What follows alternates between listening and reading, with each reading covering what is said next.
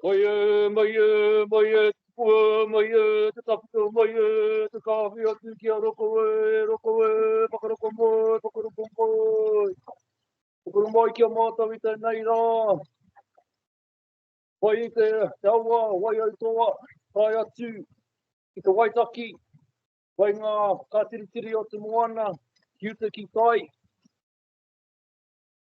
Tēnei wā, i te whakaaro, o tēnei mahere, nui mō ngā tau e heki mai nei. Ho mai tō kaha, manaki tēnei wā e roko. E roko kia hohoa i te roko ki runga i a mātou, i whai te ara tika, whai te ara kei mua i a tatu katoa mo tēnei mahere nui. Kia mauki i te kia wakore ai karo, kia pupi, whakamaua, kia tūina. Aue, huia! Kia ora tātou. Tēnā koe, Councillor Cranwell, mō tō Mihi, Whakatau whera, o tātou nei hui, tēnā koe. Tēnā koutou katoa, tēnā kai kaunihera, ngā kaimahi o tēnei kaunihera, ki ngā memo o te hapore, ko tai mai nei, tēnā koutou. Kia ora and welcome to this 579th Council meeting. That's where we're at. And of course, it's our deliberations meeting for our long-term plan 2024-34. Everyone's here, which is great. So we've got all our councillors in the room. And like I said in Te Reo, just welcome to all of our councillors, to our staff, and to those members of the public that are here as well, both in person and online watching in the future when the recording goes up. So just acknowledging everybody. We've definitely got our quorum present, and I'm happy to declare the meeting open. So, kia ora. And thank you once again, and to your Mihi and Karakia. Thank you. Apologies, like I said, we're all here, so we haven't got any, so that's great. And no conflicts of interest that I've had pulled up. Has anyone got any that they might have on the agenda today? Greg, you got your hand up? Kia ora, thanks, Mr. Chair. Look, given the nature of some of the decisions that we've got through the document today, I've taken it upon myself to contact the Office of the Auditor General to get some clarification on whether or not some of the decisions that we are making through this process are in fact made without a conflict of interest, even the perception of it, which is what concerns me. So I just thought I'd be clear with that. Thank you. Good. So you didn't have one in yourself that you wanted to declare? No, I don't, but if there's anything that comes up during the discussion, I will let you know whatever particular place it fits with me. Thank you. Great. So yeah, just again, anyone got anything you want to add there, or similar to Greg, if you throughout the meeting, if there's particular items that you feel that you do have a conflict on, then just raise it at the time. Oh, good. Extraordinary and urgent business, there's none that we've had. And we'll go on to our minutes, which is 5.1 in your agenda, and that's on page 5. So these are the minutes from our hearing days, actually. So there was 4 days we had, the 29th of April, 30th of April, and 1st and 2nd of May. So I'm just going to ask, first of all, if there's anyone got any issues or comments on the minutes for those 4 days. No, it doesn't look like it. Good.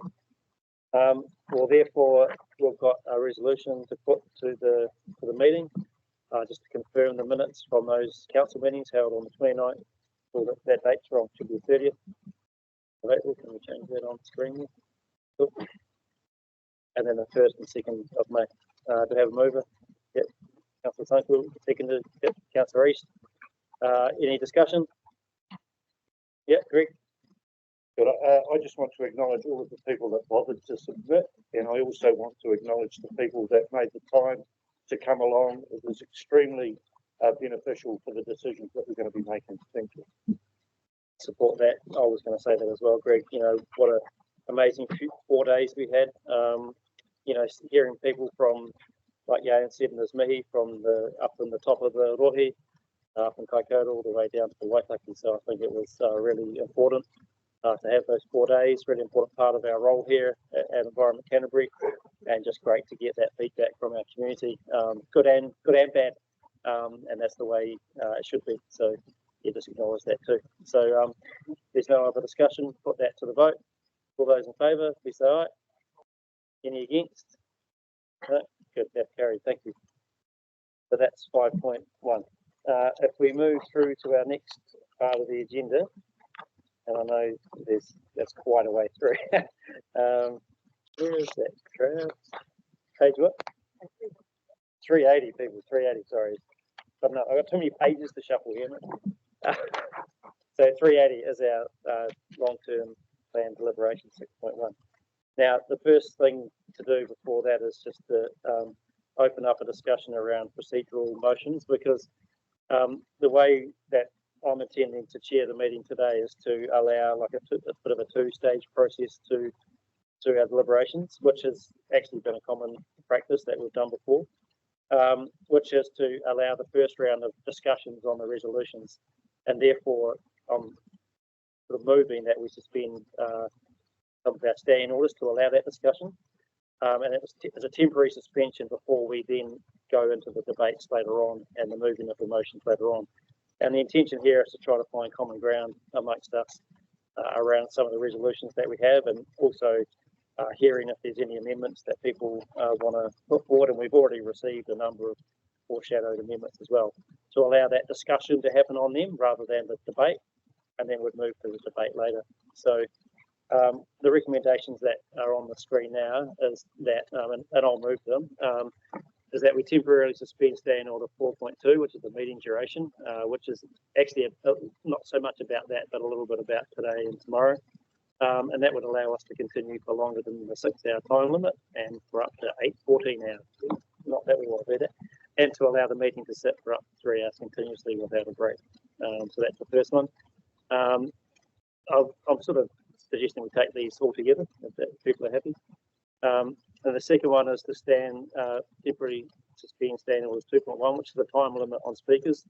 So in our standing orders, you only get 5 minutes, and I'm sure most people won't speak for longer than that, but it's just in case people want to, and there's an important point that people want to speak to, but that's that one there.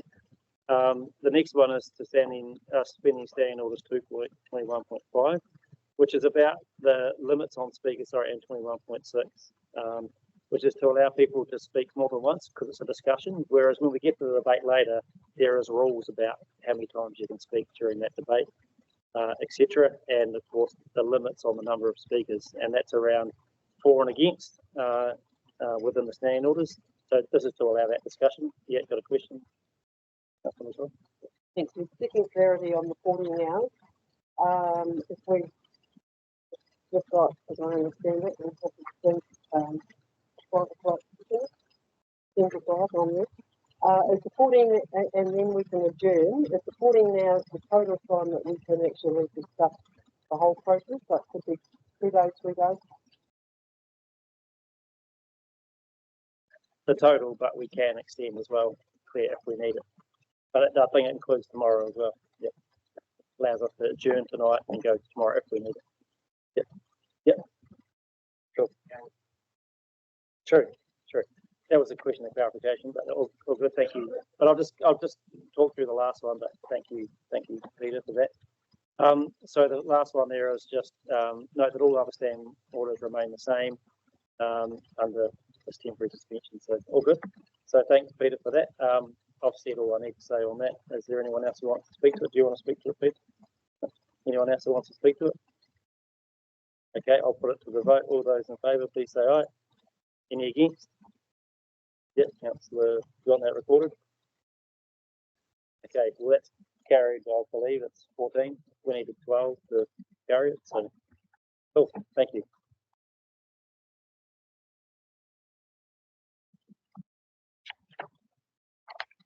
So what we're going to do now is, like I said, the 6.1. We're going to have Catherine and Lisa come to the table. And there's going to be lots of other staff, of course, for different bits of the presentations. But I'll hand over to Catherine and Lisa when they're ready. So kia ora kōrua, welcome to the table. Thanks for all your work so far on the long-term plan and leading the team through the process. And I'll hand over to you now. Thank you. Sure, and thank you very much, your councillors. this presentation, we're not actually going to talk through, and I'll just come to the why about that, but this report is presented to Council to support your deliberations in the development of your long-term plan 2024-34. It concludes a process that began with the Council reviewing its strategic direction early last year, and then considering the impact and outcomes that it wished to have through its work on the community, and what it wants, and in considering the core services that this Council delivers. The core services align the Council's work with the outcomes it wants to achieve and provides greater transparency to the community on the services provided. The consideration of core services delineated the Council providing guidance to staff on the preferred programme of work and associated funding. This was then provided to the community for consultation in March this year. Some 1,300 submissions were received, and Council heard from 153 individuals and groups in late April, May, and Chair Craig's already referred to that. During the development of the long-term plan, you also heard from a range of regional perspectives and national perspectives to provide you with wider context, including what was happening with government direction, some economic wellbeing, rural and urban voices. Staff have developed advice to Council based on the feedback from the community and the guidance that we've received from the Council, and this advice is presented in today's Council paper. Council decisions made during deliberations so that the Chief Executive can direct staff to prepare the long-term plan for adoption on the 26th of June. As you've heard, there's a two-step process for Council to consider its preferences and then going back and confirming decisions. What we're proposing is to take the recommendations in blocks for you to discuss, so that we take the first block first, and then we move to environmental regulation and protection, and a group of staff will join me at the table. Then we'll move on to the next one, and a different group of staff who can help answer questions of clarification will join me, and we'll work through in blocks so that we take them a bit at a time. A presentation was circulated, but we don't propose to talk through that. All that information was previously provided information, but it was just really to provide you with some context for today's discussion if you needed some refreshing. But we will focus on the staff advice slide, which marries up with the recommendations. So as we go through, we'll just flip to the staff advice slide as we're talking about the recommendations. Staff will stay at the table for the questions of clarification during the first run through, and then we propose to step back from the table when you get to the debating and deliberation stage. So at that, I will, I don't know if Lisa wants to say anything at this stage, but we'll just hand to you. Yep. Is there any questions of staff at the moment? Yeah, questions for Council. No, I think carry on. Yep. Great. So in that case, I think we turn to the first set of recommendations, recommendations 1 to 4.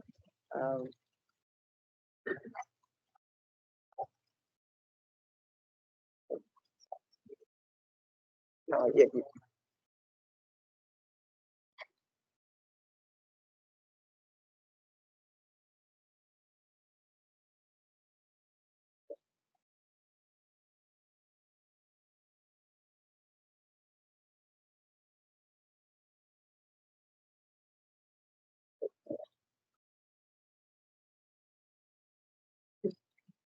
So from a staff advice perspective, staff recommend that we're using option 1. Use option 2, the Council's preferred option for consultation as a starting point, which is recommendation.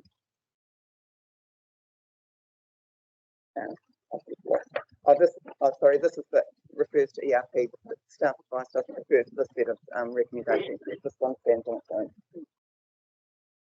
So I'll jump in there. I think that these are pretty procedural ones, really. These first 4.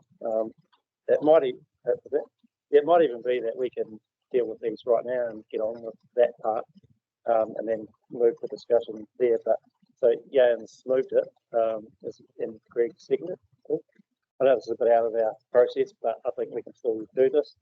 Hey, do you want to speak to that, Jan? Greg, do you want to speak to it? Does anyone else want to speak to this part of it, these 4 resolutions? No? Well, we'll put it to the vote then, I think, if we do this right now. So we're actually not going to do a preference, we're just going to go straight to this one because they're pretty procedural. So all those in favour, please say aye. Any against? Carried. Thank you. Let's go to ERP now.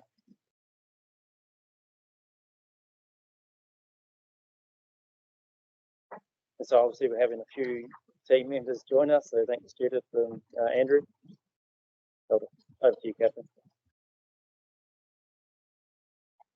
So this is where the staff advice does match up with the recommendations. So staff are recommending that we start with option 2 as the preferred option, as that was the consultation starting point, and the recommendations are based on changes to that option 2. And as you'll see, in response to the additional planning requests, there's recommendation 5.1, and Andrew can talk to any questions there. We are recommending a decrease in the targeted rate for year 1 by delaying the start of the biodiversity rate because of the impacts on our ability to think well and strategically about an implementation approach. Staff are advising to take a strategic approach to allocating the community funding that came through, the request that came through, and we've identified some budget adjustments in the deliberations report, which you'll see that's covered by recommendation 5.3. And the detail is on page 404 of your paper. Okay, got Peter, got a question? Oh, given the issue that I'm involved in at the moment with this organisation, I wonder if you could give me some advice about whether I should partake in this debate at all,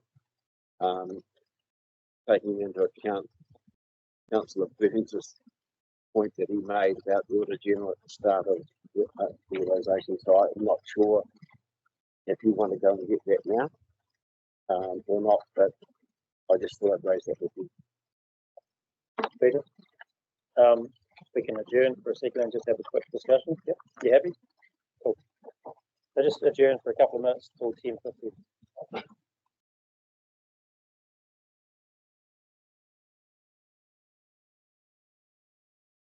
Oh, kia ora koutou, we'll re-adjourn the meeting. So I'll just open this up. So thanks, Peter, for raising the issue that you have. Obviously, you know, we're within our LTP, we're sort of agreeing on a broad program of work. And so there's nothing specific in here in terms of RMA consenting or whatever like that. But obviously there can be a perception of conflict about that. Ultimately, it's your decision to make. None of us can make that decision for you. So I'll hand over to you. So I will be standing back from this discussion until we get to the next section. Got it, Peter. Thank you. John.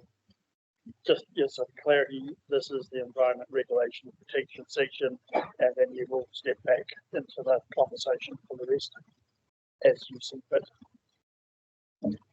Do we need clarification around this? I'm pretty clear about what I've just said, is that I will be stepping back from this whole discussion, including the vote. In terms of ERP, the ERP section, yeah, that's the clarification, yeah, for sure. All good? Any other discussion on that? All good. Thanks, Peter. Okay, now we're up to, so just regathering thoughts here. So we're up to any questions or discussion about the resolutions on the table here. So does anyone want to go? Grant? I'll be proposing an amendment to 5, amendment to 5. The top resolution or supplementary ones?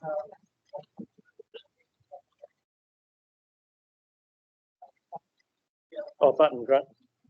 But yes, the main resolution, what I'm suggesting is that I've got some comments, basically following changes, and I've got following changes drawn from option 1. So I've got 3 things from option 1 that I'm keen to consider as part of this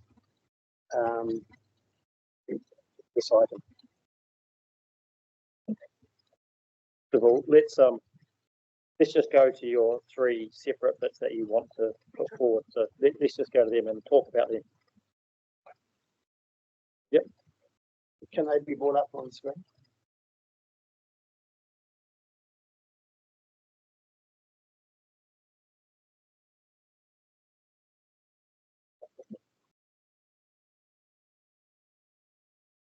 agenda text sorted, we'll get it up shortly.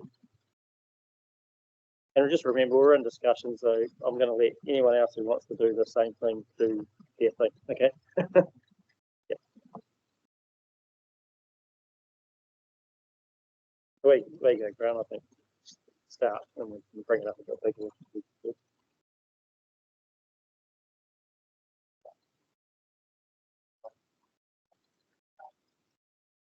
Yeah, so I felt that there was a lot of support for option one, but conscious of a desire to try to reduce the costings, and perhaps there's other amendments later on that people might want to put pros and cons. But so I'm keen to draw three things from option one that were outlined in the community consultation document that I think kind of reflect people's desire for more investment in biodiversity programs. And so the first one was, and I was keen to take each of those separately with the view to ensuring that either they all pass or individually they might pass. So the first one is rather than the 1.9 million investment in catchment-based biodiversity that's indicated in option one, I'm just suggesting $500,000 for that, just to keep things alive. It could be more if people want to amend that. And then B, increase investment in community incentive with wide funding of 150K. And then in the Canterbury Water Management Strategy Committee Action Plan funding, an additional 250K in that. Anyone else want to discuss this? Yeah, Becky. Just to support that, I'd also foreshadow a couple of amendments which kind of match what Councillor Edge has put in around the Y Fund and the Zone Committee Action funding.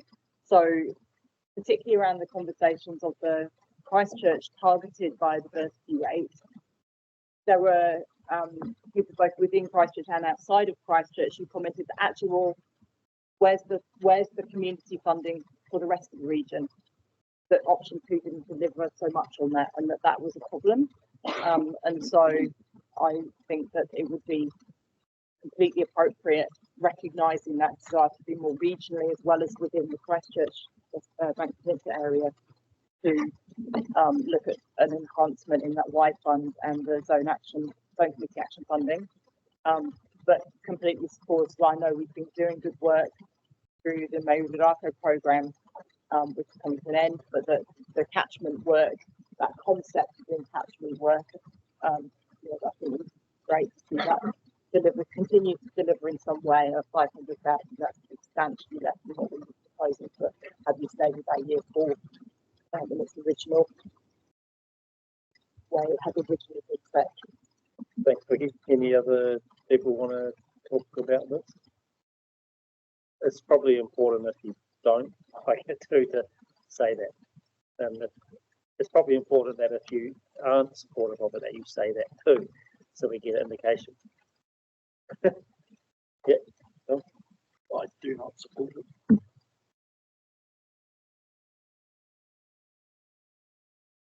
I'm just going to say something. I'm very uncomfortable right now, given the balance of this council to make decisions on this right now.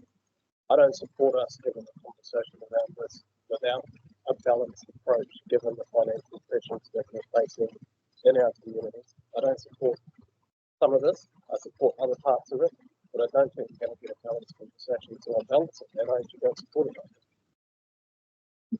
Still, anyone else want to speak? Yep, David. I've taken the time to produce a spreadsheet of the proposal, and I suppose where I look at it, I find that somewhat hard to swallow. We are looking at some budget proposals where there's a 58% increase, for example, in biosecurity, ground making and reporting. and others that are of a similar ilk. And I find that the payments in this sort of environment we're living in, that we are proposing some quite high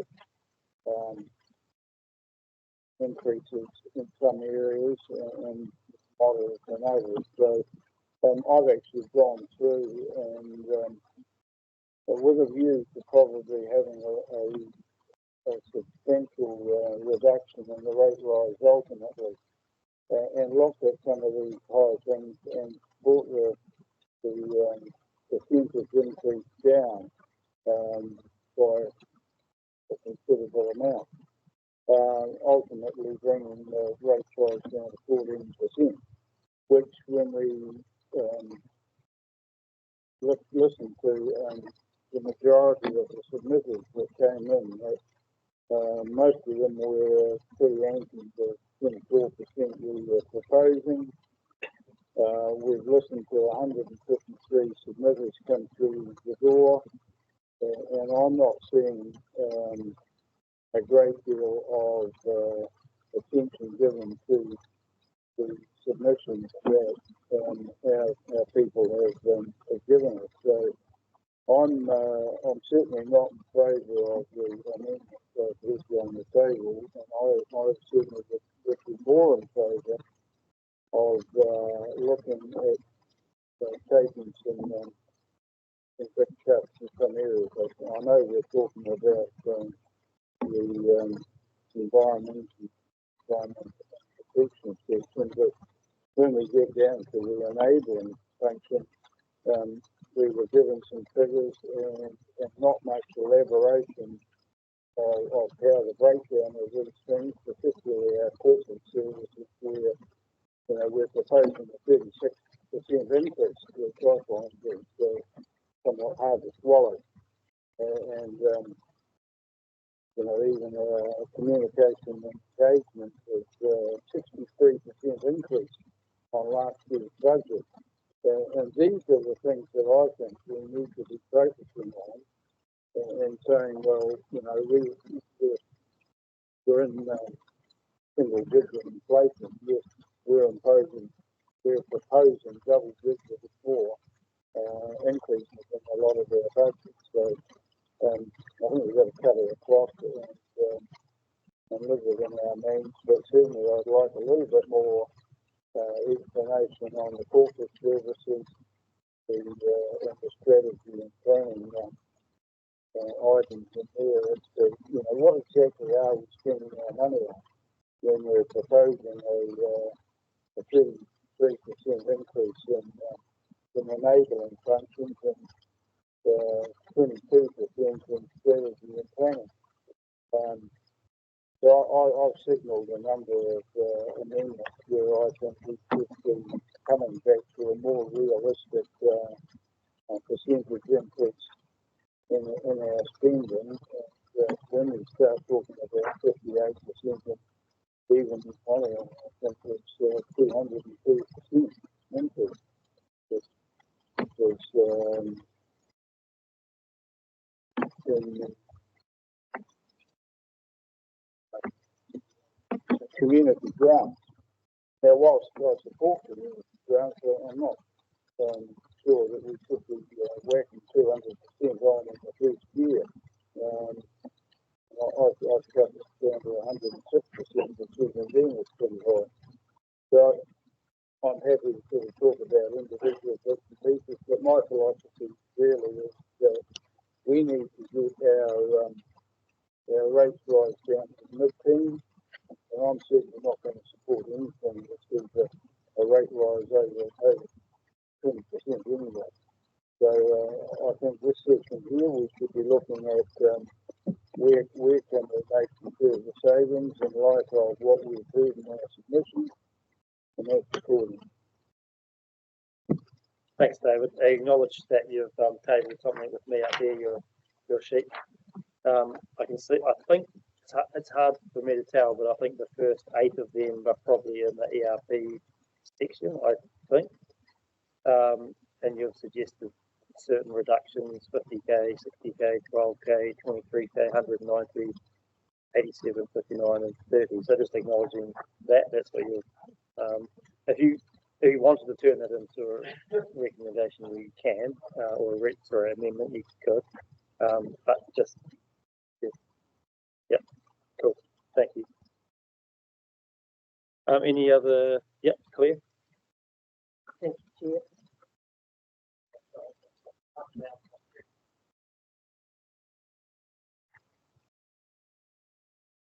Thank you, Chair. I can't support the suggested amendments that are up there. When I look at the what is it, it's page 83, I think, report that's been provided to us, we have an uplift of 1.3 million in Indigenous side of the Mihi from our current year. So I think we need to acknowledge that. And while there has been a cut around priority habitat protection, staff advice to us was around partner agencies who are no longer providing funding or had funding for some of the work that we did with partners. So I accept that. With regards to the community grants, community partnerships and environmental infrastructure around the local action support, we've got an uplift there of 740, and we have actually changed, while we've got a decrease in community partnerships, the increase has actually gone into community grants. I think we've already got it in option 2 as far as I see, quite an uplift. In the back of my mind, I'm very aware around the context of cost of living crisis. The information was provided by externals that came in and briefed us earlier in the year, and I just don't believe that this council's taking that consideration and taking that into consideration. So I won't be supporting any of those increases. I will go option 2. Thank you, Glenn. I'll go to Greg. Kia ora, Mr. Chair. Look, I do support these changes. I think, like a number have said already, you'd have to be deaf if we haven't heard the word coming from the community about the impact, like the impact of high rate increases combined with each of the city or districts. However, it is my recollection during the submissions that the vast majority of people who came in and spoke in this particular area of the LTP support more biodiversity. They support more support for the community themselves. We heard many, many times community driven, agency supported, and the value for the dollar that we put in is substantially more than anything that we could hope to complete ourselves. Councillor East, quite rightly so, is looking to make savings where possible. Biodiversity, biosecurity are always seen as the low-hanging fruit, and in my experience anyway, and that's something that I certainly cannot support given the people that I represent both in my constituency and across the region. Just a couple of other bits that I wanted to mention too are in regards to strategy and planning. Good strategy, good planning mean that we can enable and carry out the actions that we need to do in a very deliberate way that has ensured that there's been some robust thought about it behind that. Finally, I would just like to say that I'll remind you, finally, community driven, agency supported. So as far as the opportunity to support those groups through the likes of Y and the CWMS, I soundly support it. Kia ora. Thanks, Greg. I'll go to Ian. Yeah, thank you, Craig. To start with that, I'm really concerned, as Claire said, I'm really concerned about the Great Knights, and I support the comments that David has made in their entirety. I do note the submissions from most people in Christchurch were highly supportive of the targeted biodiversity rate, and so I'm very happy to support the biodiversity rate, but I am concerned about the staff recommendations, which is saying that actually to get to efficiently dispose of the money in the first year. So, and given that I've had a quite substantial track record of demanding some accountability for the efficiency with which we do spend the money, especially in the biodiversity area, I'm inclined to support the staff recommendations in terms of that targeted rate. So I acknowledge the support from the submitters. I don't support increasing funding for CWMS funding or Y fund or the Y fund, because they are both highly inefficient ways of disposing money for achieving biodiversity outcomes. And I think this council owes a responsibility to our ratepayers to make sure that we've got our house in order as to how we dispose of those funds before we keep collecting rates, taking rates from ratepayers to dispose of money inefficiently. And I think we need to reflect on that. We haven't had a chance to achieve any changes in that process, but we've heard submissions advocating for that process. And I note the wordings from the Taxpayers Conservation Trust, which I think is something along the lines that they want us to support community-led projects and agency-supported community-led, which is a good tone. But I don't think we're, as a council, we're in that position yet to be able to guarantee that way of efficiency of disposal of our funds. So I think we need to get our house in order first, and I think we need to reflect on that before we collect any money. I do support, however, and I'm not sure that the proposed amendments for captain-based biodiversity programs necessarily covers it, but I do support funding such existing groups such as catchment collectors and agencies such as the Taxpayers Conservation Trust, because I think they do present this council with the opportunity for efficiently disposing of our ratepayers' money. But I don't think we've sorted that out yet as a council. So, in general terms, I reject most of what's proposed in the CRP recommendation. Thanks, Ian. Joe. Yeah, earlier in the piece, some of us had raised concerns or rather confusions regarding the fact that the ERP option 2, which included the targeted rate for biodiversity in Christchurch, also included reducing community water and biodiversity funding across the wider region, whereas option 1, which maintained the funding, didn't have the biodiversity rate. So for me, Councillor Edge's amendments address these matters raised by councillors by maintaining the funding while we proceed with option 2, including the biodiversity rate, although we will discuss the staff recommendation on this. Yes, we are facing economic headwinds, and we do need to look for efficiency, which I'm sure we will today.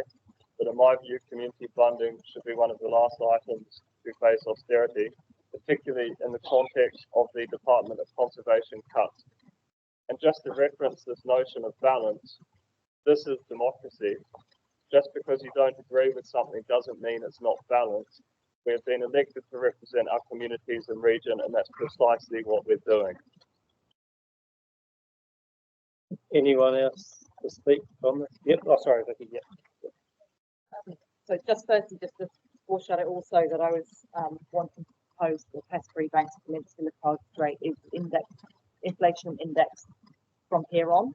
So I know that there's some contract work happening to set that up, and it will have a 2.4% increase relative to what they received in 2021. So 2.4% in 2021 isn't really keeping on par with inflation, and is essentially like a cut.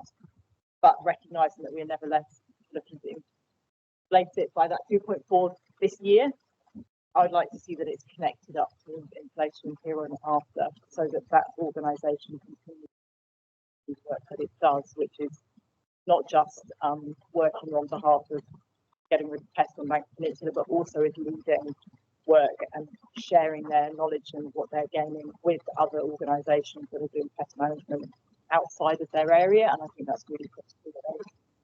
Yeah. In terms of just Councillor East's comments, I heard many of our submitters, both in the submissions and also in the hearings, talk about the importance of biodiversity, the importance of the work that we're doing explain to us the value and what they're doing themselves and in the various environmental groups.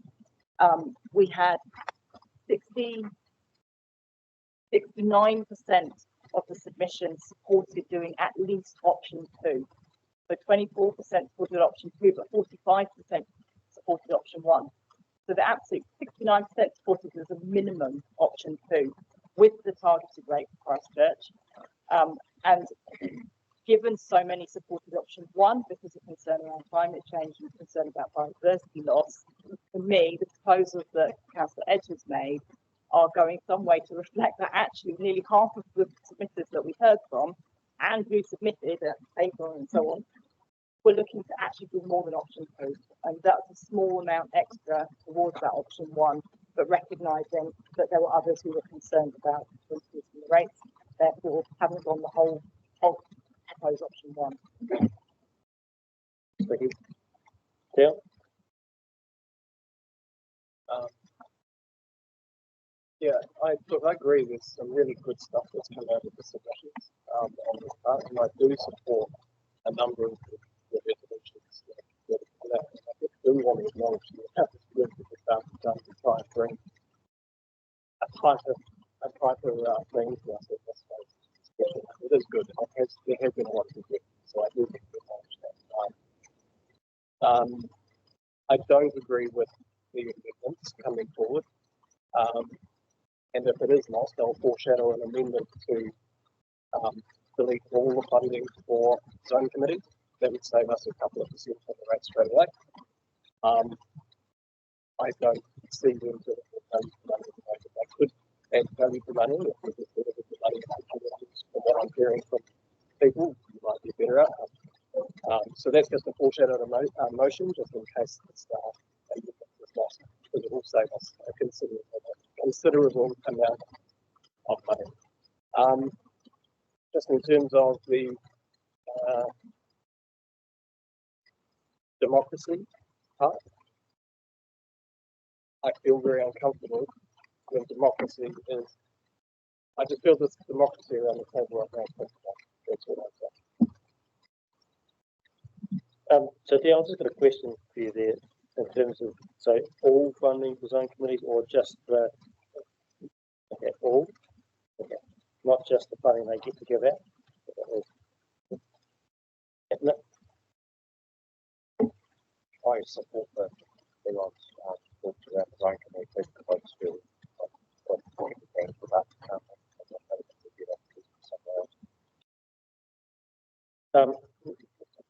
Greg, I'm going to go to people that haven't spoken first, and then I'll. Oh, okay, clarification. Yeah, okay, Greg, and then I'll go to Greg.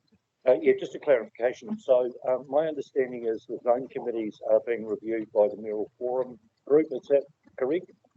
And currently, and if so, when are we likely to hear back in regards to their view? Thank you. There is a meeting coming up soon in May. Chair of Wood and Land, so in our next meeting we'll be having a discussion on CWMS and where to next. Yeah, and I think in terms of your amendment, Dion, foreshadowed amendment, that we might need some staff advice around significance because we obviously didn't consult on that. So, but yeah. Granted, so when we get to that, if we do, we might need some adjournment and a bit of staff advice. Okay, Genevieve, and then I'll come back to you. I'm just looking at the staff advice and the 5.1B with regards to coastal, bringing it into 2026. I just want to, we can get to that. We're going to get to that, but does it relate to these first three things? We just want to get these first. Yeah. Have you got a comment on these three things? Okay, thanks. Yeah. But hold your point because we will get to it a little bit. On the, I see grants are taken typically, which I probably, as they are, do that. Because probably on C, I probably would like to agree with Steve. Thanks, Jan. Just according to my notes here, Paul and Nick, did you want to say anything? Yeah, I can come back to you, Emma, sorry, Claire, I'll come back to Claire first. Yeah, and then I'll come back to you. So, where you go, Claire, just your clarity. Yeah. My question goes back to the comment of the Southwest around the S3 Banks Peninsula funding. That was a 5-year. I sat on the council that actually brought that in. That was a five-year term only.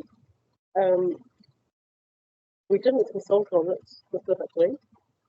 There's some issues around how it's actually targeted because its general rate up 50% is the same as what we've got across the rest of the country. Is it appropriate that we're actually not consulting on the continuation of that? Because my recollection is we were quite clear about going out to the community for a 5-year term.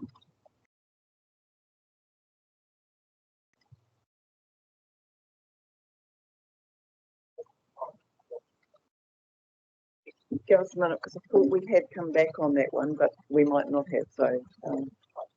Thought we had too, but yeah.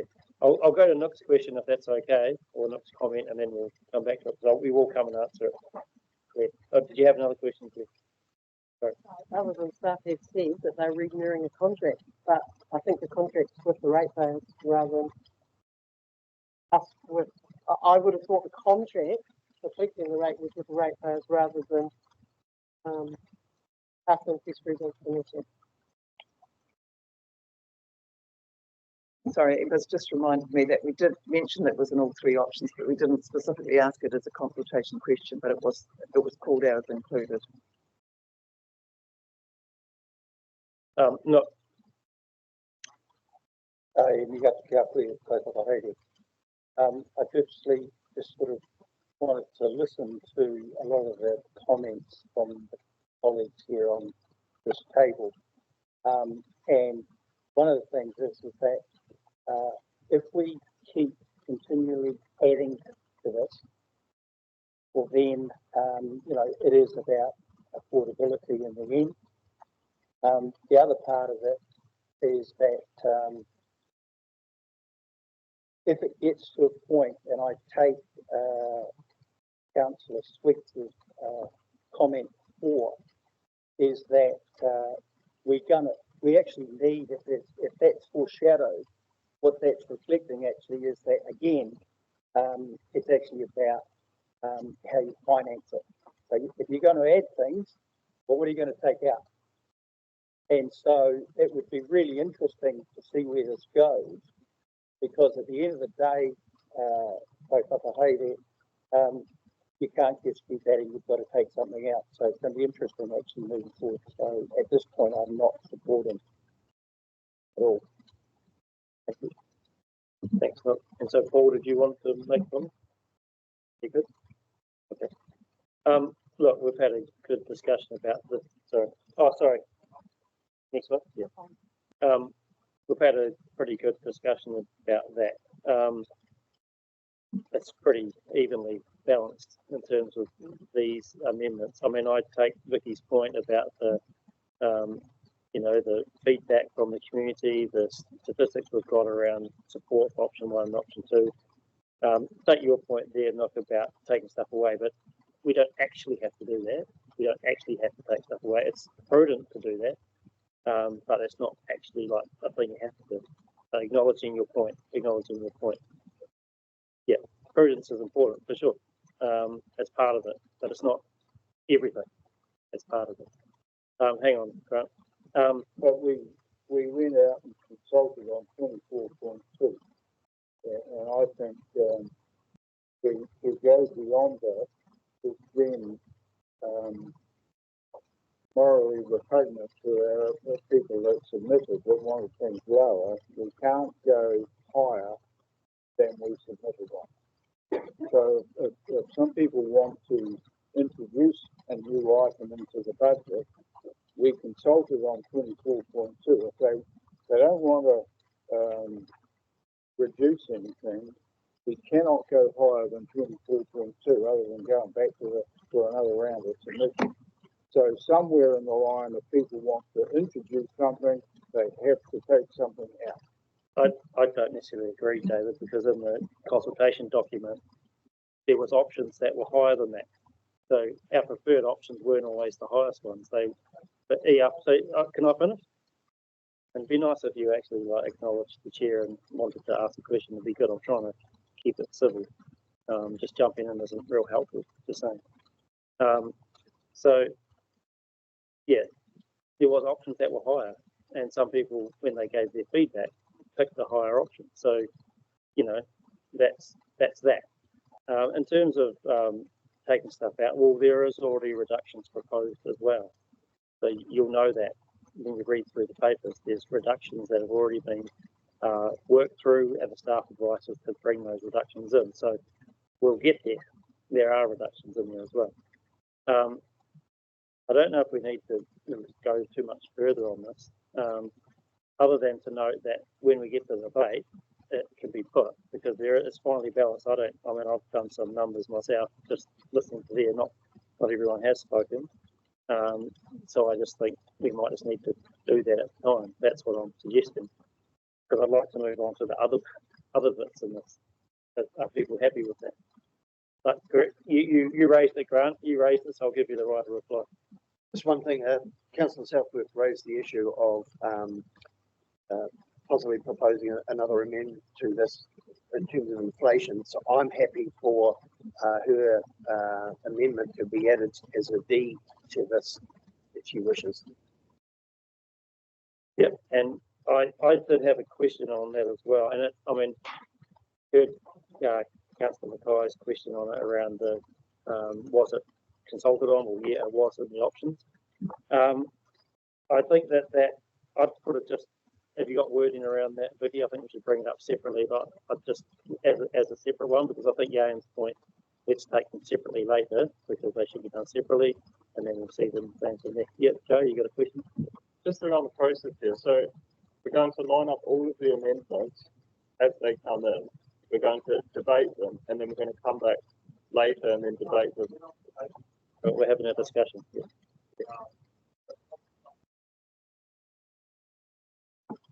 Sorry.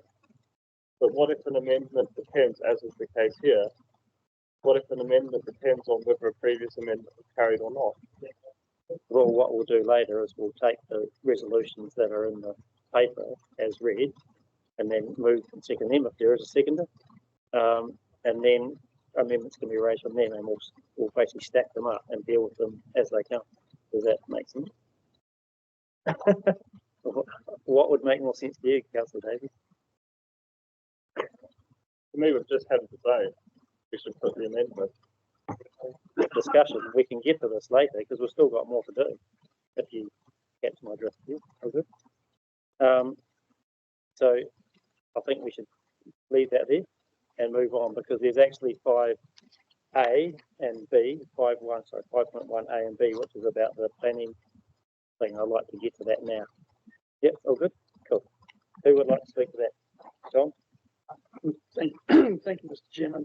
I have a secret question of clarity as to option A, and while I have some sympathy for it, I note that we have a council position that stated we would investigate the opportunity of putting a plan in place on the Waitaki River, and yet an option A that speaks to investigating and enacting, or putting the plan in place. So I'm just wondering, is that a typo? What has changed to put that into place, or is that just a statement that holds a place for funding for a planning regime? I'm quite happy with option A, but that piece makes me nervous, and that it's not the agreed council position at this time. Kia Councillor Sunkel. As part of the development of our recommendation, we've considered not only the funds needed to investigate, but the potential funds needed if the investigation is successful to be able to develop that Waitaki plan.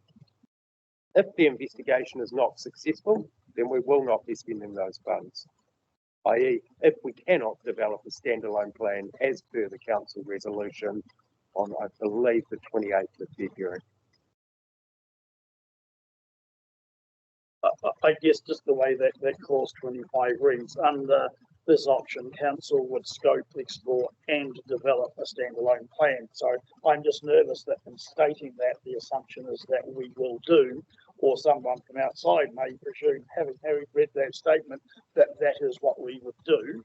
That leaves us in a compromised position if we then, in our investigations, decided to not go there. And I don't have a view one way or the other, but this, for me, kind of says we will do it, and from the outside, it looks like we will. Is there an opportunity to subtly change that to ensure that you still get the funding if it goes ahead, but not, I guess, tie us to developing the plan as I read it? The alternative is to not fund in this LTP and to fund, if the investigation is successful, to fund by way of an annual plan amendment. That choice is yours as a council. The thought from staff in developing the recommendation was that it was much more transparent to our community as to what the full cost of the planning program would be by including those funds. If the direction of the council is to simply fund the investigation and then fund the development later, I can provide you some recommendations as to how much that portion of costs is. I guess for me, it's not the funding piece, it's just that the statement reads, we will develop a plan. I am comfortable that we put monies in place if and when we decide to do it. My discomfort is the statement reads to me that we will develop a plan. That's my challenge, not necessarily putting the funding in place. Would it make more sense to modify that wording then, Councillor Sunkel, to say, and if the suggestion, Andrew, potentially develop? Does that help? Does that help, John? Yeah. And comfortable with that. I just think it's too binary as it sits. Thank you. Following on that thought though, John. So Andrew, I think it would be good to come back to us, and today would be good, about so what is in year one for that stuff beyond the scoping and exploration, because if that had an impact on the year one rates, that would be good to know, because then we could look at if it's a year two cost. You see what I'm saying? So it might be helpful for us. Yeah. It is stated, sorry. Yeah. Yeah. But just for that particular part. Yeah. Yeah. So for me, it's not the costing, it's the statement that others might read and say, we are doing this. That's the challenge. Thank you. And then just to be clear, it's borrowed money, so it doesn't actually affect the rate. Yeah, that's right. Okay, because you don't draw it down. Okay, cool. Thank you. All good. Any other questions on this one or discussion? Sorry. Yep. Sorry, Genevieve and Vicky. Yep. Back to my 5 point, my B option. Yeah, just regards to the notification 2026. What for the coastal plan? I mean, what part of the year would that happen? At the same time as the hearings for the RPS, or would it be towards the end of the year?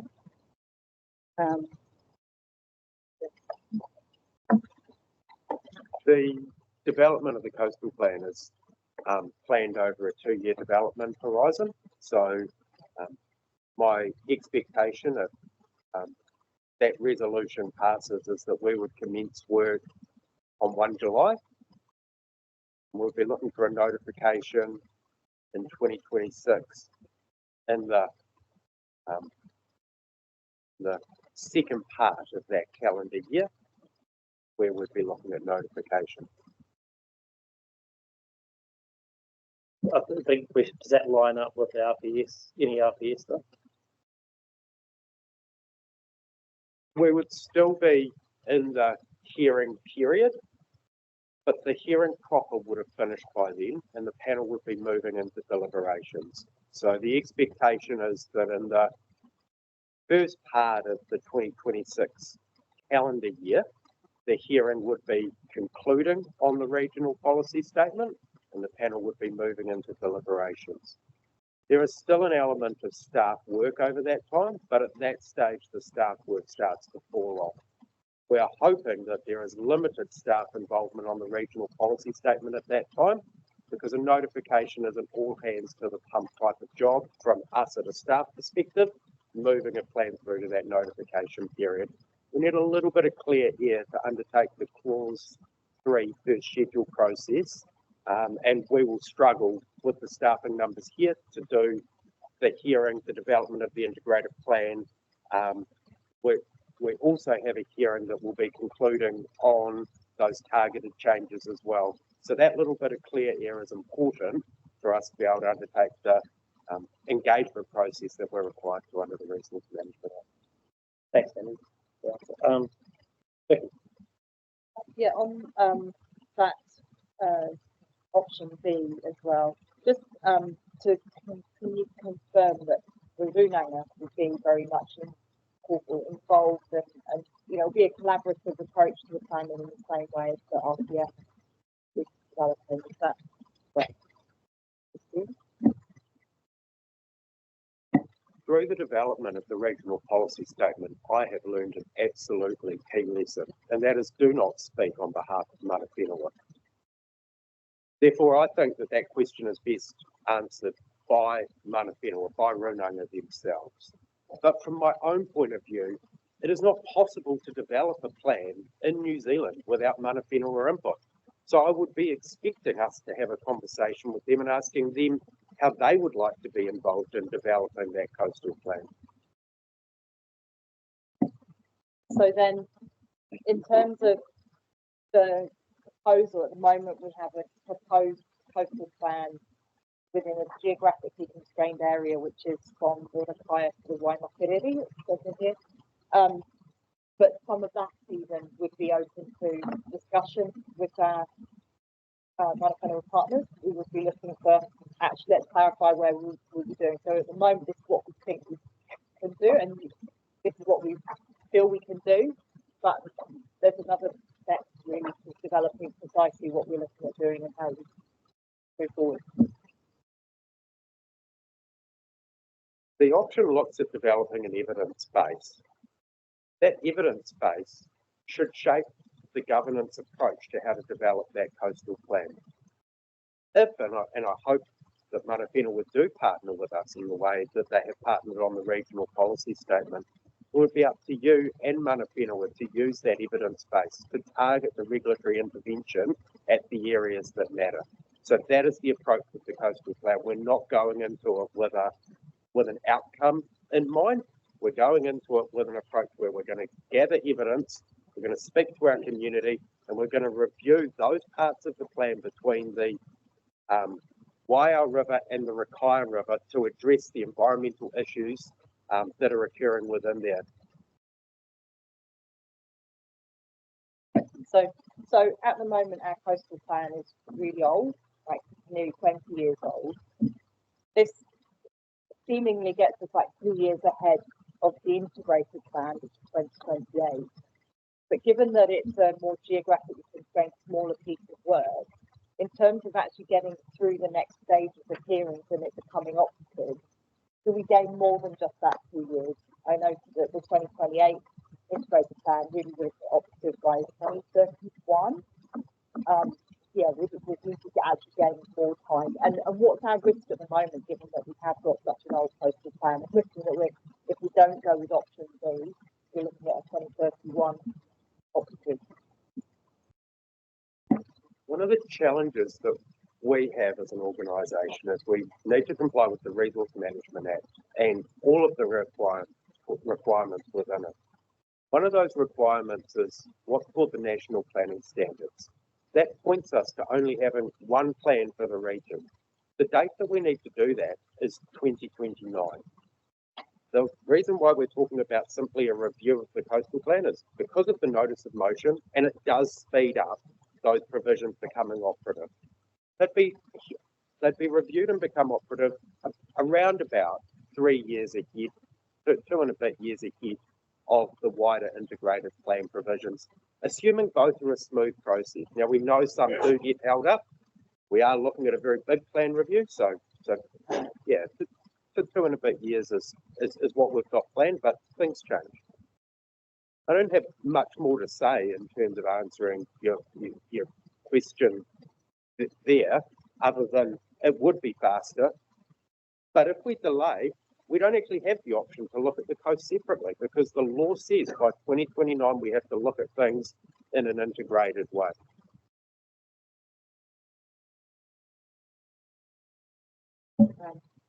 Just some clarification. So when we talk of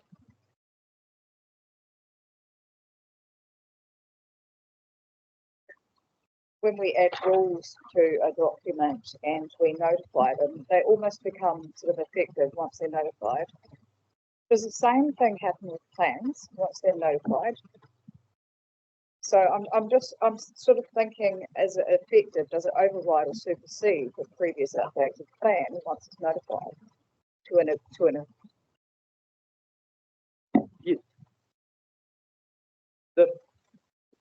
There is no yes or no answer here, Councillor Robinson. Once we notify a plan, those rules have immediate legal effect in the case of a coastal plan. That means that we need to consider both the operative coastal plan and the new proposed coastal plan. It wouldn't be until the new proposed coastal plan goes all the way through its hearing and appeal process before those rules are then operative, and that is the sole plan that we're considering in the coastal space.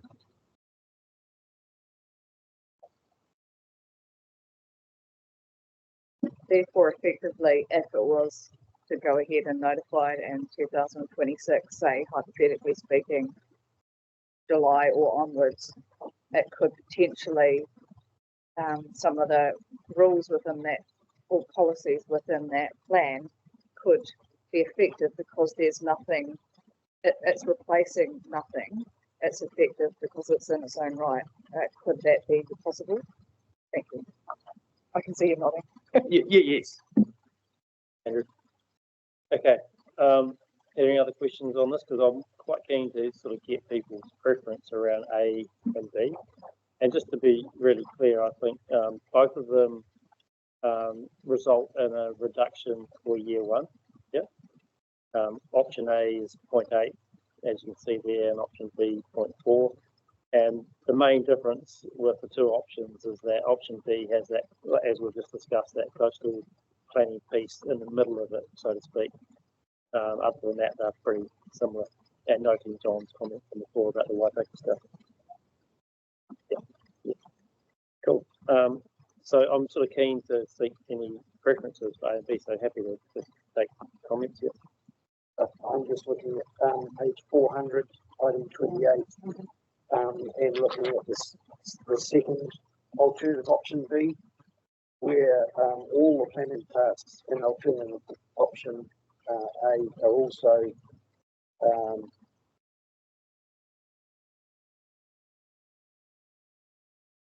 anyone else want to speak to this? Yep. Anyone else? Yep, clear. I would order not to.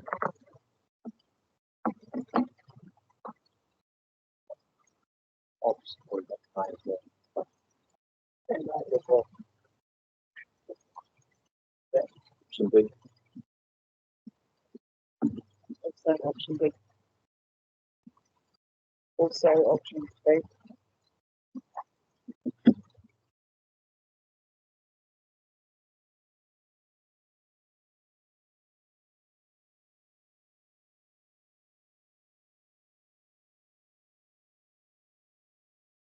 Well, I'm not inclined to vote for any of them.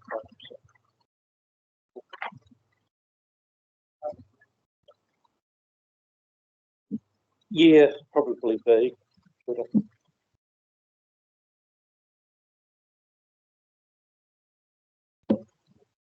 Yep, as a no-voting councillor, and looking at the corridor here and also outside of here, I would actually be really looking at option B. Have you got a, you don't want to say, oh good.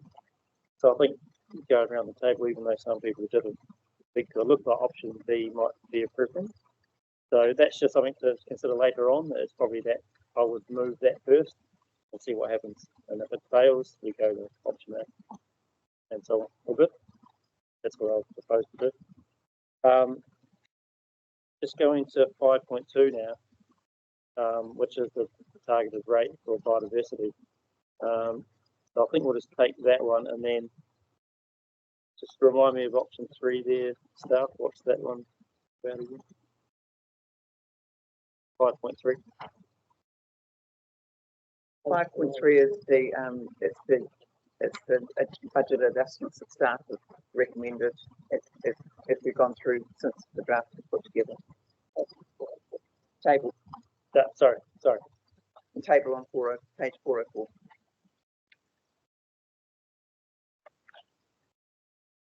So we'll just go to 5.2. Does anyone want to speak to this? Yeah, Grant. I had as part of my suggestions for amendments that I'll withdraw that suggestion of an amendment for 5.2 because we're not going to go with option 1, probably. It was rated to if we were going for option 1, which hadn't actually included the Christchurch Banks Peninsula targeted, then we need to put that in. But I think we're going on option 2. So anyone want to speak to this biodiversity targeted rate?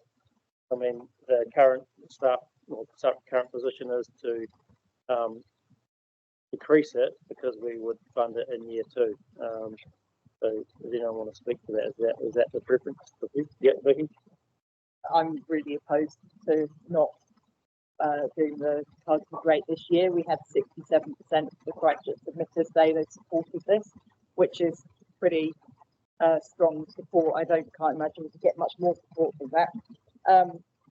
And I note that staff did send through some information about delivering that $1 million in this first year. We heard from a number of really well functioning organisations that exist across Franklin and Christchurch who asked for various amounts of money in the sort of several tens of thousands each.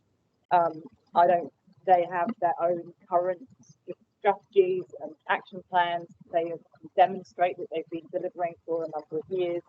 I'm thinking of the likes of Franklin Conservation Trust, the Sixth River, the Avon Alcuffo Network. I mean, there's Stone Bank, has Free Banks Olympia, Summit Road Society. I mean, there are just so many. Many of them are facing a shortfall in funding with the end of Jobs for Nature, which is something that's, I think, seriously concerning for many organisations as well. And that in this first year, I don't think we have any problem in identifying, prioritising in the way that we do with the Y Fund, but looking at those organisations that have got clear, demonstrable achievements that they make that many of them have already got a relationship with. So I feel like someone, if 7% of Christchurch wants to do it, let's do it. Thanks, Vicky. Joe?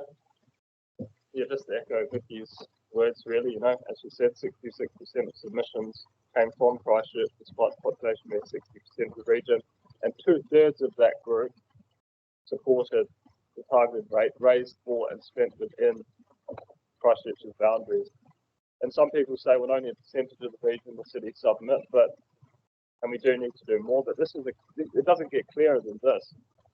And we're also respecting the people who have submitted. So we have an opportunity here to be the council that effectively doubles biodiversity regional spending in Christchurch. That would be a great honour, and so I'd urge councillors to keep this rate in year 1. So anyone else? Yep. Ken? Yeah, I actually support it too. I mean, just being part of the conversation in the community, I probably 1 in 500 people. No, that's speculating. It was extremely, it was quite uplifting to talk to people about how people were desperately wanting to save biodiversity and nature, and this was the way that they really believed that it could go ahead and pretty swiftly. So looking at potentially pushing it out is actually not only quite disrespectful to those who actually came in and submitted,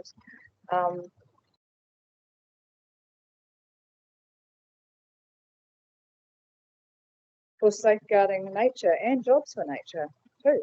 Some of the jobs for nature, people were highly interested in uplifting this, you know. It's just, what the heck? I'm going to be quite honest, I think it's actually weird. It's a weird idea of pushing it out.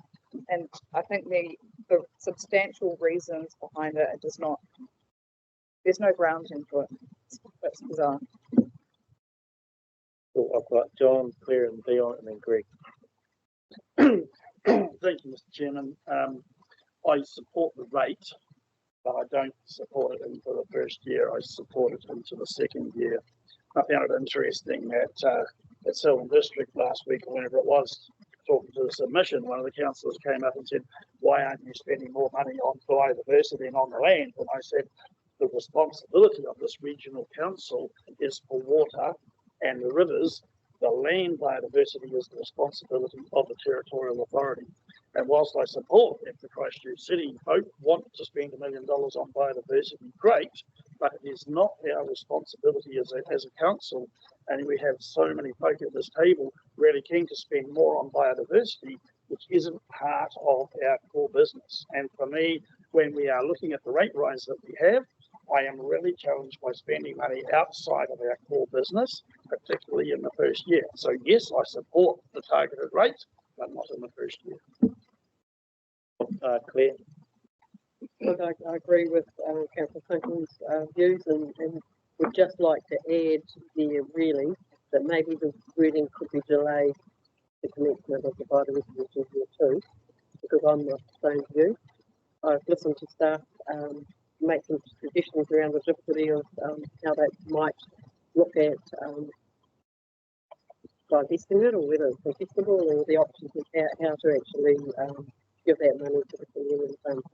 Totally, as Councillor Finkel, totally support that was the message that we got. But I am also very cognizant that of our total Canterbury population, only 0.15% actually said that. So I find it quite dangerous at the start. Putting a lot of weight on feedback that was submitted, given it was so few. And this is so significant in the current climate. Thanks, Claire. Dion? I find I have a conflict of views here on that. The feedback is the feedback, and it's what we've got. Everybody has an equal opportunity to put feedback in. So, you know, there are some feedbacks that I do disagree with, and there are some feedbacks primarily that I do agree with. And this is one of them that I contemplated painfully to understand and try and support. And I do support it. I actually support it going into year 2 to start.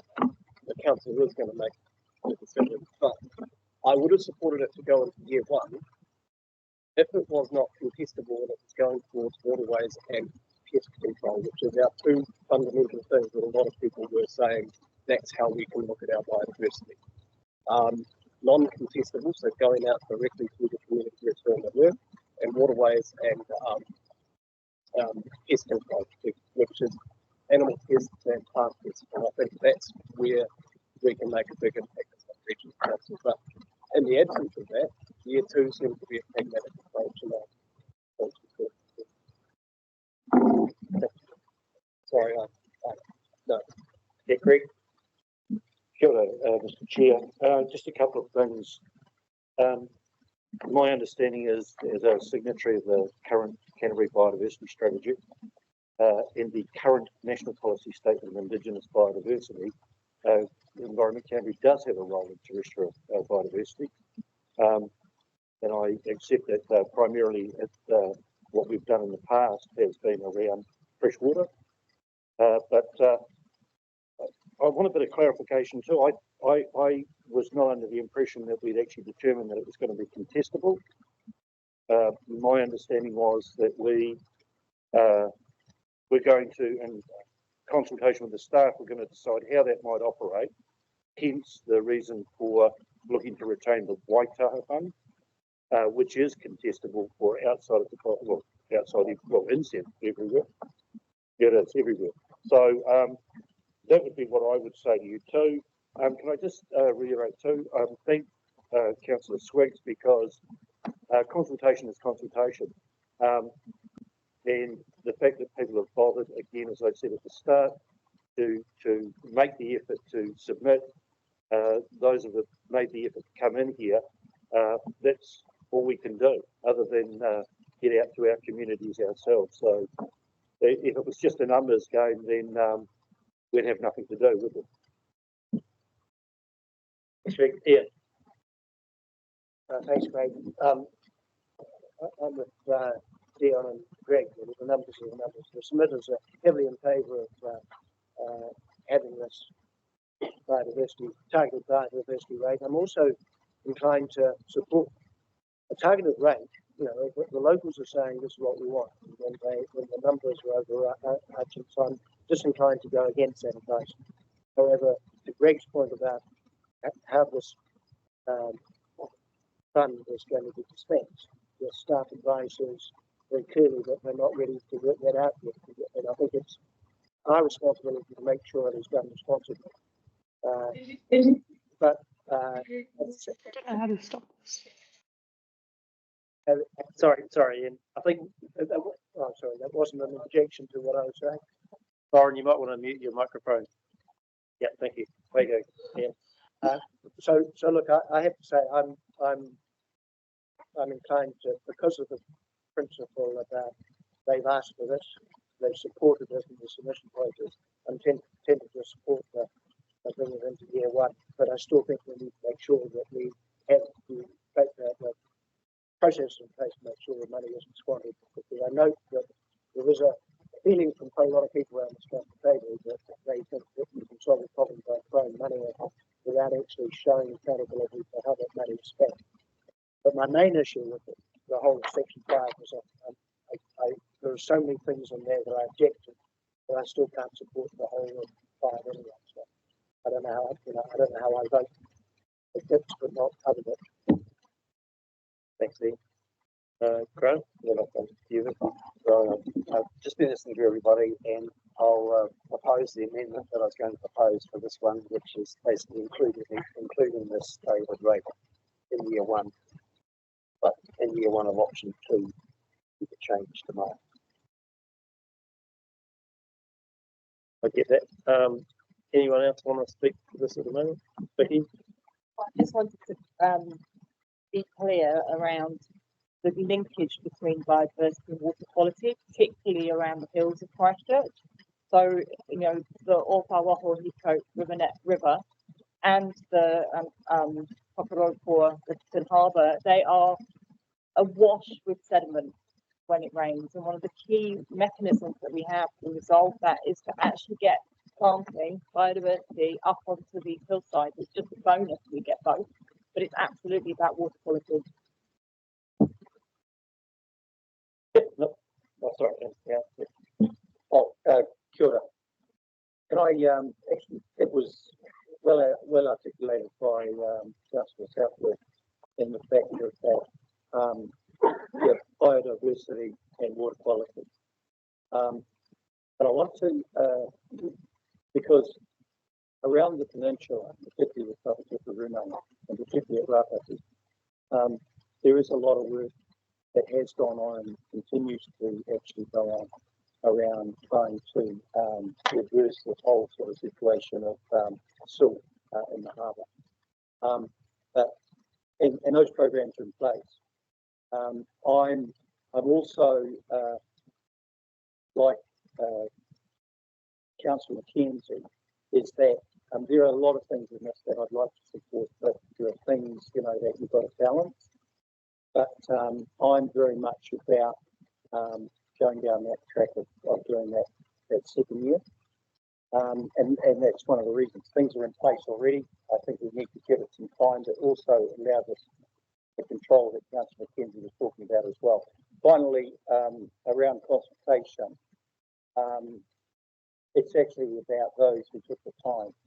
And there's a wonderful thing, a saying is that if you sit on your rights, you haven't got any. And that's basically, you know, what the people really wanted, are passionate about this, sure, they submitted, but to even come and do a comedy is actually very, very powerful. Don't forget about the percentage and all of that. Good. Yeah. I can deal with Councillor Sweet and McKenzie that, you know, this is submitted. they came in, and then, you know, and as pointed out by Councillor South, we targeted rate. Also concur with my colleague down in the table there that Councillor Kenji, that, you know, supporting going in year one, because we heard from the community that that's what they want. So sort of Councillor Kenji. Cool. Anyone else want to speak to this at the moment? Again, it's pretty finely balanced, and I think later in the meeting we can put 5.2 and have that debate on that and see where that goes. Obviously, Grant's foreshadowed something, so if that happens, we get to that. I would just say that I think one thing that gets left out of the biodiversity discussion quite often is coastal. You know, we often talk about terrestrial, people talk about that. Freshwater, I get that. But coastal gets left out a little bit. I think that is really in our remit here at Environment Canterbury. And I think even the freshwater one is tricky because obviously that riparian zone or even the catchment, especially when you think about the context of the Whakatau or Whakatau, Thanks Peninsula, even in Christchurch City itself, I think you know, nearly every part of the land, especially on the hills of Te Pātaka, end up in the waterways pretty quickly because of how steep they are. So it is a real juggling act between us and the TLA, the Christchurch City Council, in terms of how much we can support. And what I think we know is that those groups that are already doing stuff in these areas, they will be doing stuff that helps the waterways because of that planting in that riparian space. And also that pest and weed work. Actually, the weed thing is the one I wanted to raise because we did hear that specifically from a number of submitters, how there's quite a big focus on pests at the moment, in terms of animal pests. And that is, you know, obviously we've got the Banks Peninsula Pest Free funding that is there, but there's not a lot of work on weeds. And that is, again, regional council responsibility. So I think that's important. And as we know, supporting those groups helps that work do more of it and more quickly because there's a great need there. So I think that's been a good discussion. And as I said, I think 5.2 gets put later and we go from there. 5.3, now you'll notice, as Catherine said, on page 404, there's a table there. I don't know if you want to speak to that anymore, Catherine. Just to say that when after the draft had been developed, consultation staff have looked at their operational budgets and have made some operational adjustments which they see in terms of the work program. So I don't think there's anything in particular there that you need to be concerned about from the reductions that we've identified, that there have been operational costs that we've adjusted as we've gone through. You all know the consenting forecast which we've talked to you about before.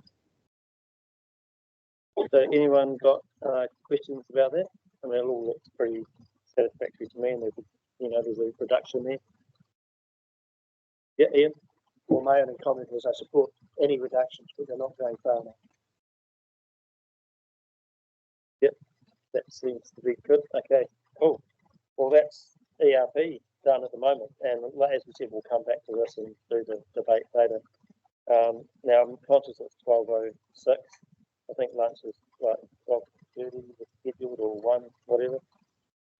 How do people feel about launching into the next bit, or do you want to have a break now? A break now? You want to have lunch now? Just want 5 minutes? 5 minutes, and then we'll get back into it, and then we could maybe go for 1 then. Yeah? Is that good? Okay, let's adjourn for 5 minutes till 10 past. Ish. Yeah. 5 minutes, have a quick break, stretch, and then come back. Yeah.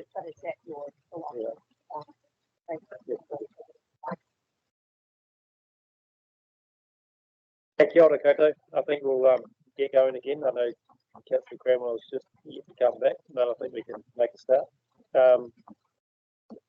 So we're going to move on to the next part, which is about the community preparedness and response to hazards area. I know we've got some new staff at the table, Steve and Lee and Jess, so welcome.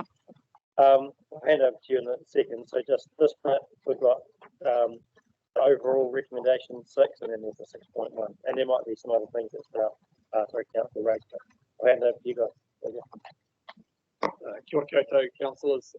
You've got the staff advice up there.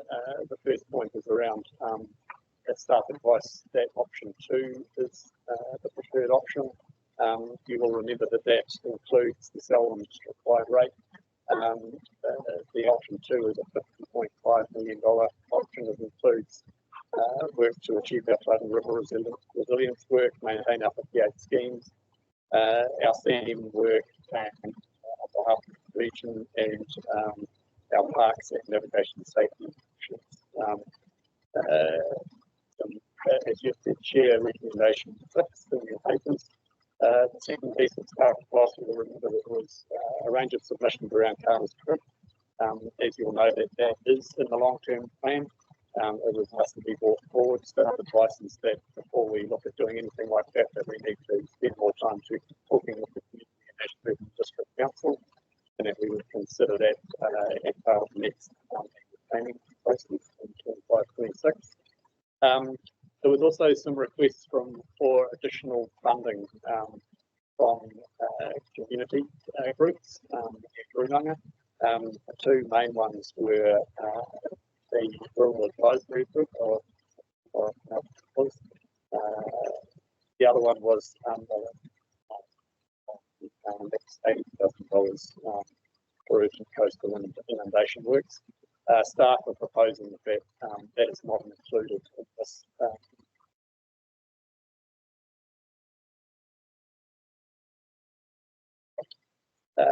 The next point there is around an addition of $750,000 for some corrections in our rivers budgets.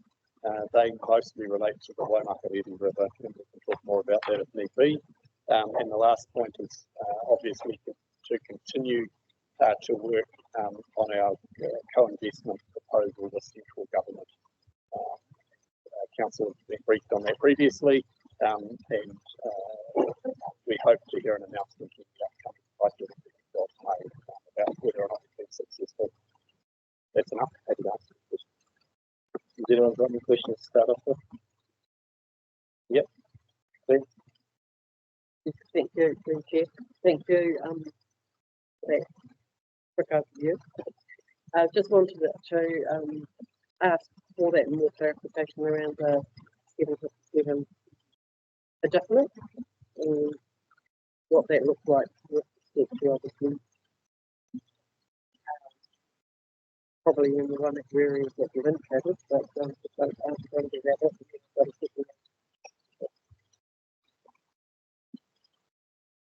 G'day, councillors. The makeup of that 757 involves corrections to about 15 river and drainage rating strips. Some of those are decreases and some of them are increases.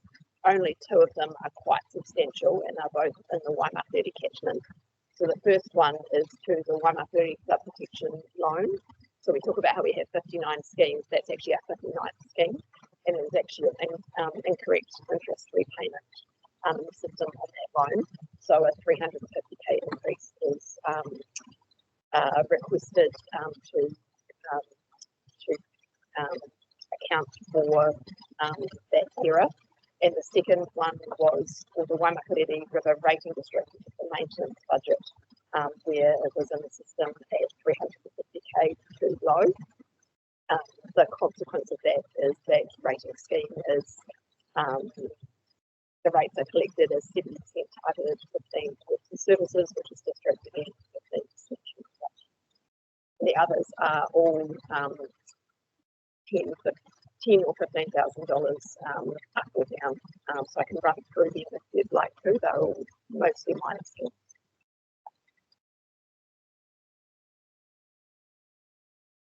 So my second one is in a foreshadow on the amendment 36.2, which was to actually accept the adjustment from our partner agency CM to we collect their funds. And I think that given that we're 65,000 spread over the rating units, is roughly 20% per rating unit, and that we are collecting funds on their behalf. I think that it would be that's smart move for us to consider seriously bringing that. I'll put that again. Have we got some wording, or what should we develop some wording? Yeah, have we got it ready? So I think that let's have a little discussion about that, and if there's any staff response about just good or whatever, that'd be great. But yeah, let's go around. Yep, Vicky. I also had an amendment that I foreshadowed, which I guess is 6.3.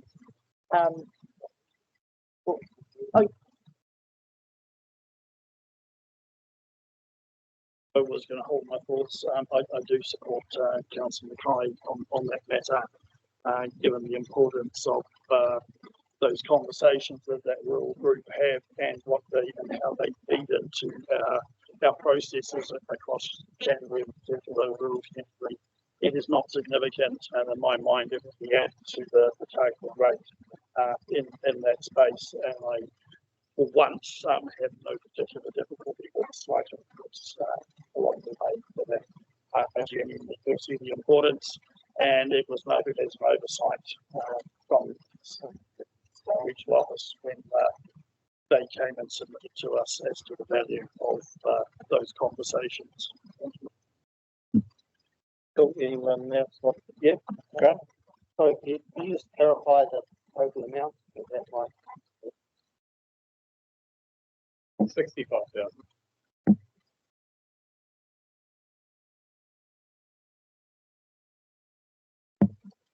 Is that working? Okay. Oh, look at that.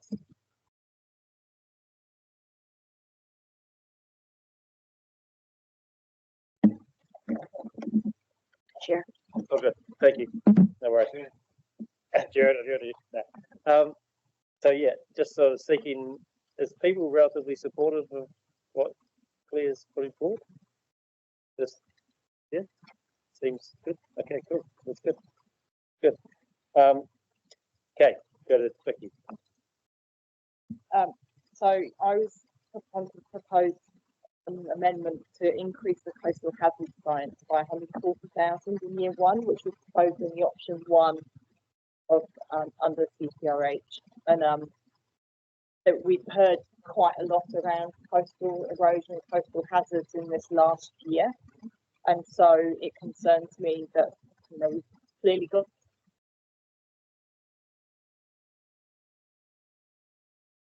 fall, and so I'd like, and I don't know that we've already heard a lot about, not heard so much about it, but it would be great to understand what it is that we're losing by not supporting that.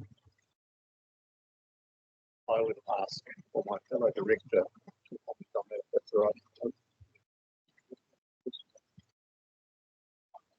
So this is about the coastal hazards science, and that there was a proposal in option 1 at $145,000 to increase the coastal hazards, and I feel like we've had a lot of concern raised around coastal erosion and so on up and down the region, not just in any one particular spot, and so it concerns me if we're coming back. We've seen a lot of submissions around climate change and concerns around that, and this would be me getting that time to go to understand better what we need to do to mitigate these issues. So I'd like to know a good reason why we should take it out rather than adding it in.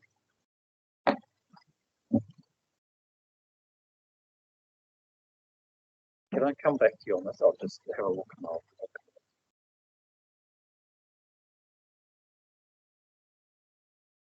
Yeah,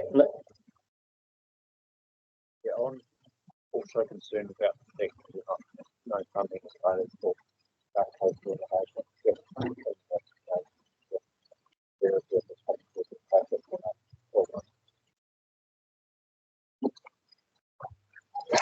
Yep. Any specific thing you want to do, Nick, about that? Or? Yes, I'd like to see some more funding. If I don't know, Lee or Steve, if you wanted to just clarify what we do have currently in there for those issues, so what's in and what's not.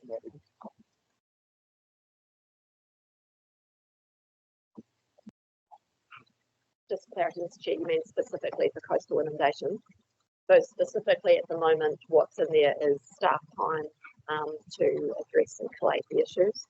There's a little bit of science goods and services for investigation, which is being reduced, as Councillor Southworth just pointed out. There is no physical works budget to address things like the Tarutu. We're going to request the 80k of on-ground works on the coast, primarily because Environment Canterbury has never to date been involved in defending the coast. So there is staff time in there and some money for science investigations. Yeah, I guess my view is before we start funding work to be done in the coastal inundation area or Becky's request or next request, we need to work out, and I suspect it's a joint approach from TA, regional council and central government, actually where the responsibility lies and what that responsibility is, because I don't think we've sorted that overarching issue out, and so funding us to do something when we haven't sorted out exactly what it is we should or shouldn't be doing, I think seems a bit premature. Having said that, I have sympathy for Tamutu, and I should have said that, but I'm not sure that necessarily applies specifically to the $80,000 that Tamutu's asked for, but in general terms, I think we need to sort out, whose job is this? Because I know on an international level, people can't work that out, so I'm not sure that we can necessarily sort it out. Jeremy? Go back to you. Oh, actually, thanks to Vicky for bringing it forward, actually, because, I tend to agree there needs to be some sort of funding towards further research and maybe partnerships with the likes of, they already are partners, University of Canterbury and the likes who are doing some of that coastal work and replanting, reseeding, rekelping. It's the same thing and it all interlinks and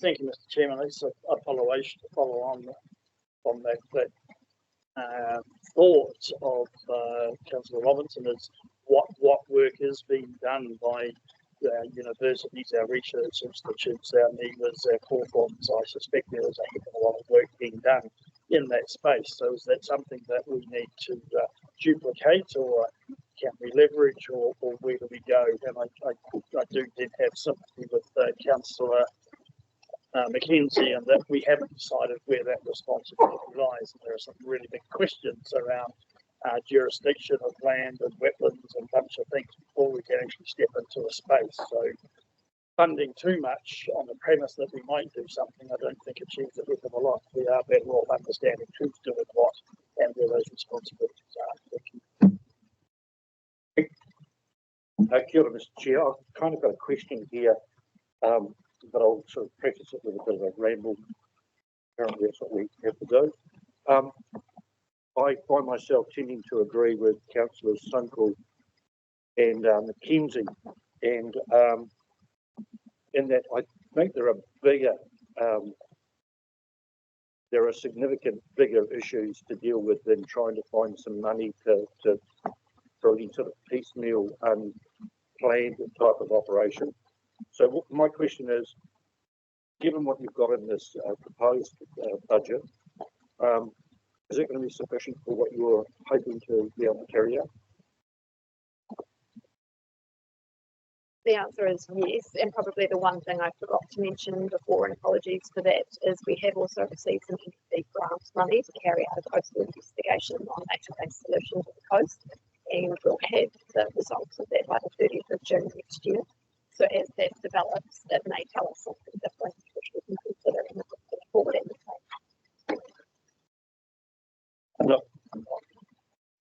Kia ora. Actually, you just answered the question that I had, is actually what is it going to make the thing go faster? I mean, is it going to have in the cost more money?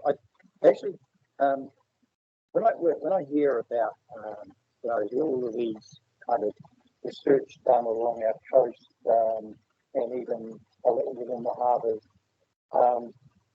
and I've seen it where I live, actually, a lot of them come down. We do a lot of this, and I'm just wondering, because local knowledge is really important as well. We can tell you exactly why all this is happening, but we tend to actually get bypassed, and we have all of this money that's in some ways being spent on things that we probably already know if we just go and ask the right people, I suppose.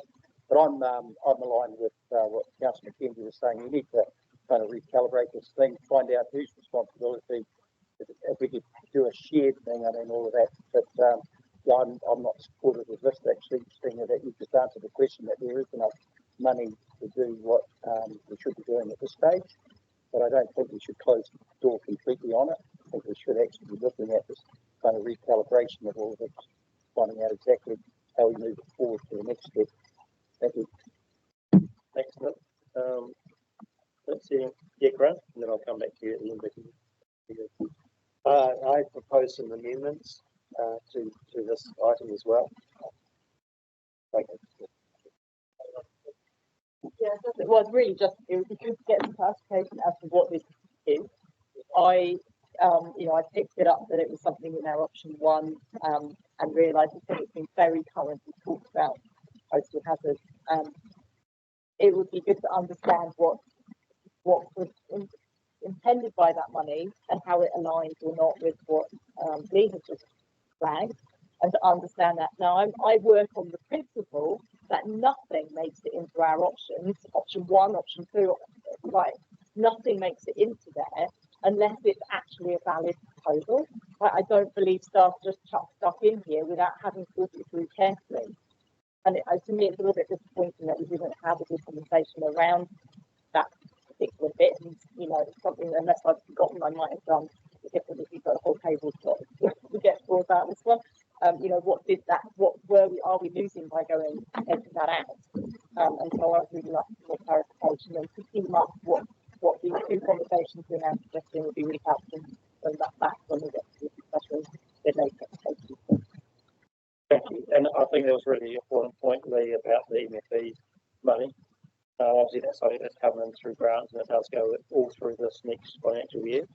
And maybe that's the answer that, that's coming, so that could go. So, because, I'm well aware of that work, and obviously it does relate to the, Browns Beach, Tomatu stuff that's going on and what we're looking at there. So, I think that's good. I mean, you can make your mind up later, Vicky, if you want to put that. It's your right to do that. But hopefully we get some feedback later on that. Sorry. Yeah. Just regarding, and Councillor McKenzie brought up, just Tomatu, the 80K, and you just mentioned the Browns Beach and over at Tomatu, that work, you just want to mention it, just to make sure, clarify in my own head, so we proposal forward for the 80K, that work will continue and work with the Runanga will continue. But there's no specific 80K available at the same time, but in a sense, making sure working with them and doing collaboration with them, continue and so that,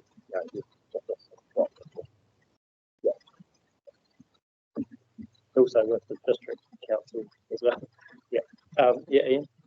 Can I just clarify my views on Tamutu as opposed to Browns Beach and other areas? Tamutu's got a clear, we've had Hui down there. We've got a very clear advice from the locals down there what they'd like to do. And so I tend to support finding ways that we can do what they want, as opposed to, and I've got sympathy for other areas, Amberley Beach, Browns Beach, and other places in Kennedy Rivers, but the answers aren't quite as clear as to what should be done. So, and none of that resolved from my earlier comments about sorting out the whole issue. So I have sympathy and I'm more than happy to support funding Tamutu's immediate response. And I think that is important. That's the work we are trying to do, is keep looking at that space, with MFE money, and with, as Lee said, there is staff trying to carry on to investigate and collate stuff. Just in terms of the solutions, well, we don't have money for solutions right now. Greg? Yeah, that's a very good point you raise, Councillor McKenzie. God, two in one day.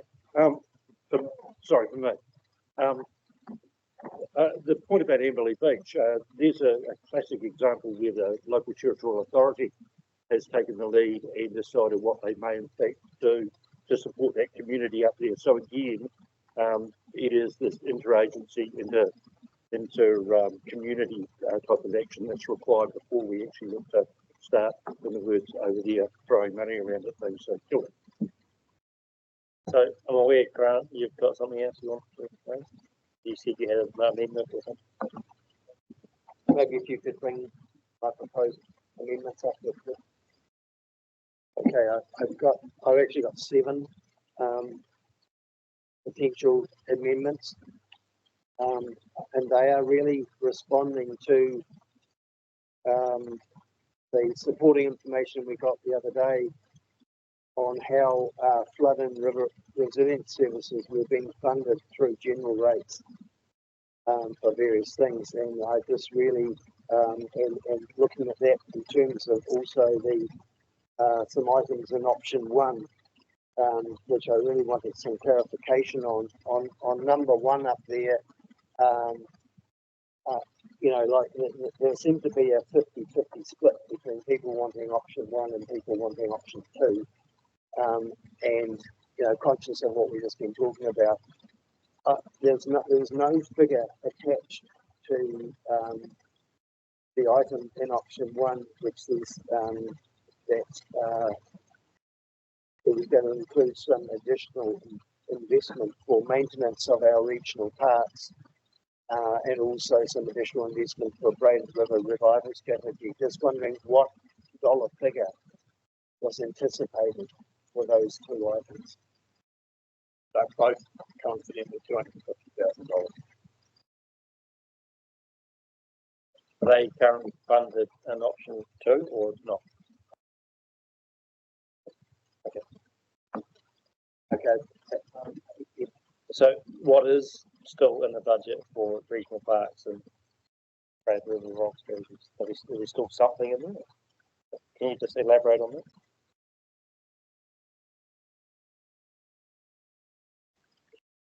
For Braided River revival strategies and the on-ground works, there's still $400,000 of goods and services, so it's been reduced from 650 to 400. 400 is the bare minimum that can go to maintain work on the ground, as well as try and complete the 2 strategies that are in progress. And I'll just have to double check the parts number. We'll get back to you on that number. I know it is on the sheets too, but it's good to hear it, so people get that in their mind that they're real quick, especially in relation to what Grant's going to do. Yep. And I picked up the same sort of thing as what we've just been discussing with Vicky in terms of data information, and that 145, which was option 1, was for sort of more investment in coastal hazard science investigations. Not practical on the ground stuff, this is just investigations, and I think that we're at a point where we need some more science to help us with those. Number 2 was I was just curious as to what the use of debt funding for capital expenditure would be over a 15-year, if we made the repayments over 15 years or 20 years or 30 years. What is the difference between each of those projected payment changes? That's a finance question, and I'm not sure if the finance has got a chance to digest that yet.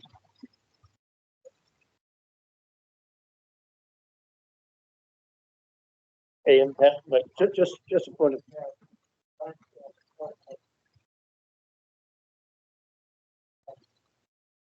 Debt fund investment in assets, river assets, for the life of that asset, in which case, whether it's 10, 15 or 30 years, 15, 20 or 30 years is less relevant. It's actually about the expected life of that asset, and the debt funding according to the asset fund. Could that be clarified, Giles? Yep.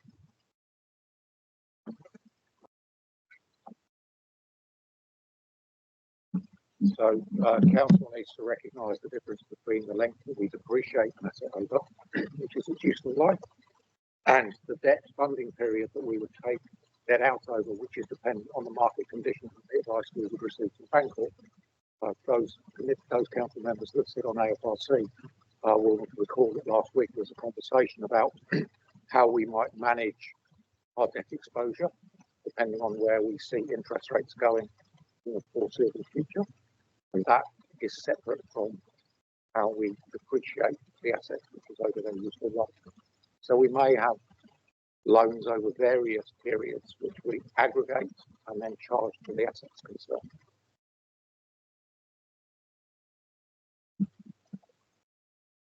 Okay, so you could still,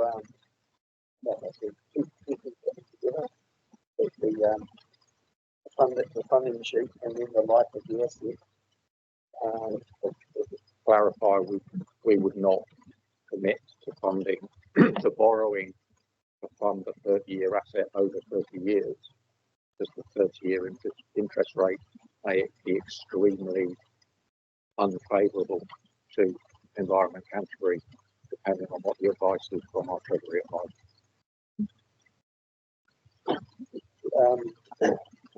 Number 3, just a suggestion, if we increase the general rate funding for advisory, and I'm referring to that chart that we got, reduce the general rate funding for advisory out of scheme works for all years by $1 million, because at the moment it's suggested it's 1.9, and instead get fund out of scheme work at a targeted rate, applying that targeted rate to a catchment or a district where damaging costs were actually incurred. So we're not forward rating people.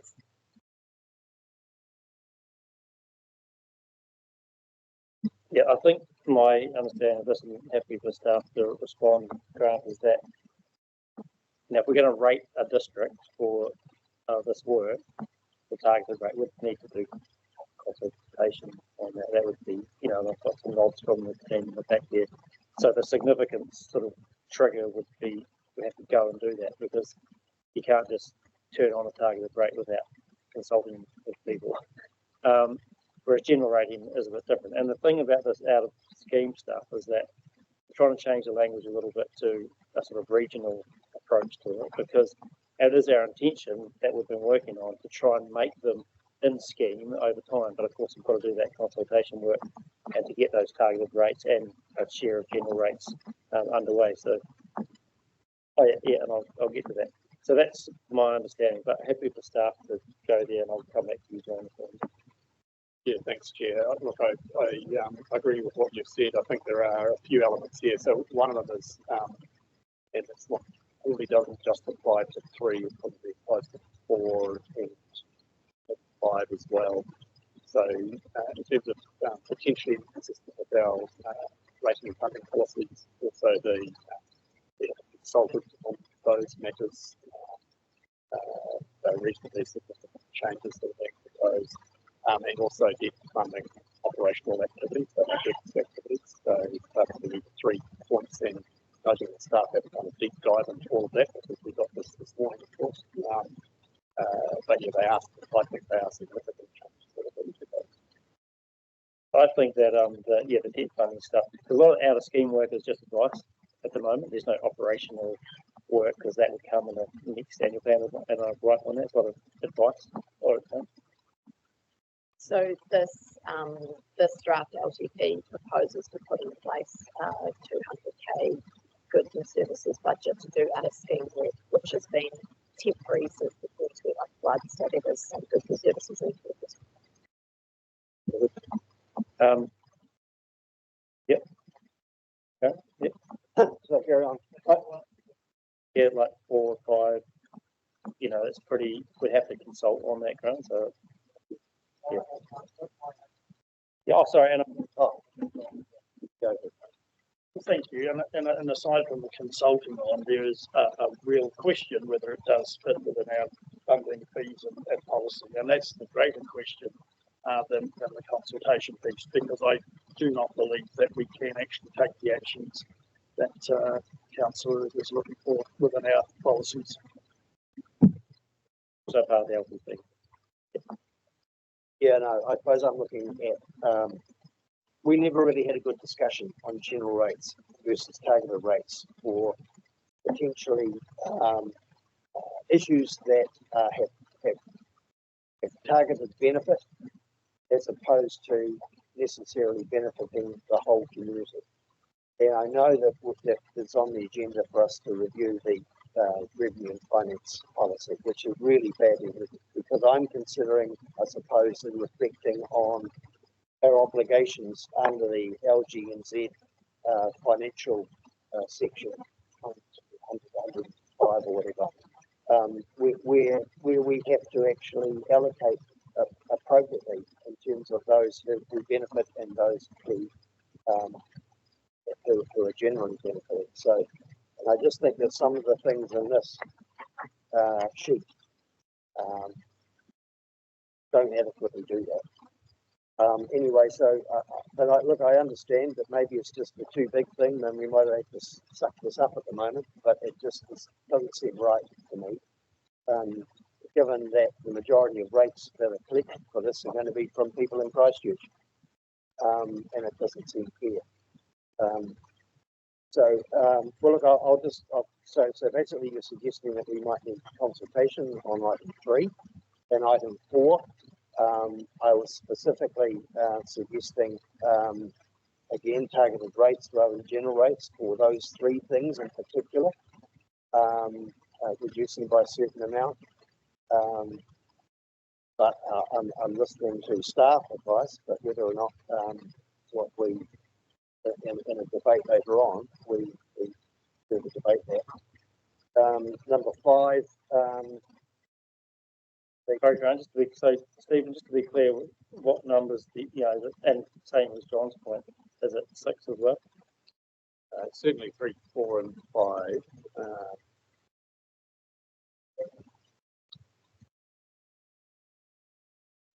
So 6 is organisational functions. And I'm thinking that would be the same. What's your job? And 7 is the. I mean, so just hold on there, right? Just wanted to sort of go around the room and just quick indication of support for 3, 4, 5, and 6 at the moment. Just noting those points that we believe we may need to have additional consultation, so that's pretty tough. And that's just because the targeted rate stuff. Targeted rates need quite specific consultation, as we've done with Selwyn one and the biodiversity one in Christchurch. And to John's point about the funding revenue sort of stuff, which you've highlighted. So I'm not saying they're not bad ideas, Grant. I'm just saying they're probably not for right now, because there's more of a process that will need to go on to deal with these adequately. So yeah, so just sort of around the room, is there support or not? Comments before that, because I think Grant hasn't represented where we are at with a lot of these adjustments he's talking about accurately in terms of the historic information. So he said that we don't recognise where the benefit lies, and in fact we've made adjustments certainly to some of the river rate and cart schemes.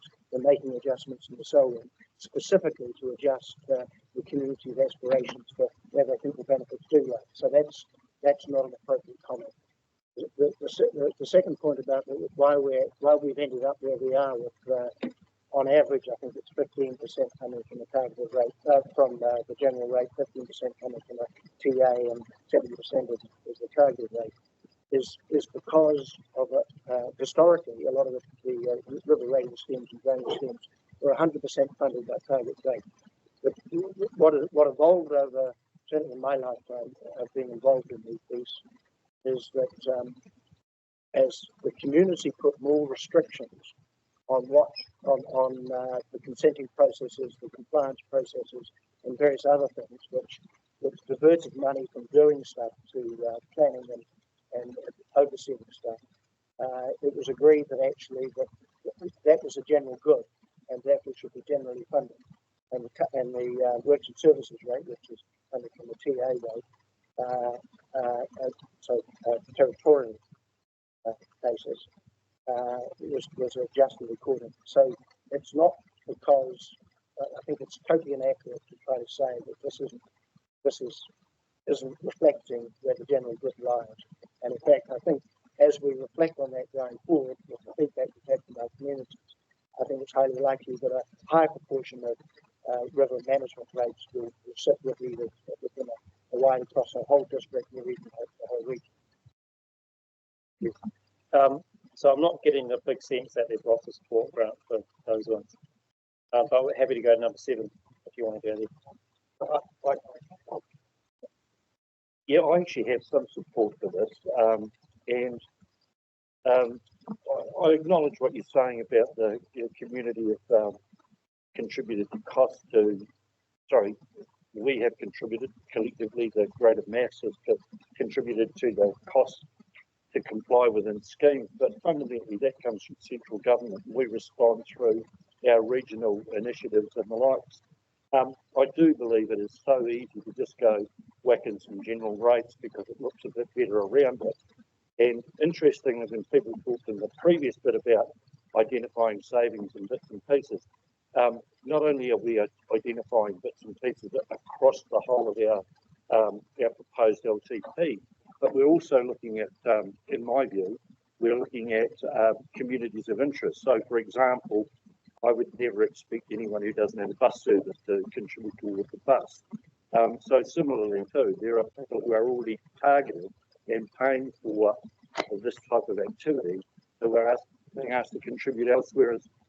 I particularly have a problem with things that are out of scheme, and I do generally support what Councillor Edge is saying, that if you can't target a scheme, then target a district, because that's where the benefit goes to. And I also accept that you have, we have a need to consult on that particular thing. But again, I would go to staff and say, like, is it too late to say that? Is there some way that we can look at having that as part of our work over the next year in order to be able to look at an annual plan apart from those particular. Yeah. Okay, sorry, Councillor Davies was just answering.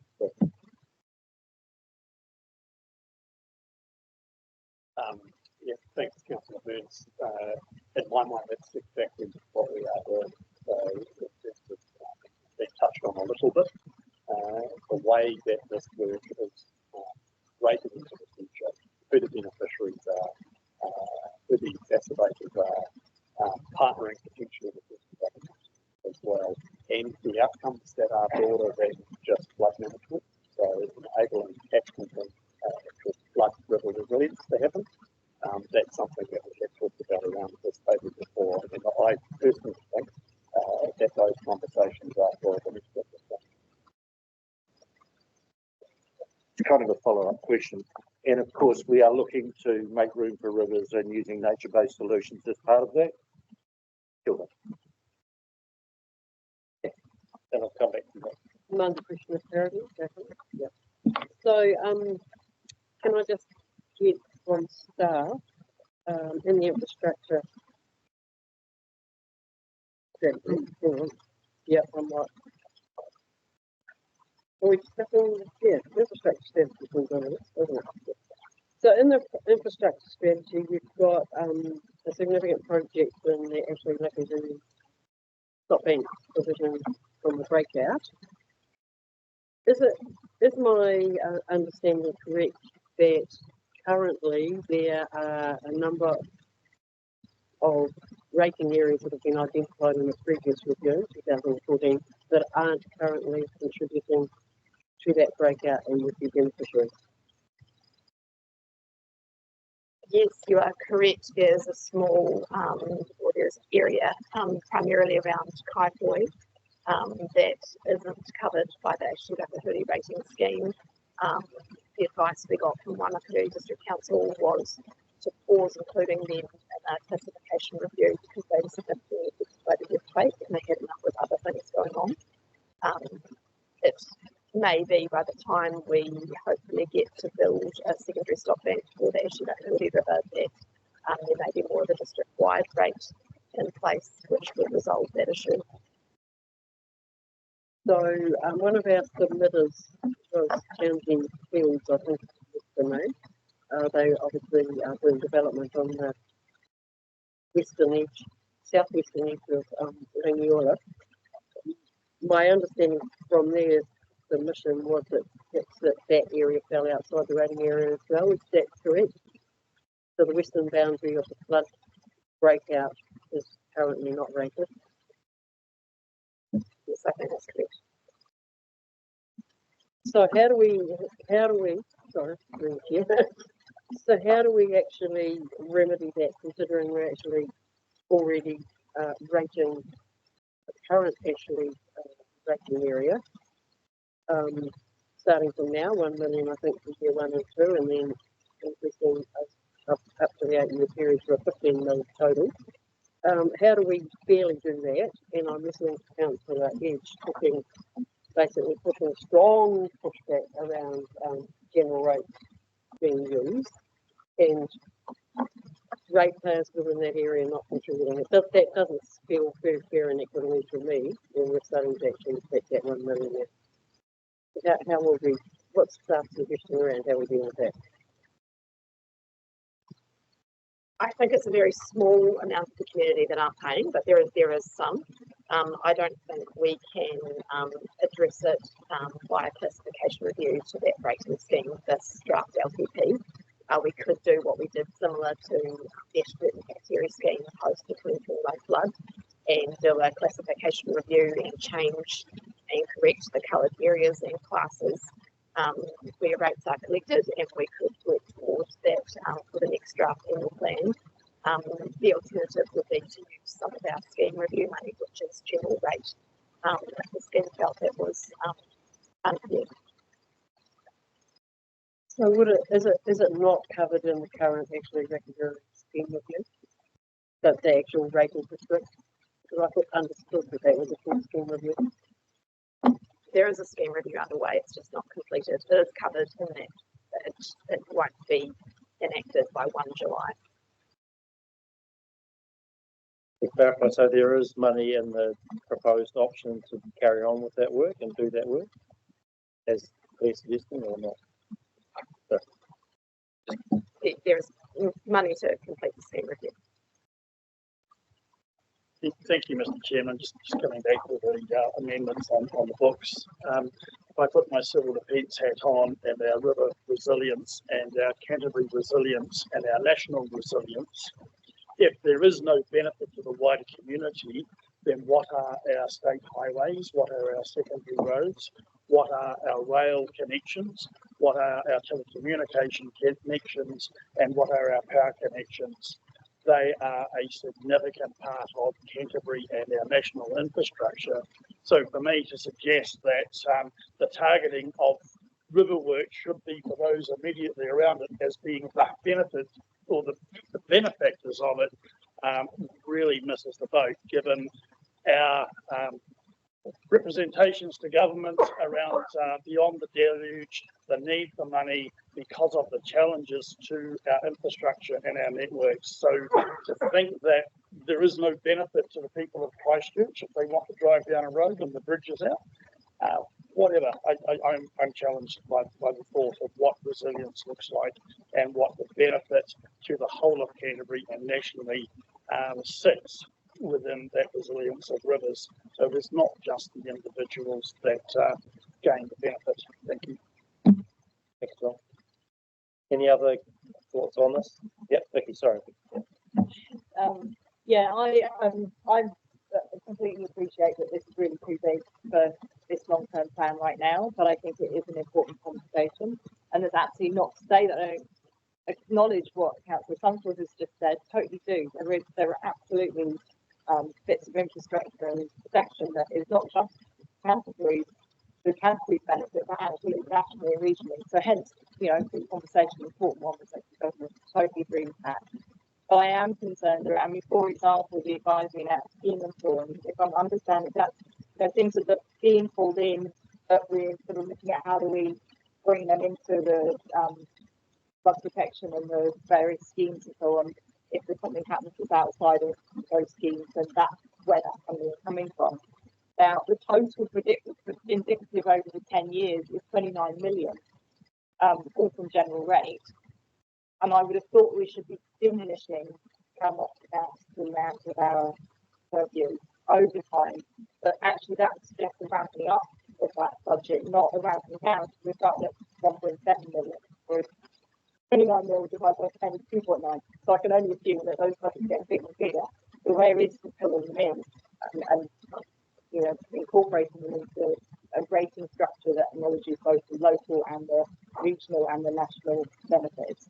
And just by context, Grady River Revival has half that amount, almost 15 million over 10 years it's done right now. To me, that budget absolutely sits firmly in plane and rate representatives would like to see much more work being done to really respect our incredibly important, internationally important Grady River.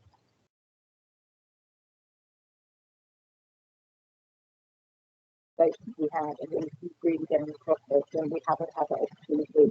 And I really look forward to that in this next year, leading up to the end of the term. Grant? Yeah, thanks very much for the conversation, because it's really good to hear that people have a diverse range of views, but also good to hear Stephen reiterating that all sorts of things are in the pipeline. So my thoughts are a bit premature in terms of what might happen in the future, but I think that having some good discussion, workshops and things over this next year to actually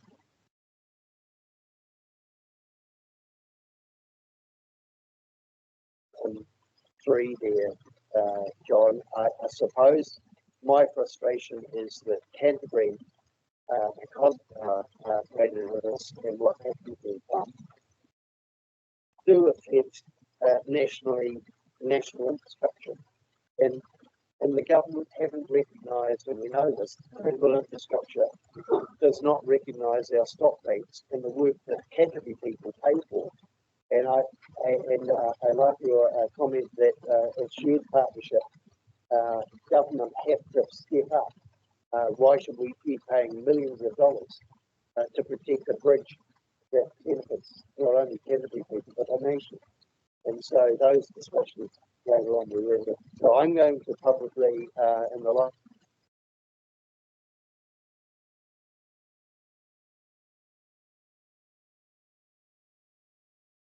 dollars into those question marks for each of those, and we'll just debate on those. But thanks for the conversation. Right. So just 7, did you want to go there or no? And reasonably, it's a reasonably big change to go from UAG to yeah. What I propose in 7 is that more and more people are recreating in our regional parks, and if we see this mountains to the sea corridor approach, to my mind, the opportunity for facilitating regional recreation is huge, and the benefit for health and tourism and everything else for our community. So those are things that maybe we pick up. Good. Okay. Did anyone? Yeah.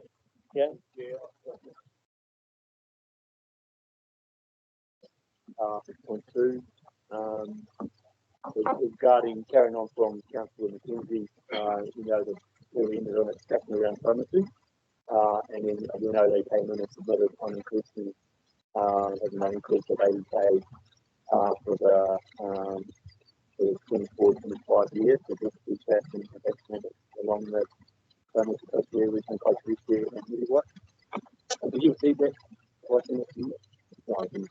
Did you get that? You know? No. Good work, what that.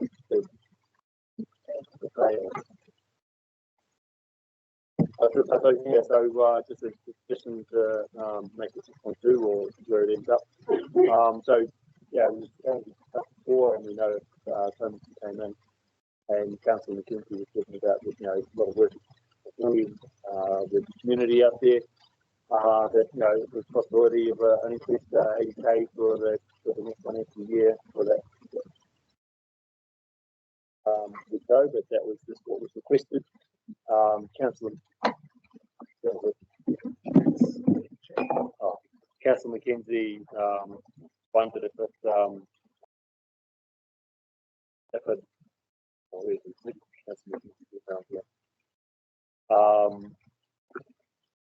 it could be added to the Selwyn target, would be great. But similar to before, couldn't do that without consultation. Good question. I don't know. I don't have the answer to that.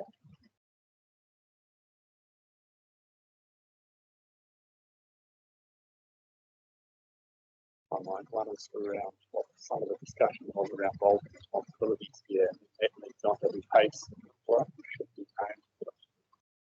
But I can comment that that funding became available, that the Rivers team could do work, so we could definitely do work. I think probably just needs to do a little bit of filtering where this is paid from, and that might require a conversation. So, yeah, It is a really good question. I'm just acknowledging that. So in our proposal around the Selwyn district-wide rate, have we figured what that's going to be spent on if we do prove it? It's been indicatively scoped by.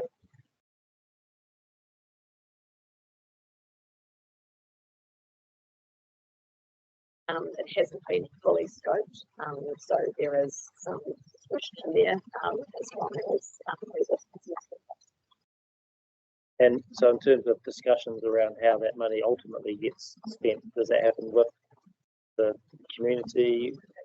How do we do that going forward? So in anticipation that this might be approved in that process, we're looking to Selwyn District Council about their priorities and starting to in June to develop up that work program. There's some obvious ideas that we can start have identified. It won't be hard to spend 200k. We just want to do it in the right order. Priority 1 to 10. So in terms of the question that Councillor Graham was put, could this be considered as part of those conversations and part of, probably not all of it, but part of it, that $200,000 as conversations evolve? Because the reason I'm asking is because I'm getting maybe Councillor Graham won't put this, or he will. So I'm just trying to get that clarification. I think this is going to sound wishy-washy, but I think maybe it's the actual answer to this. We need to just get a little bit more advice. We could do that in the break if that's okay. Yeah.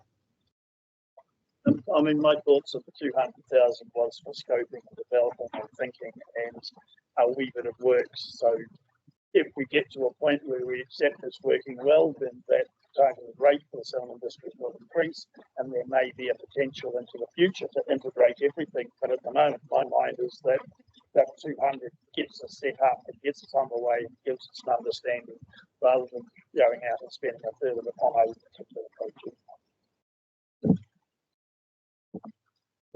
Like I support Johnson, I also support the intent of what the aim is trying to do. So the 80,000 shouldn't come out of the 200, but whether you could actually add that on to the 200 without further consultation, or whether listening to Stephen's reflections, whether we flag the potential for an additional 80,000, but that is subject to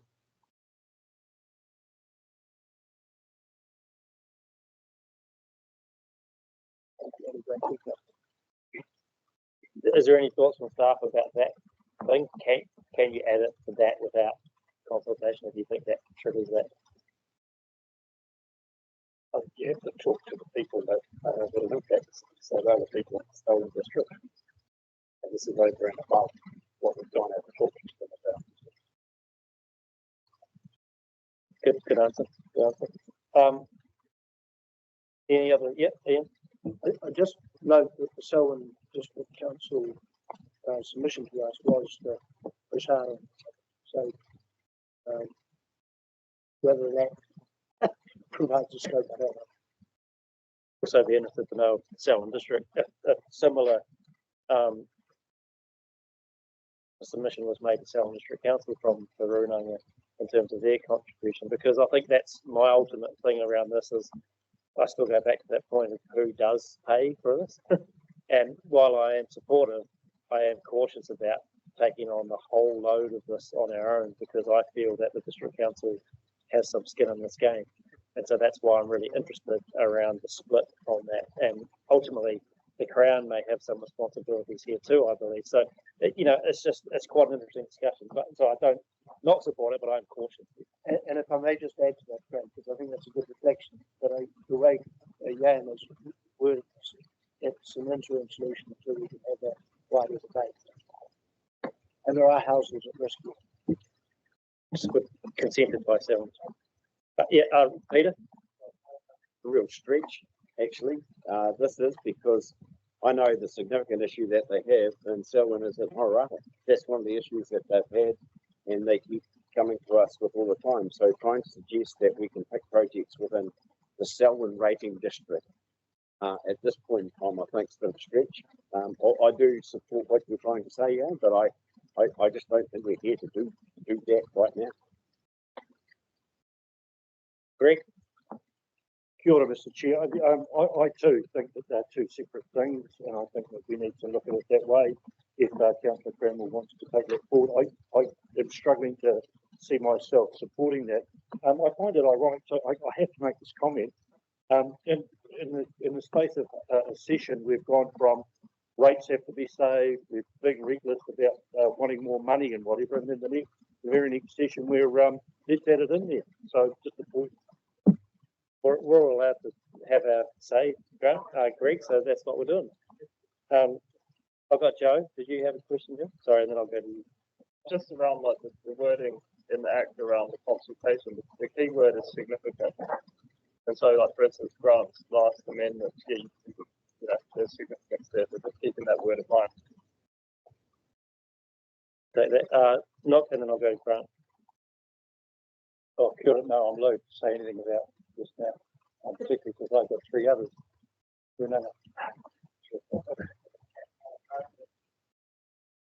Yeah, I think the same reason really that I probably can't support this, but I think that it's something that needs to be discussed and had a look at in the next annual plan.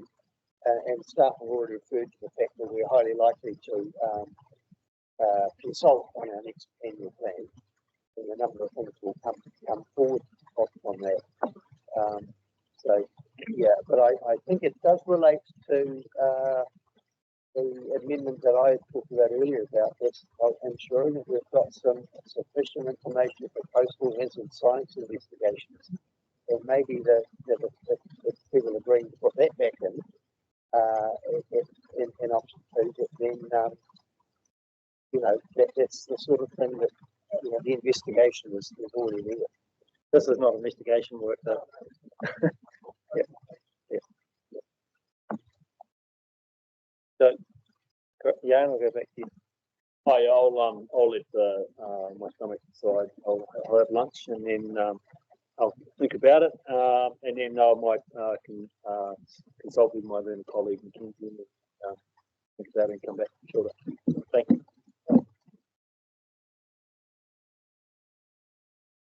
I need to have a break. So, look, you said you got 3 more for this section or another section.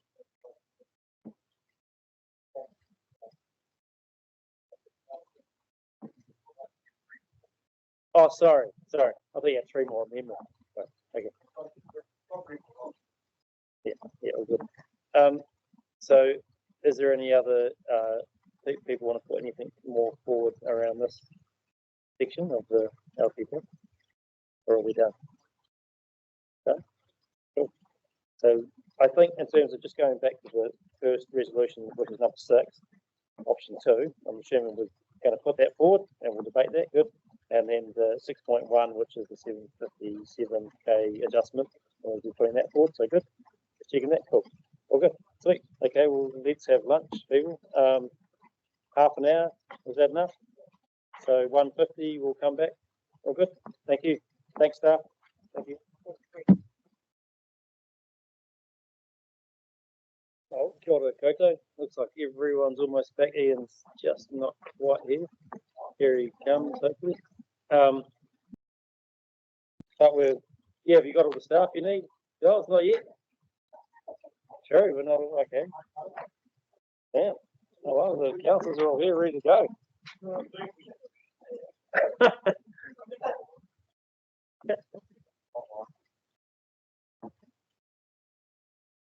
I'll just do a little introductory blurb anyway. So we're going to move through to the PT section now, and that's those resolutions 7 and 8, and then there's 8.1 through to 8.5. So we'll go through that shortly. I don't know if you're ready to go for it, Giles. Do we need Catherine, or are you happy? I'll just message Stuart, but I'm happy to kick off. A little bit about it. On my way.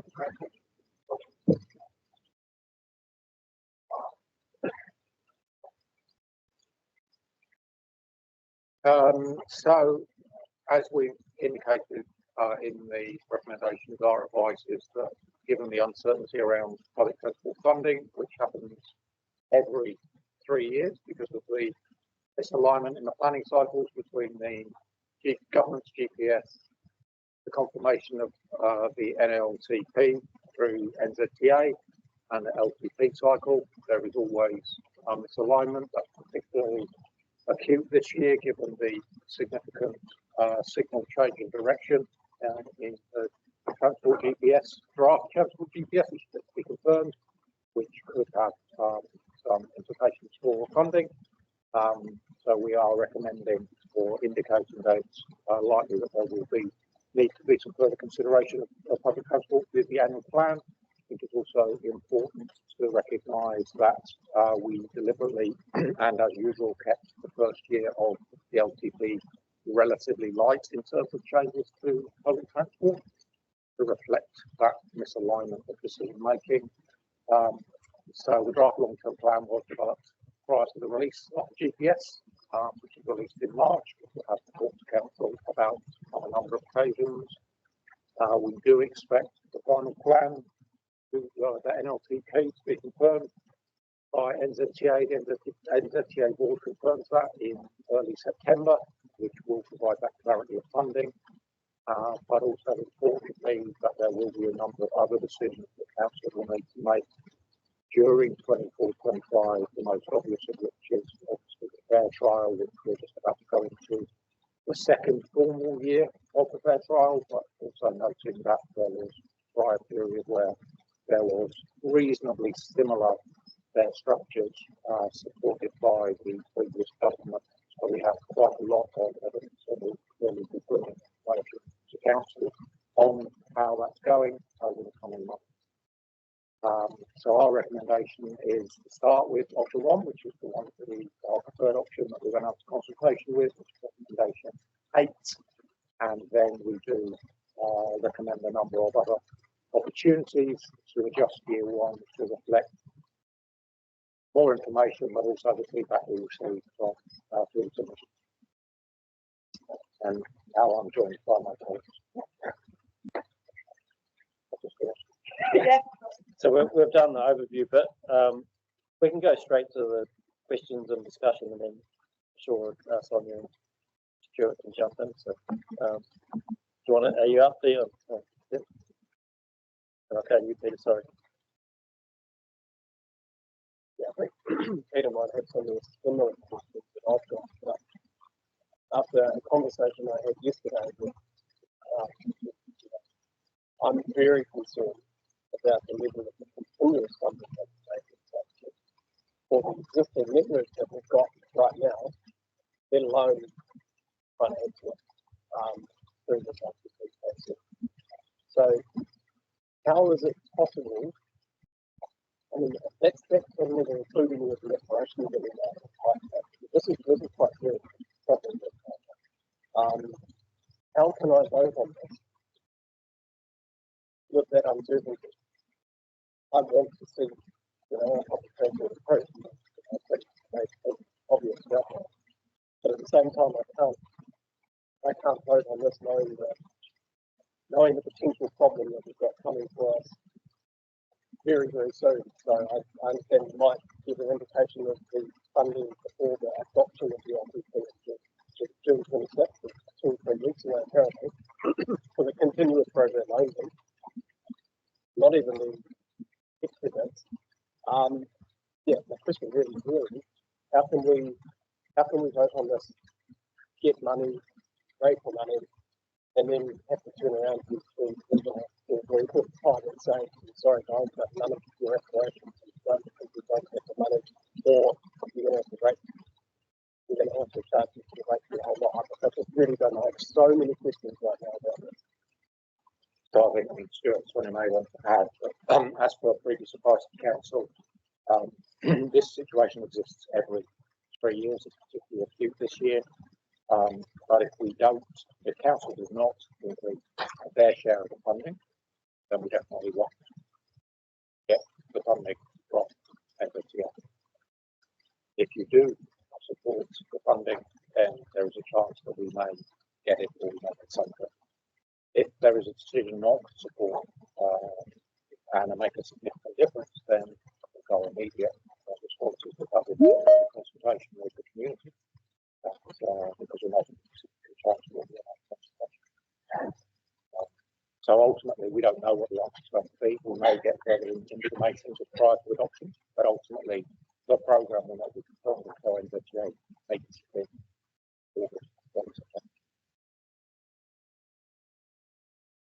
Hang on a sec.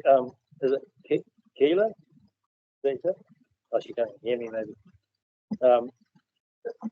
Can you hear me, Miss Alisa? Keela, can you hear me? No, maybe not. Oh, here she goes. Keela, if you can hear me, you have to turn your camera on, maybe unexpectedly, and we can see you in quite large, on a large screen. Can you hear me? You can't turn the camera. Okay. Hopefully she doesn't do anything crazy. Kayla, can you hear me?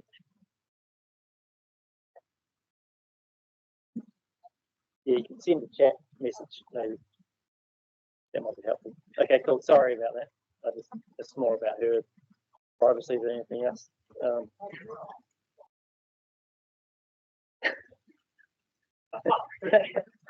Nah, you're too small on the screen, mate. You won't even see. Okay, oh good. Oh, there's yeah. Wait, okay, sorry. Theo, did you have a follow-up? Sorry. So your advice, with my uncertainty in my mind, is that we can still adopt something aspirational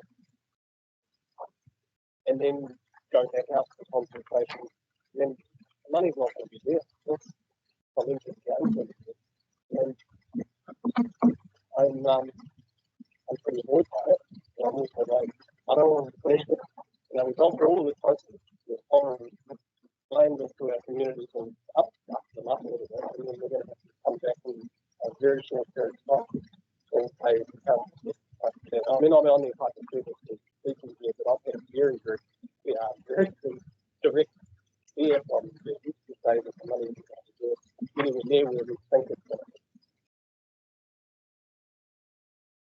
Oh, so yeah, sure. Couple of things come to mind. So in the long-term plan consultation document, we've made it clear in the narrative that all of the public transport delivery is subject to NZTA funding. So, you know, we've kind of signalled that to the community. In the option one program that was in the LTP, we deliberately backloaded the LTP so that the majority of the improvements was in year 2 and 3. And so in year 1, there is the route 7 uplift, which was deferred to January because of this reason that we were talking about. And in the original option 1, we had the rest of the business case work not start until the second half of year 1 again because of this uncertainty. I think council will be considering an option on that. So we've tried to sort of hedge our bets, I guess, by by loading most of the improvements in the second half of the LTP. None of that affects keeping the lights on, as you say, so our continuous program, that is through year 1, 2 and 3. And so the continuous program funding, which maintains the current level of service, is reduced in the National Land Transport Program. All PTAs in New Zealand will have the same problem, unless the National Land Transport Fund is allocated differently across regions. And that may be the case. We don't know how the NZTA are prioritising their money. But as Joel said, unless we put our foot forward, we're definitely not going to get the money.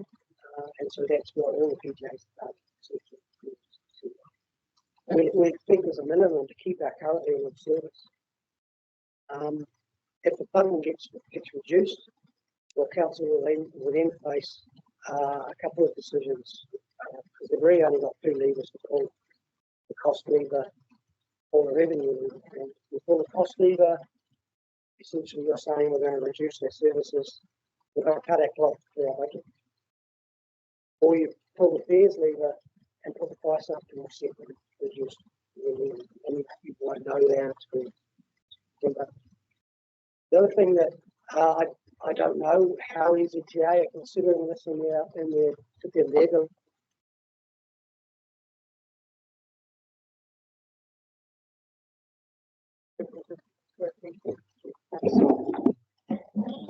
In our contracts with our operators, we have to give them 9 months' notice if we're going to reduce our contracts.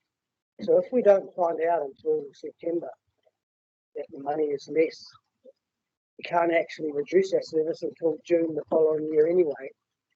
So we either have to carry that burden, or NZTA's decisions on funding take that into account when the funding is allocated. So that's another aspect for us.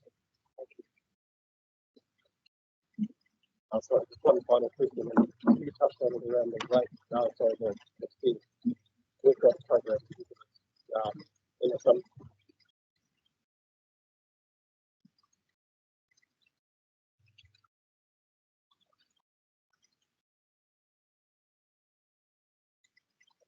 Cover that signal has been also given quite strongly that that is going to change. Have we got enough rate? Have we got enough? Is there enough money in the system that we've got behind the decision that the government makes today? If we have to carry on that fare recovery or that fare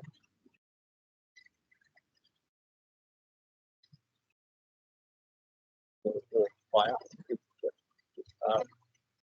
do we have enough money in this?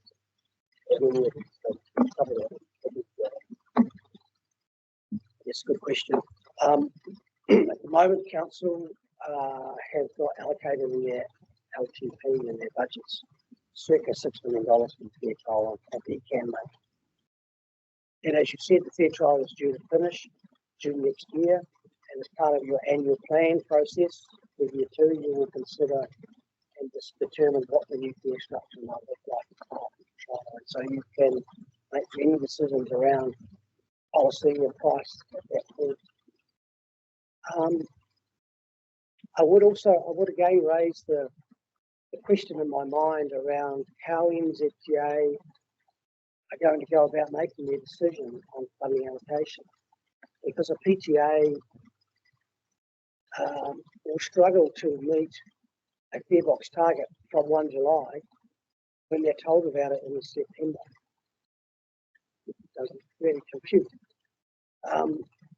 So one would hope that we will get a run-in to reach a target as opposed to being given, I'm speculating when I say that, but all these things are unknown. I've got a follow-up question, Stuart. So that the previous situation that Dion highlighted, I'm assuming we've got reserves to cover that. Is that right? That's the purpose of it? So yes, we would end up at the end of year 1 at the moment, circa $5.3 million on the PTNZ, and the intent of that is self-insurance for unexpected disruptions that impact us from a cost perspective. So that is the purpose of that reserve, and we could use that to offset for a period of time until it runs out. I've got Peter, and then Claire and Vicky. Thank you. I foreshadowed a change to 7, which looks to address this. I fear that we're playing Russian roulette with PP at this point in time. I'm so concerned about this that I think it raises the issues of significant engagement. And I'll take the point that it was signalled in the LPP, but the knowledge that we're gaining on a daily basis from this is the fact that we're heading in the wrong direction here. It's been continuously signalled to us over the last 6 years that National Land Transport Fund's got no money. I don't know how many times James Cagle said that Regional Transport Committee to the mayors to our mayors and members of that committee. Significantly, Whakatau in 2021, I think we can borrow $2 billion to put it into the National Land Transport Fund. Now the National Land Transport Fund is having to pay back that $2 billion. I think that we are in the situation here that if we don't put a hand up and say this is significant, because the advice that you gave Catherine on the 17th of May is the advice that about what triggers significance, and it's pretty simple. You know, and I think we have A, B, and C in terms of that significance policy. A is the current and future social, economic, environmental, and cultural well-being of the district or the region. B is any persons who are likely to be particularly affected by interest in the issue of proposed decision or matter. And C, the capacity of the local authority to perform its role, and the financial and other costs of doing so. So I think that all those things come into play here. And so the thing I'm bringing this notice, this foreshadow, this motion, I'll send it through. I don't know if you want to put it up there. Yeah, because that may explain it. Now, everyone should have it anyway. Is the fact that we do know. We do know. Joe and Dion were with Whakatau on Monday. It was signalled that in the mix of things that the National Land Transport Fund funds, if you look at the middle ground on the 8 or 10 things that it's looking to fund, all the indicators are in the middle. If you add up the middle, it's more than the National Land Transport Fund has in it or available to it.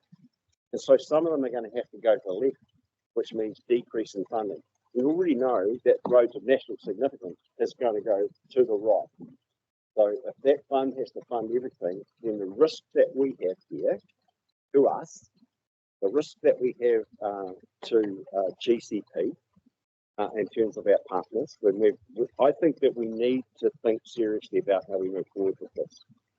It would be my plan that we keep public transport funding there, inflation adjust it, and continue with that until we're sure. We can go out and reconsult again. Now, I know we might not want to do that, but if this is significant and all these things go to the left, fare box, fare rate, all those things go to the left. I mean, we can do something about fares. We can do something about that. But what about the routes that we're paying $45 a head for people to travel on those buses? Those are things that we need to consider consulting on also in terms of what we're going to do with those. Now, I'm pretty sure that this minister would expect us to do that. Because where he sees inefficiencies, he's going to put it on it. Now, we're going to run out of reserves pretty quick, I would think. And then we're going to have not a 10% rate increase next year.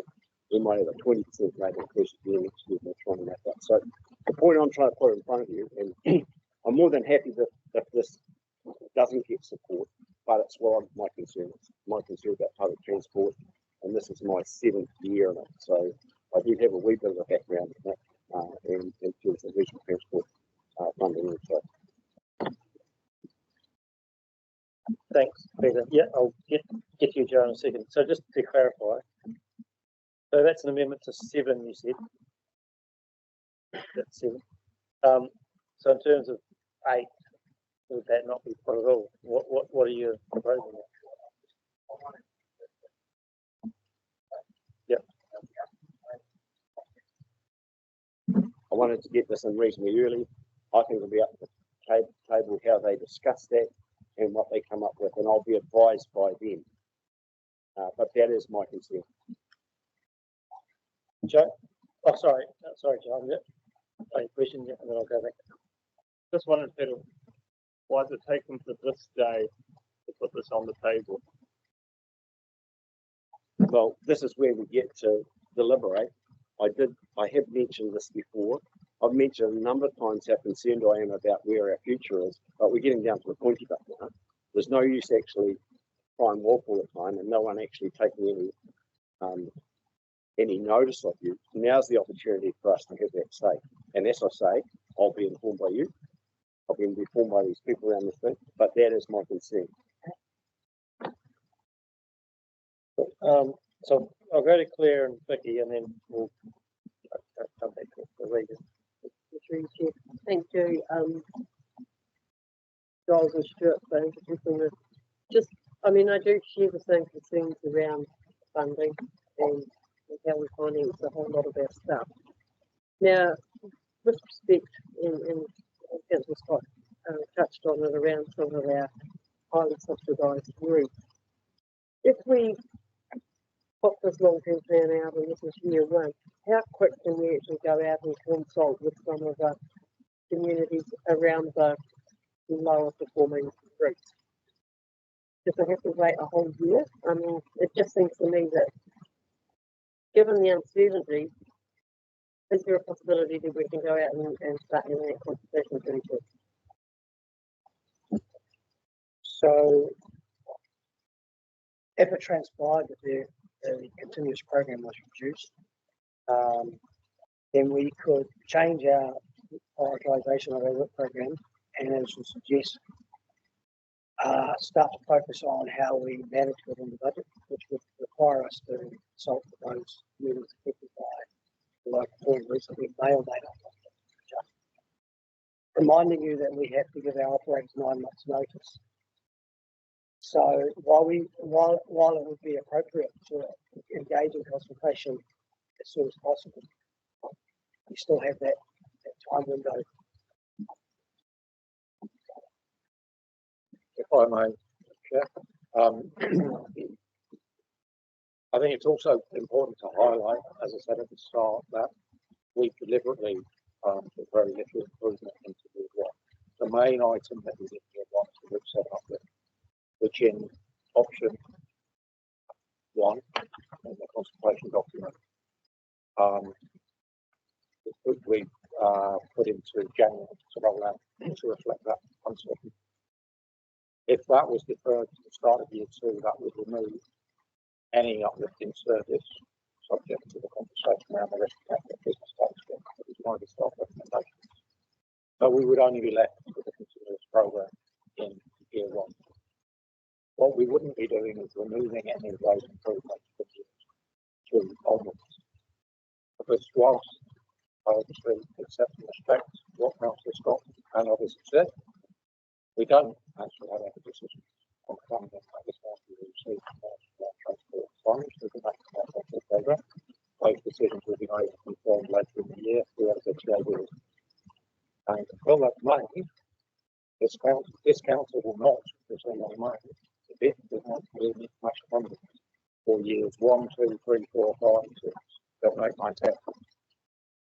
And so there is an element of if we don't, we only support the continuous program for years 1, 2, and 3, then NZTA will not match the funding for the improvement program because there is no program to match funds. No, you can correct me if you want. No, I'm not correct.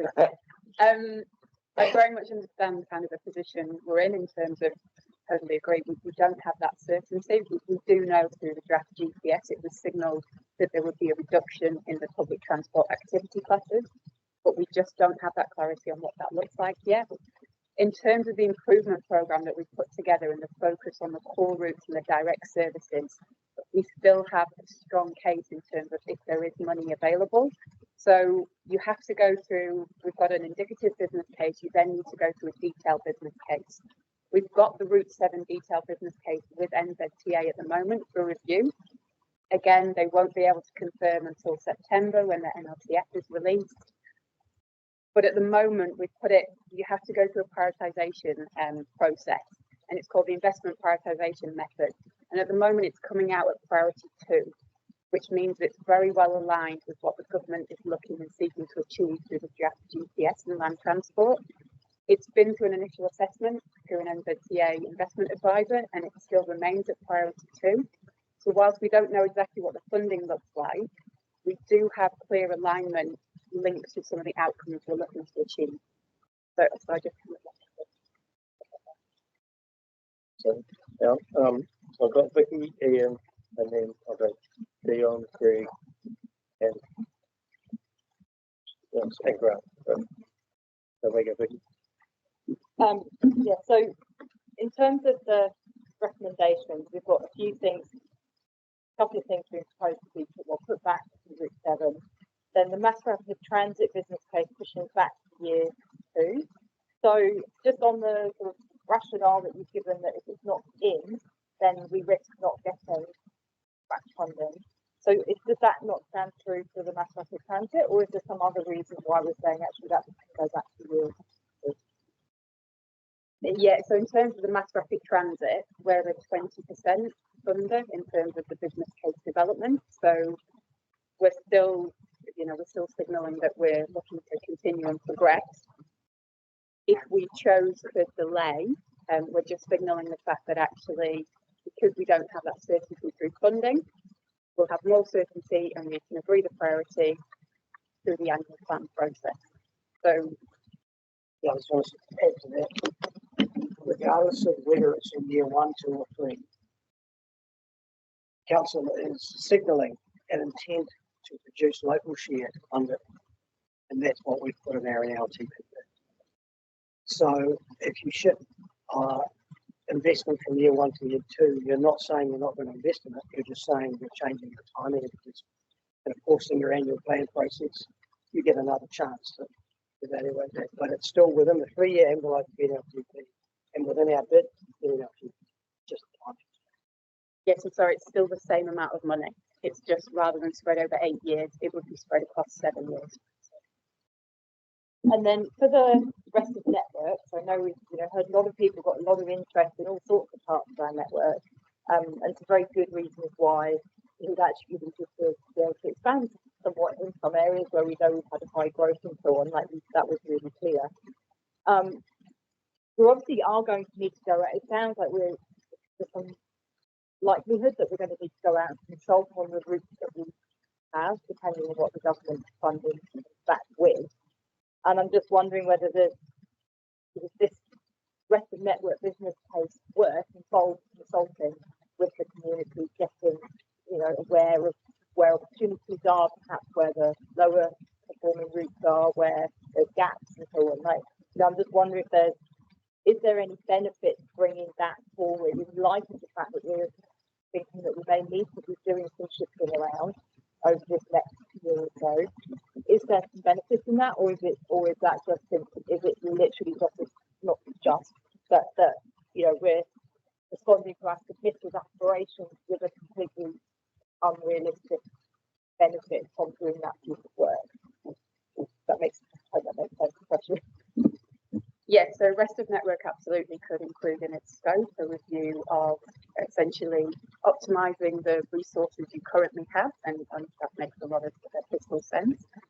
There is the risk of setting, and we have raised this before, around setting expectations with communities around the speed in which we can advance by going out to talk about rest of network. The rest of network, whilst it's being done under a detailed business case, is a full service review, so it would have 2 points of consultation with our community, so it's full consultation, so that's inbuilt into that process, and we'll build that into the scope. Just to complete that, does that then benefit us in terms of the timing? So we'll have additional knowledge, we can communicate, or is the risk that we're essentially going to be, is whether we can manage the expectations in light of what we hear from the government in September and slightly shift I suppose, messaging around the future consultation, because it seems like we're going to have two consultations, and just like you said, depending on what happens. But, I think if I reflect on the conversation that councillors have had, and the likelihood of the outcome of GPS and the NLT, and the indication that there is at least a desire to consider minimising the continuous programme at least in year one, to understand, it would seem slightly at odds with that to pull forward the rest of the network business case as per the current start applies, rather than in effect pushing it back to align with that decision to go, let's minimise any rates and any investment in year one, to understand where the ground lies, to understand exactly where has the government landed in terms of funding, so that this council can then make decisions with maybe not full information, but better information, that cost and funding lever, and also the desire to look at routes and the desire to potentially change bar rates or to fund routes 100%. I mean, there are a number of ways that the council can choose to go, but the more information we have, the better able the council is to make that decision. Okay, Ian, I've got Dion, Greg, Grant. So I'm all for synthesising this down to the bare facts, and that is we have a huge amount of uncertainty. So we shouldn't make any detailed decisions about what we need to do until we have some certainty. So we've then got two options, it seems to me, in terms of funding. One is to go to people's, which I think is quite a high-risk strategy, because it's highly likely if you run with that, that they're going to run out of ability to deliver service. And the other option is funding option one, which is 8, but scrap 8.1 to 8.5, because they add complexity where we can't make any decisions around that sort of stuff until we have some certainty.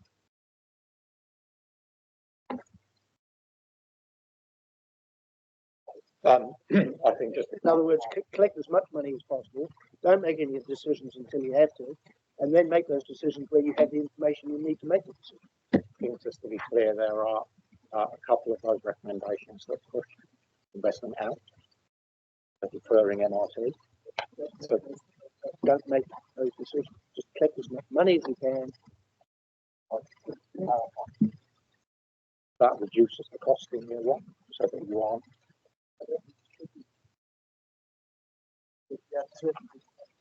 I think we should be reducing the cost in year one. Well, I'm from Ashburton. I'm from Ashburton.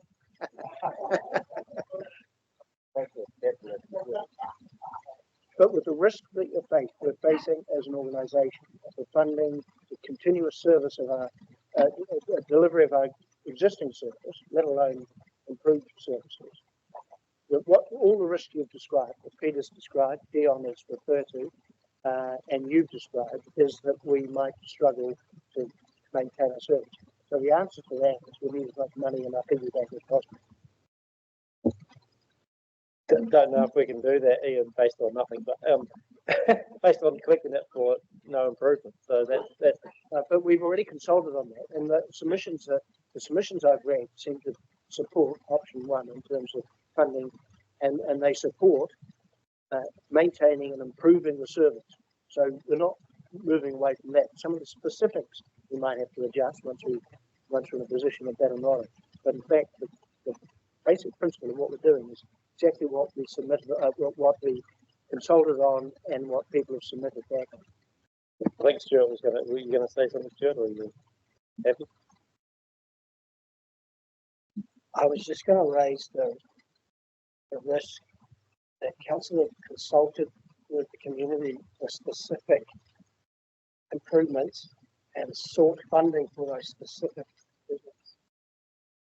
And so while we can collect the money, if council wants to use that money for something else, that may require a reconsultation with the community.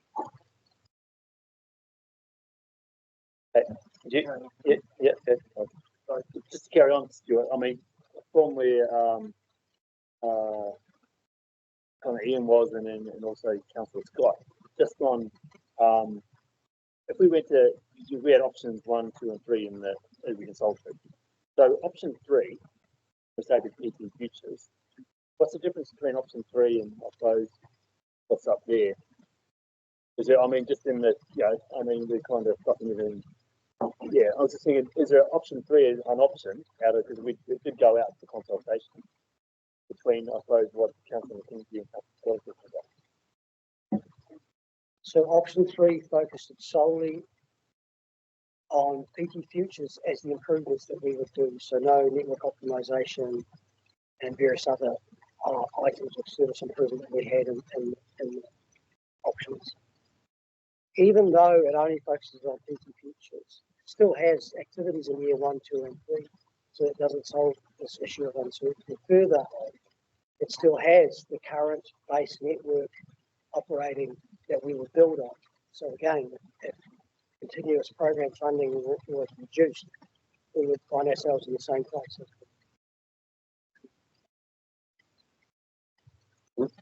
Got Dion, Greg, Grant, and then Peter. Kind of going back to where I started with, in the next 2 to 3 weeks, which is going to be the time when we adopt the and when we come back to do the final decision, we're likely to have an indication that may make some material change to this discussion we're having. We will know, I've really hope that we will know an indication of where the money is, how much.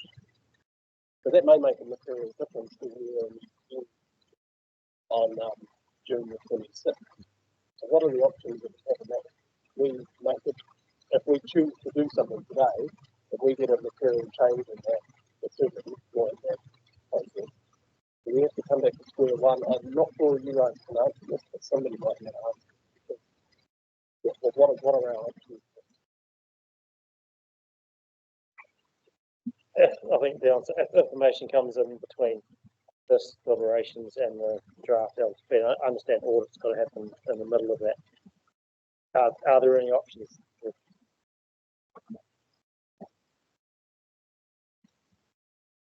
I mean, ultimately, between now and the deliberations and the adoption on the 26th of June, there's a government budget. That potentially may make decisions that impact on its council. Council will still need to adopt its LTP. It's new information that we then respond to in the new financial year. Plans change, that's by definition what happens.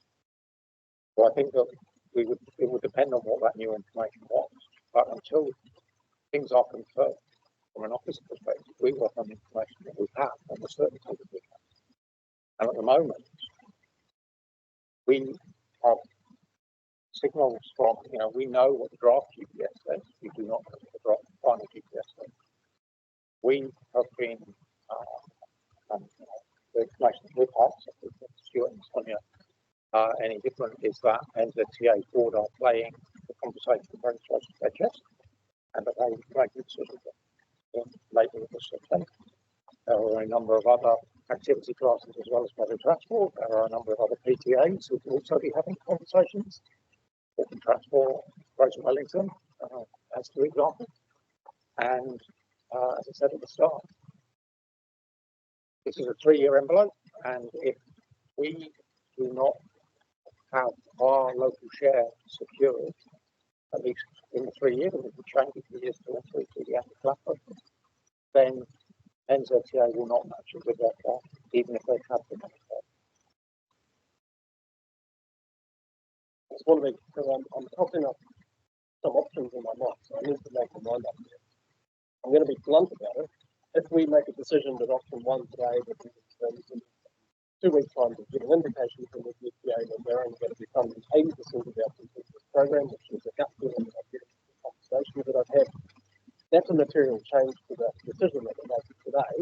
We would then have to find 20% of that program budget, which is about $46 million, that would be $2, 4, 6, $8 million that we'd have to fund out of that. a considerable amount of money between making the decision today and adopting it at the time we adopt it before. So what would happen if that is a situation that materialises, which is what I'm having a feeling will happen. Stuart's already indicated, ultimately, even if that was confirmed, a confirmed decision rather than an indication. So an indication is not a decision. So even if it was confirmed, we would have to A, consult, and B, then we have to give our operators 9 months notice. So part of that is the conversation about when does that funding reduction take effect. And our conversations with them today is they aren't able to give us a definitive answer now, because they're looking at a 3-year epileptic plan. So if they introduce a worst case scenario or definitive scenario, they introduce a particular level of funding and a particular cost recovery target, when does that come into effect? And what are the implications for this organisation in terms of how quickly can we get there, and therefore what are the implications for the services and for the rights we need to go with. I don't know the answer to most of those questions, but those are the things that we need to work for. And even if we get a decision in 2 weeks' time, and we were able to go out to consultation the day after, we'll take a period of time to go out to consultation, and then we will need to give 9 months notice. So we're looking at a 12-month period before we say the rates would need to be collected in order to pay for the service anyway, as opposed to going on. Greg. Thanks, Mr. Chair. Thanks for that, Dean. It was really good. Thanks, Sean, for that answer. Was really interesting. Other than the questions I was going to ask, I guess I've only got a couple of statements to make, which are, we heard quite clearly what the community told us around public transport. They were, in fact, many said that we weren't going far enough, quickly enough. And when I look at the Greater Crossing strategy, I look at the National Trends, all of the bits and pieces that we have in the short time that I've been here looked at, we are looking to create a future-proof, if you like, of our greater city and region in regards to where we're going to be. Meeting lots of commitments around emissions and moving people and socially and all the bits and pieces. So I absolutely support the fact that if we were to cut and go in like paupers, we're going to get responded to like paupers. And again, while they were in opposition, we met with some of the Labour MPs in here a week or so ago. And a lot of the talk was around the fact with Wellington and Auckland actually getting some funding. And it was because they were very clear what they wanted, what they needed, and it was in, and it made it easier for the decision to be able to go, yes, it's done, as opposed to, so again, we've committed to this, So obviously we need to respond if there are changes, but at the end of the day, this is what we want our future to be. Speaking on behalf of the community, of course. Sure. Thanks, Greg. Grant? Yeah, I agree with you, and I agree with Ian's view that we go out with option 1 in its entirety. I know that you've reduced these 8.1 to 8.5 in the way of reducing the rates of it, but if we go out with the full PT program for option 1, and in some of those the GP stuff and the priority setting is different to what we think it might be or would like, presumably that any funds that are generated are earmarked for PT anyway, in which case going for, so basically you have surplus funds potentially in reserves that help reduce the next annual plan round where some of these things could be reprioritised within our organisation and put forward into that. So it's kind of like, this makes sense to me, but collect it now so that we do meet the inputs from the GPS that we need to have those items in our program. And it's a bit like the regional transport plan, where $10 billion of a wish list, so that they had to be in, those items had to be in, or there was no chance of it even being considered. So I think we're in the same situation. So for my way of thinking is that we go with the full option one. I think the precedent for that was obviously the decision that council made to wait for the fair trial, and then subsequent to that rate being set, the government announced their future half price fares, and so the council continued to set those rates. I think the difference is that that government decision was made after the rates are set to be collected, so therefore the money was reserved and then used on the fair trial. I think the slight nuance is if we went out to collect rates for something like the MR2 business case, in the full knowledge that we weren't going to progress the MR2 business case until year 2. So we just have to think about that, which I think is the point. We would certainly take the money, but if we want to bring the MR2 business case until year 2, which is our recommendation, and we would have to wait for it.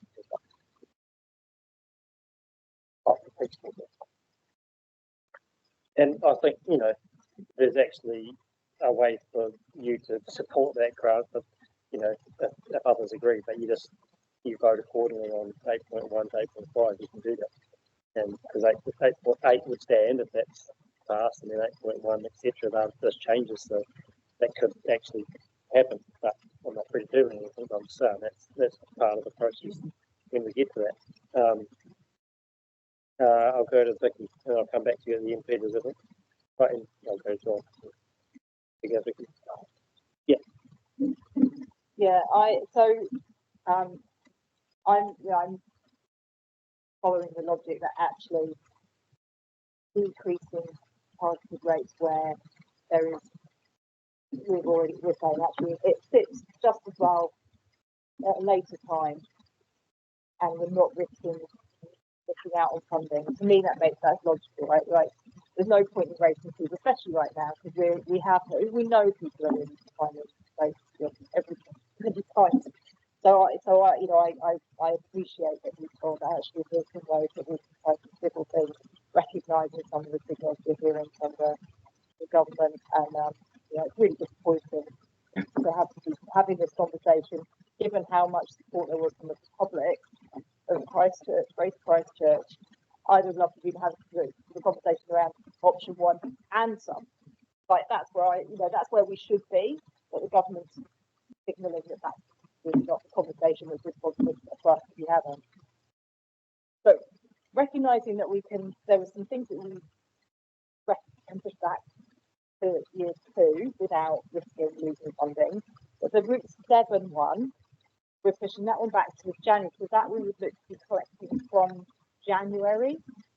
But if it transpires in September that's not realistic to be then ramping up to Route 7, do we just not switch on that rate? Like, do we do that, or are we sort of tied it? We are committed, if we say from the middle of the year, from January, then we're tied in on that one regardless.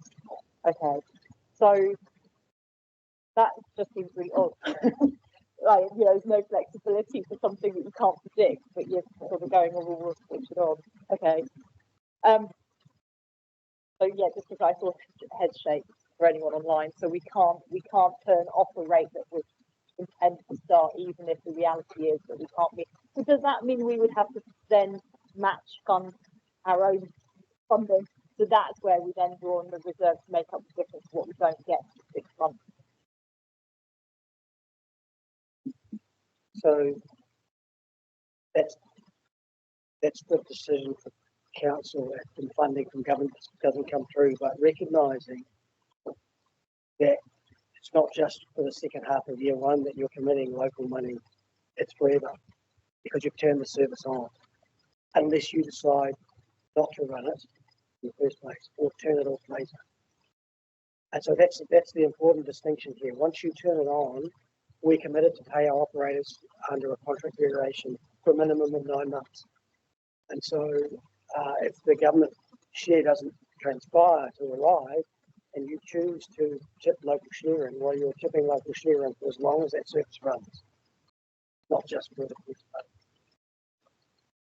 month. Sorry, just to clarify, so we'd be rating so essentially at the moment we'd be rated for 12 months. If we reduce it to 6 months rate, we could still, once we know the decision from the NLTP, essentially council could still choose to therefore not run Route 7 and through our consultation and through all the documents, we've made it clear that this is subject to funding the share through the NLTP.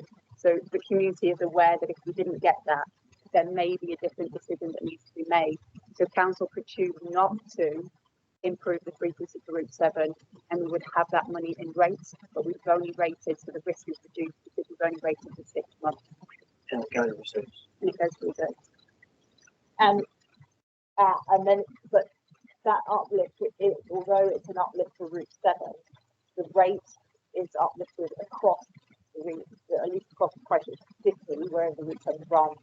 So that money that goes into reserve is available for diversion of other things because it came from everybody and to go to the public.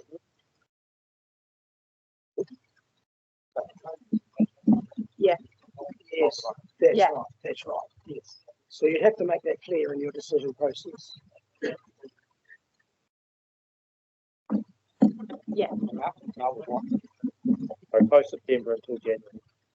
That was the reason for one of the reasons for starting the route in January was to give us that certainty about when council decides to turn it on, it knows whether government is tipping its money in or whether we're paying 100%. Or convert, not turn it on, you still have to collect the rate because that's been set now. Long-term plan for that first 6 months with the annual plan, but that bit of money goes into reserves is there for schools to put it. You collect them at the place. Yeah, and so then you wouldn't collect rates. If the decision was that we weren't uplifting Route 7, we would then stop collecting rates, but we'd have that 6 months of reserve. John? Thank you, Mr. Chairman. And I have significant sympathy for Councillor Scott's view of trying to reduce the rate rise and the nervousness he has. I think the conversation for me that brings me back to the point of accepting the recommendations that sit on the agenda, and the belief that if we do push some things back, we have a second decision point where we can make a go, no go without compromising ourselves completely. And ultimately, if we're not in, we can't win. So if we're not there, then we get nothing. So I have comfort with that. I think now is unfortunate as it is. Just one question on page 414 of the agenda, clause 45. Conversations are continuing with Selwyn and Waimakariri districts to explore. Could you just give me a little more detail around what those explorations might look like? Is that into whatever funding or a byway, or just what might we be exploring in time to give effect to in time if we can? So someone have expressed a strong interest in exploring more intra-district services, similar to Darfield and the Eastern Service. For example, they're interested in exploring a route from Darfield to Rolleston.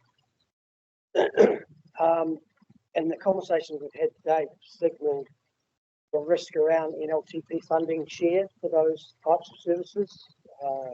The TA and government are less interested in those types of services in their funding prioritisation matrix. So the conversation we're having with Selwyn is around, well, how might such a trial be funded if government aren't contributing? How might it happen? And so we're exploring whether the Selwyn ratepayers can fund it entirely themselves for 100% local share, plus fees, of course, and standing up as a trial under that basis. And so we've been exploring with NZTA around the funding rules and the procurement rules for public transport to determine whether that's actually a possibility. And so once we have a clear picture of that, then we'll be able to say to Selwyn what their options are and how we might be able to help, noting that the funding would all come from Selwyn.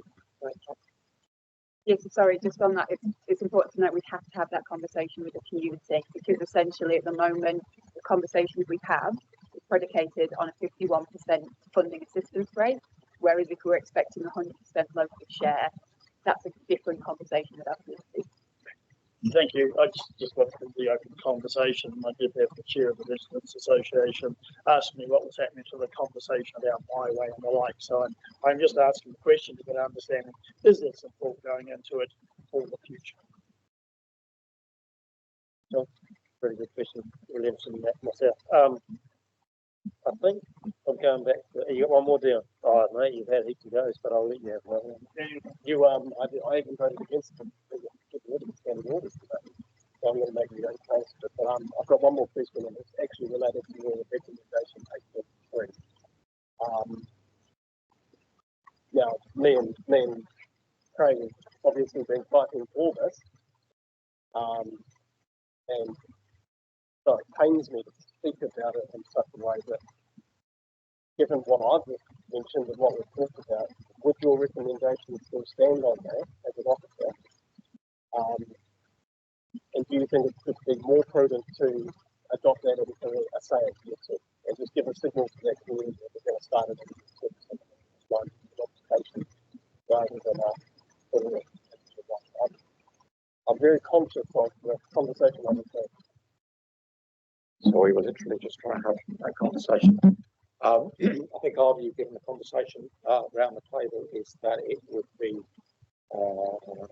sensible to leave option one overall as stands, and that therefore the rest of that will be in place for next year's place one start in January, and that gives us the time to understand the public certainty from what they say, so that decisions can be made in light of full information. So don't bring it forward, but also don't make a decision to push it. I think Stuart would want that. Yeah, just to add to that,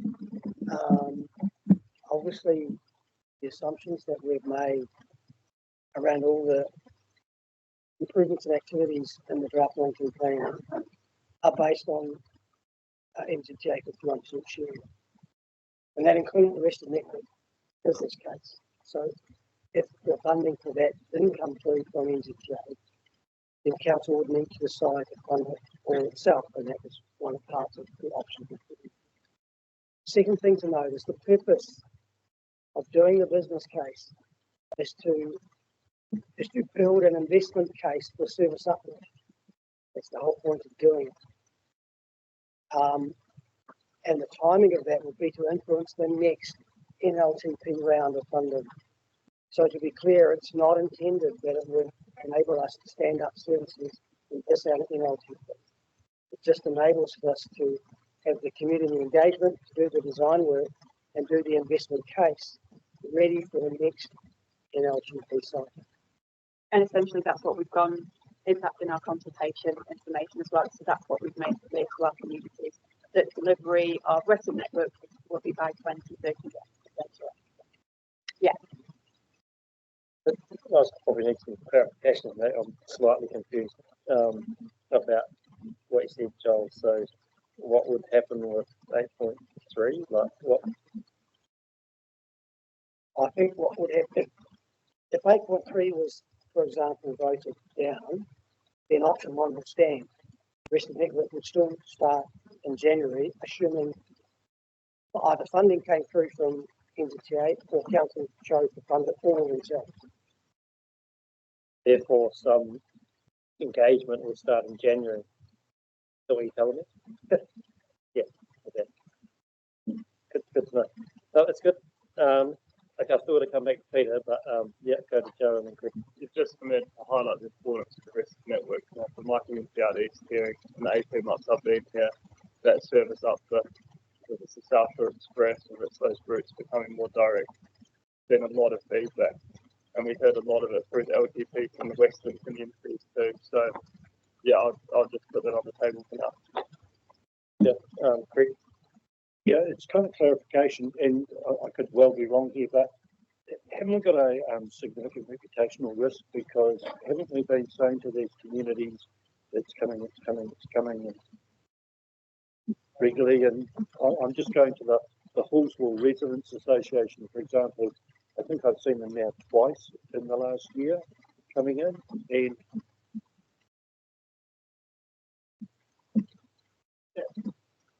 staff, you're asking us, Greg, and that'll be part of the debate. That'll be part of the debate. I reckon.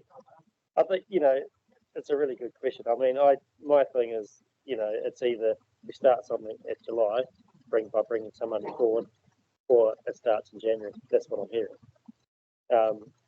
So reputational risk is 6 months, another 6 months delay, potentially, or not. So, but that's a decision we can make when we get to that. Yeah.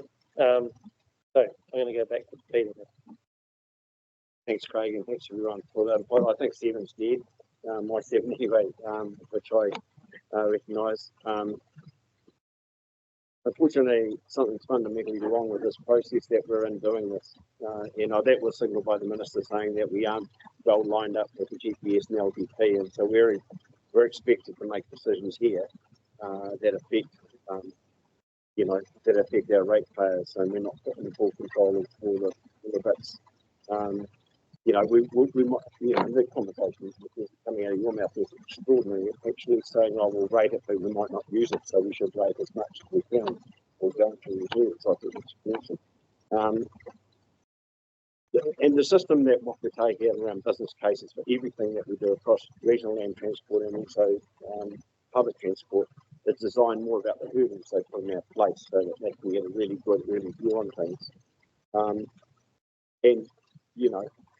A minister said when I was in Wellington, actually, that we had a poor relation to public transport in Christchurch. I see that continuing, and actually we might even be moving into a worse neighbourhood. I just hope that doesn't happen. I'm a big supporter of PT, but I think I just need to make that point. Thank you. So I think we've had a pretty good go at this, and I think when we get to this, when we go through the second round, I think we'll just, if there's movers and seconders for 8.1s and 8.2s, we take them. I'm not hearing any other amendments at this stage, other than Peter's one. Is that correct? All good? Great. So I think we're done with that section. Thank you very much. Pretty good discussion, and look forward to that one when we get to it. Thank you. Okay, we're going to go to the next part, which is fees and charges schedule. In your agenda, there's page 415. There's sort of where some stuff about that is. Is everyone good? They want a little couple of minute break, or are you happy? Yeah, you can stand up. Have it. So 2 minutes, 2:55. I'm feeling the need to stand up. Okay, I think we'll try and make a start again. So we're going to hit the fees and charges stuff now. Got Giles, Brian, and Aurora and KT at the table. So I'll hand over to you guys in a second, and then we'll keep going. And just so everyone's aware, just in terms of the time and all that, that my thinking at the moment is that hopefully we can get through this first round stuff of all of the resolutions, and then we would stop at 5, and then have a good night, sleep and stuff, and eat and things, and then try and come back tomorrow and then hit the decisions and debate. That's what I'm thinking. Does that sound good to everyone? Okay, thanks. Over to you guys. So section recommendations 9 of the deliberation paper is around the fees and charges schedule. The recommendation is to approve the fees and charges schedule as provided, and then there's either to introduce the hybrid fixed charge approach that we talked to council about last week following briefings, which Aurora outlined for a fixed fee charge for very simple consent following the direct decision language. That would allow us to deliver significant benefits for simple consent holders, improve customer experience, begin that process of internal efficiencies and learn from that over time, and for all others to retain the initial deposit and time and materials, and then to come back during the annual planning process with further amendments or changes to build on that experience over time. Or the alternative is to remove the fixed fee approach set out in the consultation document and to retain the current methodology with the schedules that are set out in the consultation document with a view to revisiting that during the planning process. Yeah, it's pretty clear. I think we've had a good discussion about this, but got any people that want to start off on this one? Yeah, I'll go on and then Grant. Thank you, Mr. Chairman, and thank you for this paper. I'm certainly keen to look at the hybrid model, give it a test drive, see what happens, and if it works for us, it works. If it doesn't, we're tweaking. My only question is, we had that conversation about removing fees and charges from the planning process and stepping them outside. And I know there is a comment there. Just any further comments on that process or what we might do? It's still our preferred intention that the fees and charges policy steps outside the planning process. That way we can start looking at that as part of this learning and trial period, so, and change it as required, ready for the next annual plan. Otherwise, it tends to get locked into our PP process. So just again, so what might we need to do as a council to achieve that for, as you say, the next annual plan? Well, what we'll do following this, assuming the hybrid method is approved, we will actually do a full review of all those fees again to see which one is the most appropriate, potentially as a fixed fee, and then bring those back to the council to review them. Yeah, I guess my question was more on, at the moment, they sit within their planning documents. So what would we as a council need to do to remove them from the planning documents and have them set aside? What would be their cases? So the council just needs to resolve that the fixed the fees and charges policy will no longer be included in the LTP, but it will be the fees and charges schedule that will get that. Okay, Grant, and then Ethan, yeah. I'm wondering, I'm proposing an amendment to this. If you could bring that up. Yeah, I just found the A to be very confusing. Trying to pick it apart a little bit. So I've just proposed that we divide it up a bit. But at the same time, just what you're saying in, Brian, about reviewing the fees and charges, I really didn't think. I think we should exclude the bit that says gives an exceeding, not exceeding figure of 3,500 for small stuff. You know, how is that? It's getting pretty vague, and you know, why isn't it 2,500 or 1,500? I just thought that just removing that. So what I was suggesting was pretty much keep the wording the same, remove that piece, and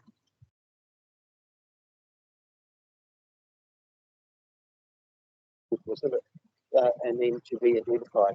So that's, yeah, it just removes the something that's not needed.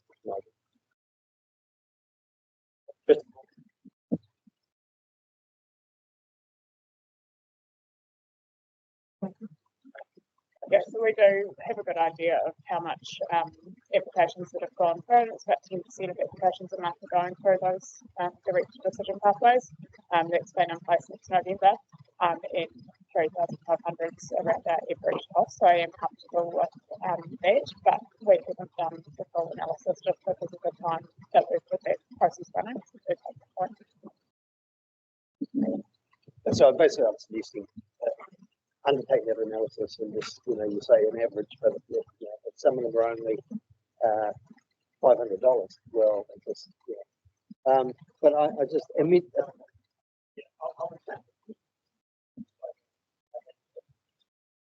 Okay, so yeah, could have been clearer there. They are all around between that 3,200, 3,800 space. So we've essentially put a stake in the middle of it. We wouldn't process something for $500 through this process. Where do those ones sit? I suppose is the question. Where do the ones that are around that or lower than this, where do they sit? Those are actually already captured in our fees and charges and fixed fees that we already have. So that's our core applications, which is $500. We don't get anything else that is that price for places.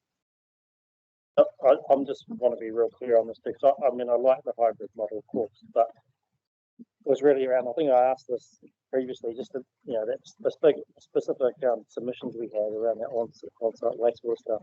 So if we go with B, A, where does that leave that? So that fees and charges schedule that's currently in there, are we saying that comes out? We replace it with something or not? Because that's what I'm really confused about.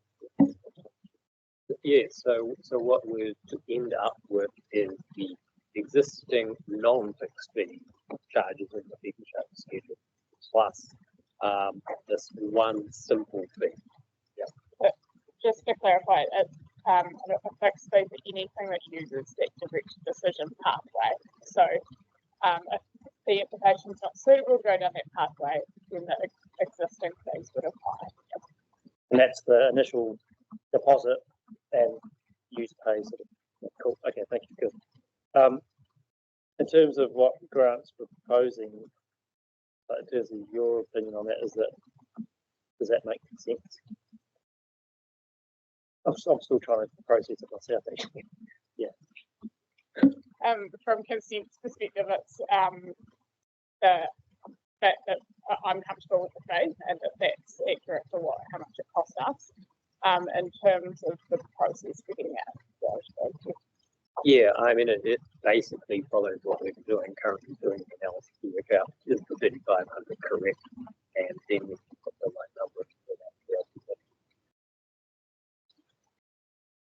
that. Any other thoughts on this? Just to follow up, and if we do go to review, then we're in effect saying to our community, simple process, follow, tick the boxes, $3.5 grand, that's where we sit today, and we are now going to review our whole process. If we shift it outside the planning framework into a schedule, we can then make adjustments as we need and require in time.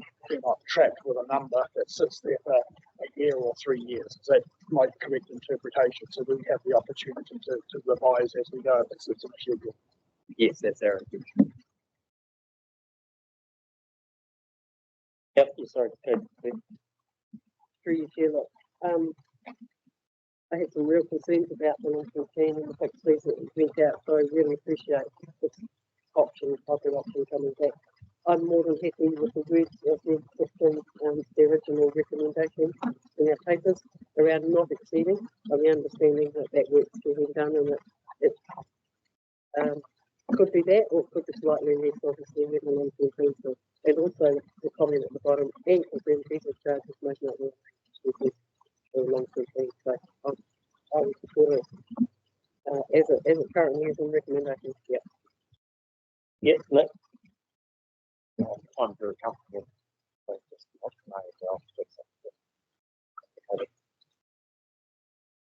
Any other? Yeah, Ian?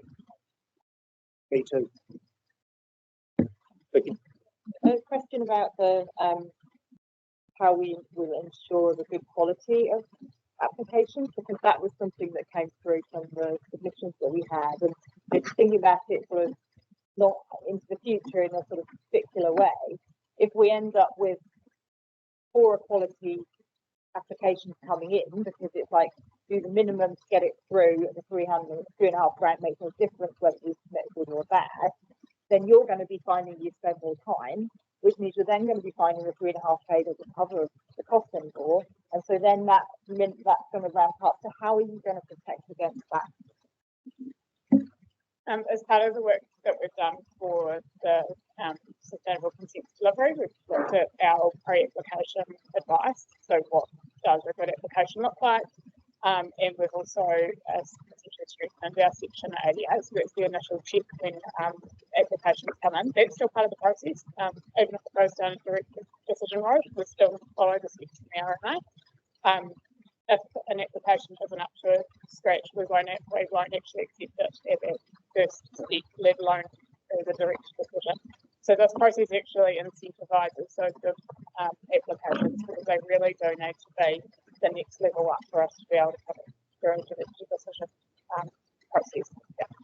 No, I'll jump in and say that I think those submissions that we had was more about all those other fixed fees that were listed, and that was potentially going to, incentivise not great things. So we're removing that if we go with option A. But my understanding of that direct pathway would be that you'd need to have a pretty good application to even be able to go through that direct pathway, because if you don't, you're not going to get there. So I think that's another reason why the hybrid option is quite a good one, because it's incentivising that direct pathway. So, i.e., like a consent turnaround for a better application. So I think it is a really smart idea. But you've got no questions for me. I was just wondering if somebody turned down because it doesn't meet that and they're trying to go through that route, do they'll still have a second chance to come back round, or you can't get really because if you don't make it the first time, you're not coming back. It should be a really bigger incentive. Any other thoughts? Yeah, I'll go back to you, Grant, then. Yep. Yeah, part of my reason for, I hear what people are saying, that's okay, but it's one big sentence at the moment, and it's got, to my mind, it had two parts to it, and so I'm still keen to, I can revise number one there, but it's like halfway through it, you think, oh, where's the full stop? And it's at the end. So I'm just thinking it's easier because there is two parts to it, and just separate them out like that. But use the wording that's there. Just if you scroll up a little bit, you'll see the other proposed amendment, that one there. So it's just putting a note in there that council will review the fees and charges schedule annually and update these where required during the applicable annual plan. So that's just an additional one which corresponds to the consultation document. And I just think it's good having it in there. I think what we could do, Grant, is these are good ideas, and maybe staff go away, especially if we're coming back tomorrow to do it. And you could consider, because I think Grant's point about the A, it is quite a chunky sentence, so it might be good to just make it a bit easier to follow.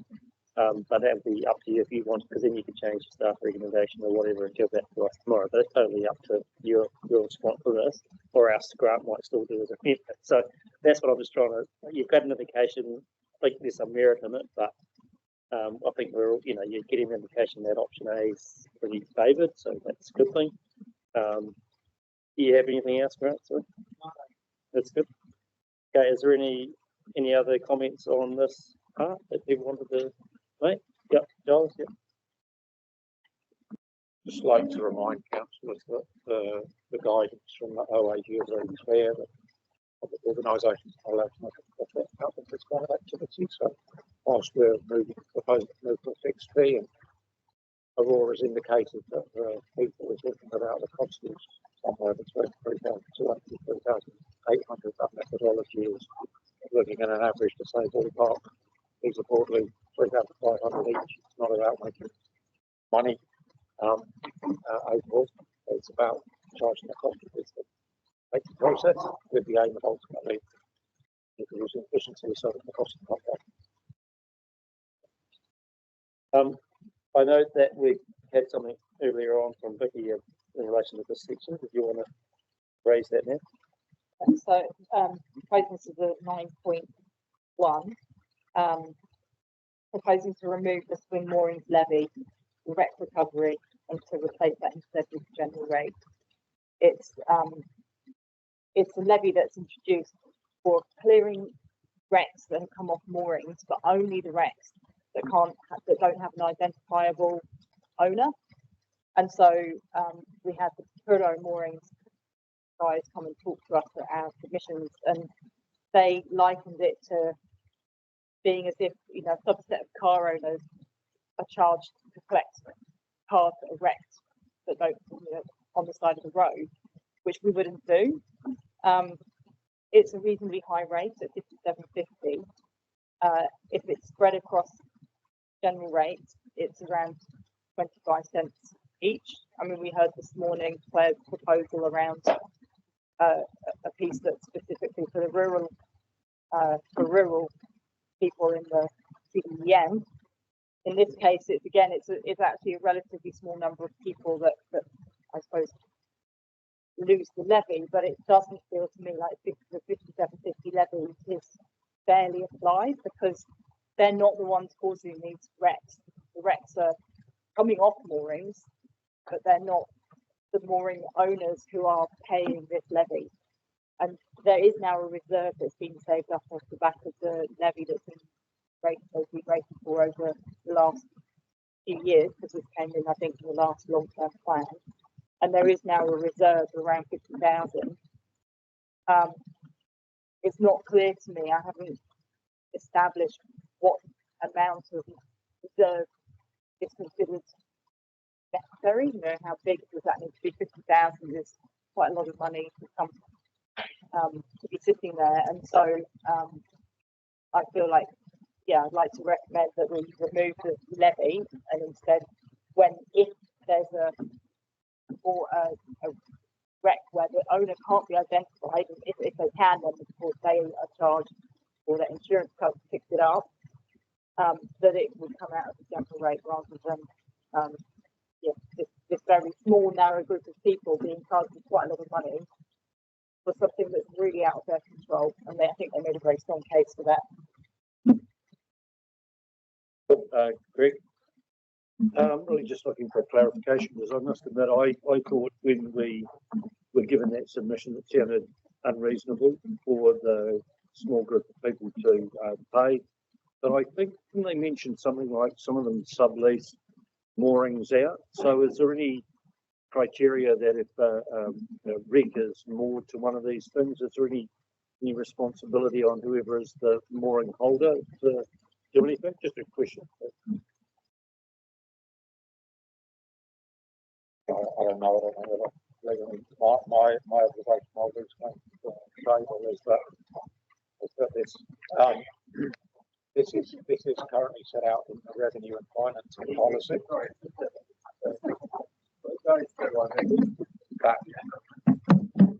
I guess what I'm trying to ask is, if you're making some money out of a mooring, do you have any obligation to make sure, and I'm presuming not all the wrecks are on mooring sites, but do you have any obligation in the rules that you have around the mooring to, if you have a wreck there, that you should shoe them on, or whatever you have to do? Yes, under bylaw, you're required to keep the mooring in the boat in good condition. And if you sublease it, you're required to make sure that that person does that as well. The benefit to the mooring owners from having wrecks removed is that all their boats don't get wrecked. So it's actually for their own safety and for protection of their own vessels, so they do benefit. I don't think there's any debate around the benefit of removing vessels, and they are removed, and in most cases I understand they would get charged to someone that puts the boat next to the person, and they would be charged. This really is those abandoned boats that are not registered or don't have an identifiable owner. And it's not, I don't think, I mean, it's not heaps of boats getting wrecked anyway, and those that do often will have an owner associated with it to collect that cost. And in fact, usually we would expect them to actually sort that out for themselves anyway. We only step in if there isn't something, you know, if the person who's voted doesn't take responsibility then and then. But I mean, there's really a benefit to everybody clearing wrecks out of the sea, just like we have a benefit to everybody clearing burnt out cars in the riverbeds. Those situations where there's not an identifiable owner, they don't get charged just small subsets of people. They are charged with, you know, it's covered by society. And I feel like in this particular case, I just don't see the rationale when we have so many other things where I feel we could identify a benefit and yet everyone pays. And but this is like one specific place where the amount of levy relative to the responsibility that those owners that we can charge the levy to just seems out of filter to me. It just doesn't feel, it just feels wrong, it doesn't feel fair. Ian, and then Vicky, you haven't reflected on Greg's observation that the moorings are all owned by somebody, and the responsibility for the mooring owner be responsible for what hangs on its mooring. And mooring, moorings are actually quite valuable. If it hangs up in it, cost $7,000 a year running. So there isn't a real responsibility for mooring over, and one can't take that responsibility away. The mooring owners do have responsibility for their own boats, and those that are wrecked, that have an owner identified, who clear them up. That's when I don't think that in the widow is back in the 30s. I think it's a bit we were told for that. It might depend on where you are. But it just feels like we have plenty of other examples where we do general rates and there's benefits, but we don't. But I think we often seem to jump between who benefits and who pays quite randomly.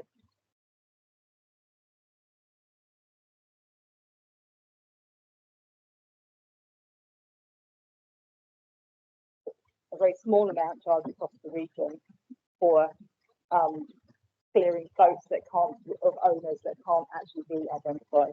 But the point is, it's not the owner of the boat; it's the owner of the mooring that is going to take responsibility. Should be taking responsibility, and we know who all the owners of the moorings are.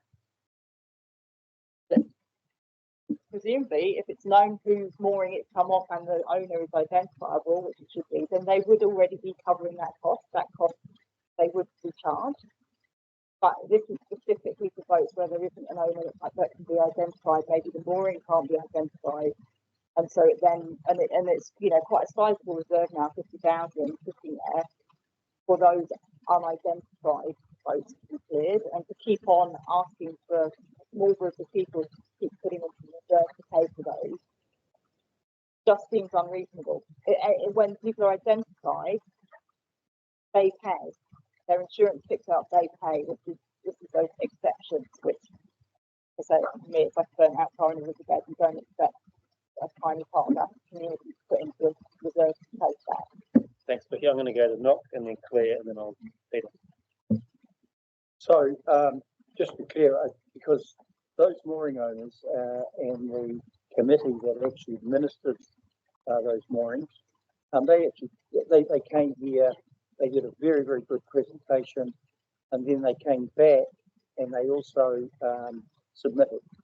And one of the issues that they have is that when the mooring is vacant, so their boats actually leave the mooring, say in the winter, and then suddenly they find that there are some boats actually that they don't even know who they are. They moor their boat to that mooring, and that was that's. And they get charged, still get charged for it. The thing is that I support this. I think we should support this because it's unfair. And they really did, when they engaged with us, made that quite clear and gave us examples. Ian, where you're coming from is that, and where Councillor Burns is coming from too, it's just the worry that that it's not being administered properly, or it is actually. And there's only sort of it's the largest, one of the largest sort of mooring areas in the whole country. For sure in the harbour. Yeah. Fair. Thanks very much. As I look at the amendments there, the same rules around the fact that we can't actually change anything around the section because of the revenue and financing policy applies. But I would like to make a suggestion that will perhaps give us some way to go, in that perhaps we could put in, somebody might like to put an amendment up that we zero rate them this year, and then as we go through and re-look at the revenue and financing, hopefully we put it in the plan next year, then that could be adjusted. And I might just add, and I'm not sure, Vicky, whether it was your question here or the previous term, but we do use some UAGC for some navigation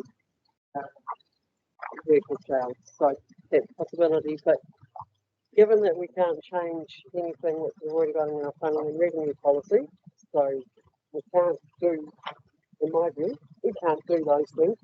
But if somebody wanted to put an amendment up, given the reserves, that would be a way of dealing with it in year one of the stuff might have comments.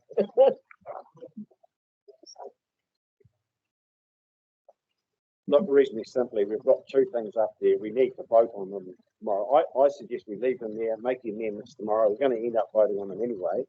They're pretty clear.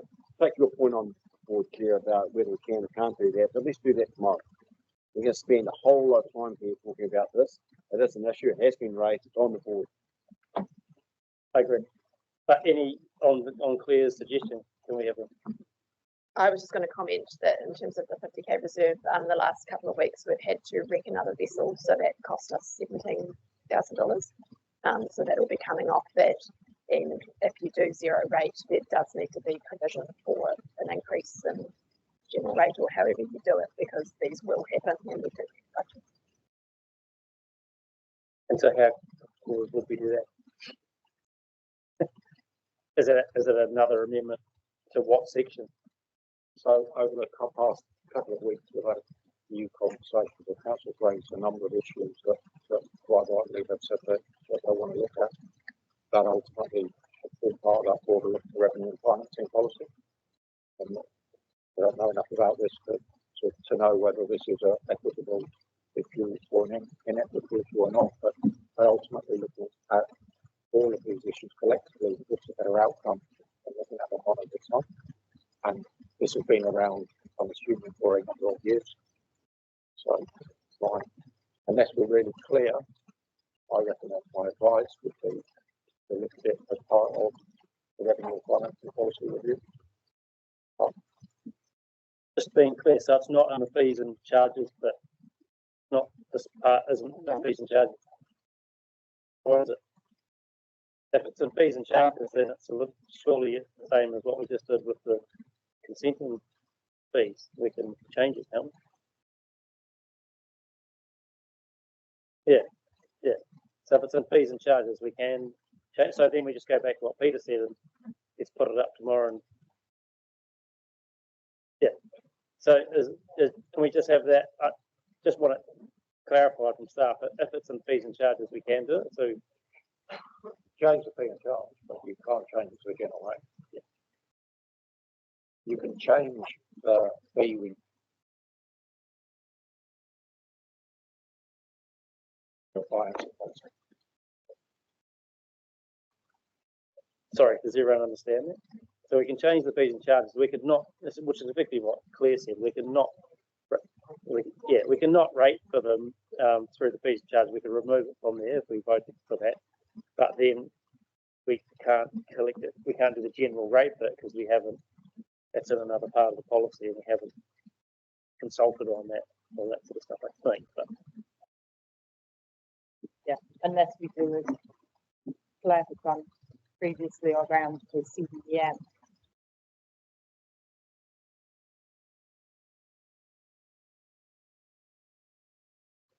But quite a lot about hard work. I'd suggest is if we can get some clarification around that, if we are allowed to rate for it somehow, let us know that tomorrow, because that sort of clear second point is zero rate them, but then raise it from somewhere else. Let's see if we can do that, because it seems similar to the other one. But yeah, Ian, have you got just a quick look? If we can rate for it, and if Vicky was prepared to consider it as a uniform and general charge rather than a general rate taken on CV, then I could probably support. Should we move on from there? Yeah. Good. Thank you. So we're going to go to the UHEC, but there you go. Segue into that one. Over to you guys again. You're still up. Well, so the recommendation that was, consultation document included two options. One was to move to UAGC and UAC 8% of total rates, which was the third option, or to move to 12% of the total rate. Who wants to start? Vicky, you want to start on it? I had another proposal, which was to link the UAGC to the general rate take, not the total rate take. And my rationale for that is that the proportion of general to targeted rate shifts substantially through the 10-year period. And so the targeted rate component is going up, particularly driven by public transport. And that makes a real difference in terms of the targeted rates at the start of this long-term plan are 39% of our total rates. And by the end of the long-term plan in 2034 are 46%. And what that does, it means that if we go with an 8% of the total rates, by the time we get through to the far end of 2023-24, it's the equivalent. So the equivalent of the total rate, percentage of 8%, is 13.2% of general rate. 8% is the equivalent of total rate, equivalent to 13.2 general rate. By the time you get to the end of the long-term plan, 8% of the total rate is now the equivalent of 14.7% of the general rate, because of the shift in the proportions of those two parts.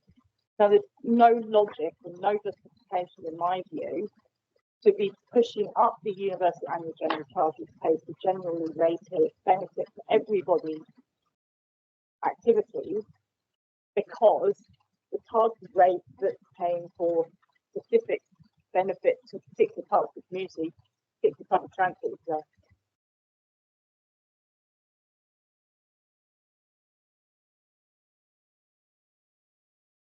being charged more proportionally of the general rate because of the way the balance works. And that is, it's just, to me, that's not just illogical, but it's immoral. Like, it's not transparent. And it is all going on to the same group too. So when we charge the UAGC, it's the lower value properties that are proportionally paying more, like they're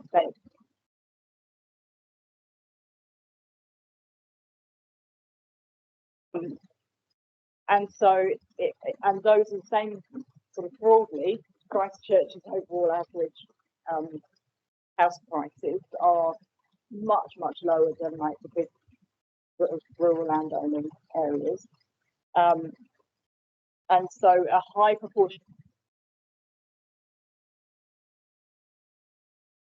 of towns across the region, and so yeah, it just doesn't stack up for me. It's a convenience that councillor Sweets brought to us, tying the total rates to a percentage. Now it might work somewhere like City Council, where a lot of that UAGC has been spent on stuff that's genuinely accessible by everybody, like the public,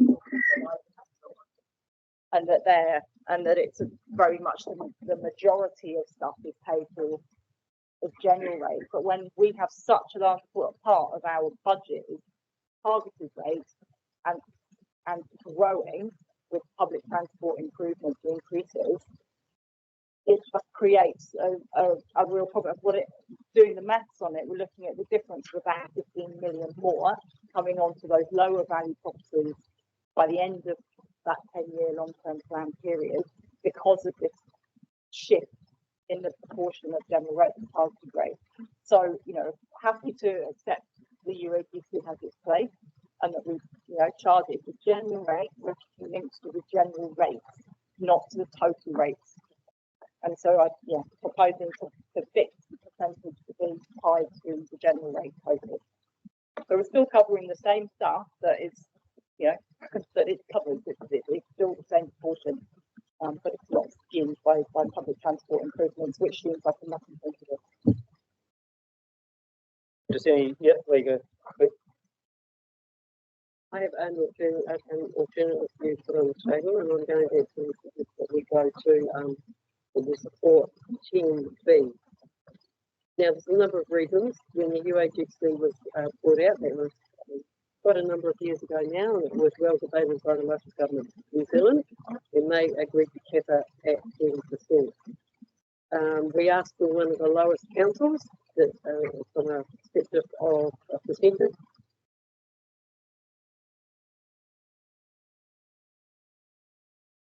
there are very few councils that don't use UAGC in some form or other.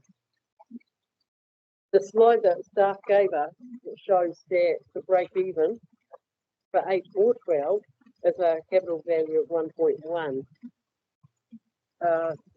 Infometrics data from March 2024 for Christchurch is the average house in Christchurch is 761,000. Now there will be a range, that's not the median, that's the average price, and I know it's a sale price, but it would probably relate quite closely to capital value. So there's quite a headroom between 761 and 1.1. So as I see it, thinking about all our urban areas, Langline, Highpoint, Holston, Christchurch, Timaru, most of those residential people are going to be no worse off under a 12% UAT option. What it does do is focuses on our rural land where the CV is higher, and they are actually already paying more rates per individual and the CV, and they actually get hit really by this. So I think there's, and it's only a small group of people, but for saying that lower income people or lower value houses are actually going to benefit or are unfairly targeted, I think that argument doesn't hold a hell of a lot of water for me. So I would be definitely supporting increasing it to UAGC of 12% of total rates. I think it needs to be total rates because it's still around a lot of UAGC. The other question I would ask is,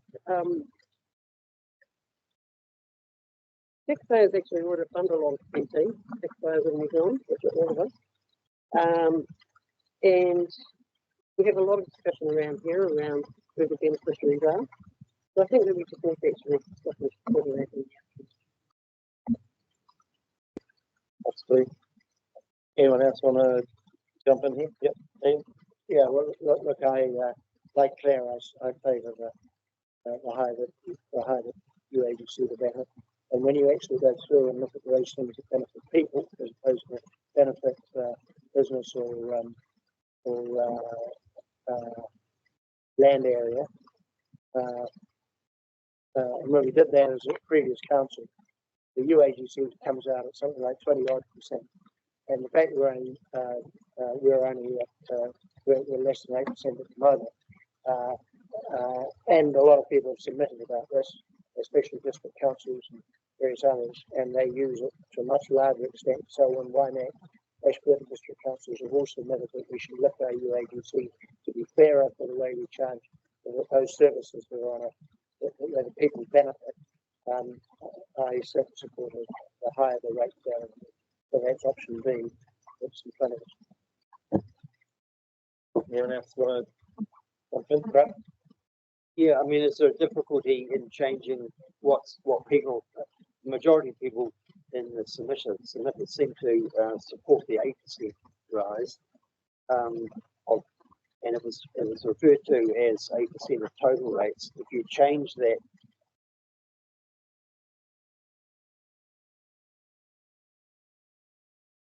how can we actually do that? Question, I don't know.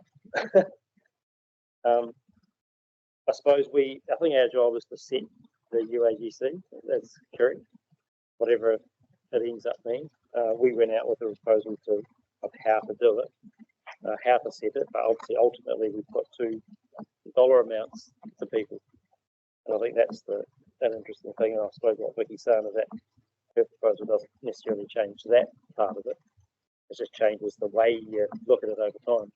Be interested in staff's feedback on the 13% of general rate versus 8% of total rate discussion. But I'm almost thinking that the way I can see this going when we go through the debate is that obviously 1A or B will be moved, right? It either passes or it fails. Or someone can put an amendment up like you can, Vicky, and that can be put forward, and then that would deal with that amendment, and that passes or fails, and then you go back to substantive. So I don't know if we need to debate it now. I think that that's pretty clear. But any feedback on Vicky's suggestion or idea would be welcome from staff, but only if you can. Yep, and I'll go to others in a second. Any staff feedback on the sort of relativity between general, looking at it as a total general rate versus total rate? Maybe explain why you picked the total rate when you brought it to us in the first place. Yes, we accepted that because it sounded good, but just now we've got that information. What's the rationale on the total rate? I think the rationale was that was proposed by council at the time in the discussion. I understand that it's been put. I suppose from our perspective, it's about making that considered right. I think in the context of what we went out consultation on, just not to reflect overnight. I don't believe it was ever reflect on that. This was the whole position that we didn't accept either recommendation. Go back to the proposal now, actually consult on something for the next annual plan. Again, reflection overnight. When we get to this tomorrow, you can, whatever you're reflected on, you can say it at the time, and that'll help us to have decision making. Yeah, good. I'll echo to Nick and then Greg. Yeah. So we're currently paying $54 about 8%, space up $58, which there's 8%, and we are looking at a 24% rate increase. So that's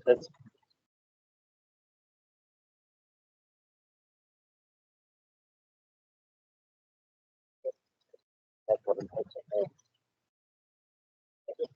Good for the debate, Nick. So I think let's have that tomorrow. Yeah, okay with that. Greg, and then Joe. Issues that I'm raising with the Office of the Auditor General, whether or not there's any perception of a pecuniary benefit for people around this particular rated element. Heads up. Thanks. Cool. Joe? To discuss what Vicky and Grant said, and in the event that Vicky's amendments fail, I'll be supporting 8% for the following reason. Firstly, as discussed, it's an increase from the last LTP.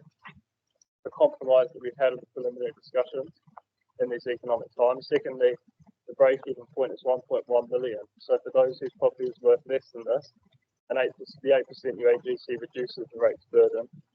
And this is equity, particularly for those in our urban areas and also for renters that we do not discuss enough in this building, but who carry the rates burden just as homeowners do.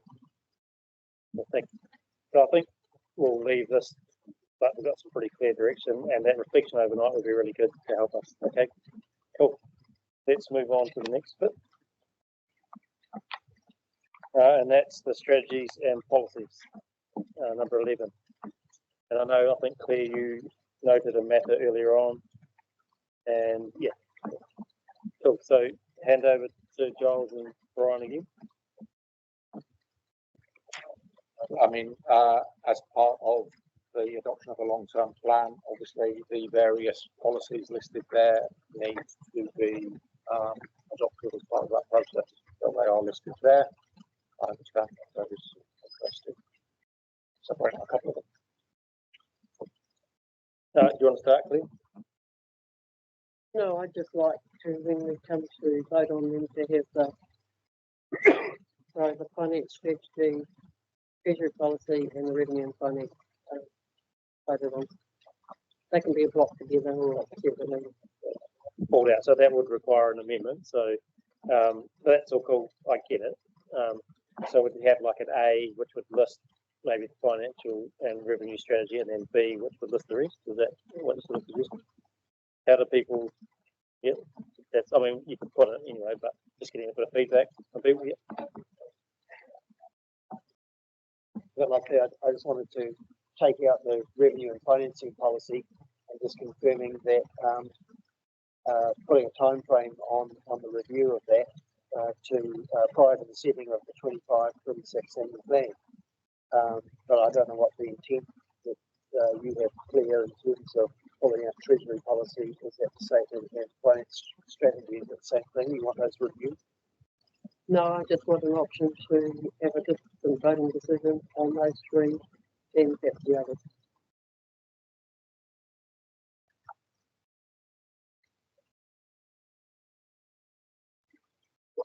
John, yeah, can I just make one comment? I've already reached out to colleagues around the regional sector network and 3 or 4 that have in the last 12, 24 months reviewed their revenue and finance policy. Some of them have indicated that it has taken longer than the 6 to 8 months that might be required for the end of plan process. So if we could word any amendments to recognise that endeavour, or I'd rather do the job well and do the job quickly. It'd be like initiate the review. Yeah. It's more about completing it in a way that meets the needs of council rather than trying to meet a deadline. We'll certainly endeavour to get ready for 25 minutes. I'll put that in a weird endeavour. Ian.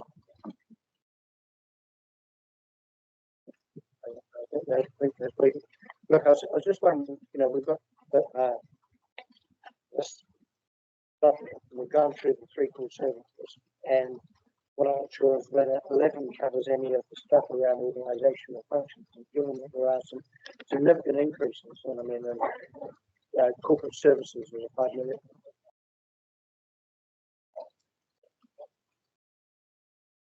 I would suggest doing that in 12. So any other budget adjustments, we could do it in there. Is that, are you happy with that? Cool. I think that works. So we'll get to that. So just on 11, is there any other comments? I mean, my only question would be if those 3 policies didn't pass, where does that leave us? That's what I would just be interested in asking the question. What's the implication if we pull those 3 out and they fail, for example?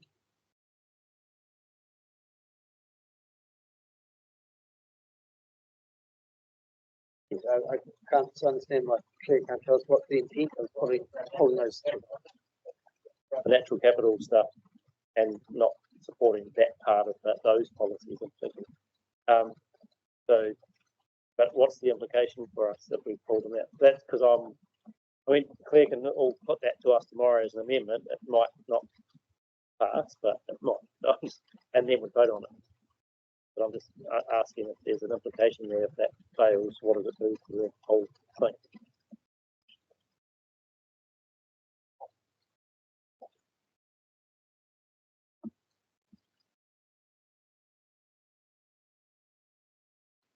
Most of those financial policies are requirements by the Government Act already published on LTP. So if you don't pass the document, there'll be no LTP.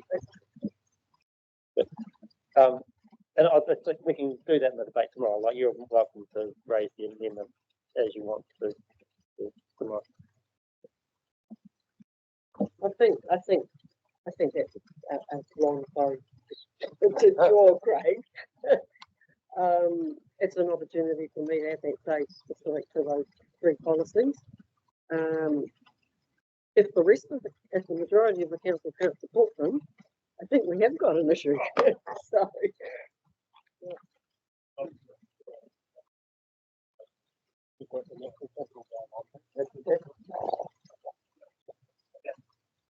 Have we done that bit? Yeah. We'll go to 12. Cool. Okay. So we're on to 12 other budget adjustments. Giles and Brian, you're up again for a little bit. So on page 420 or 421, there are a list of other budget adjustments that staff are recommending to partly help manage the rates increase. Those result in a net impact, which is included in the recommendation.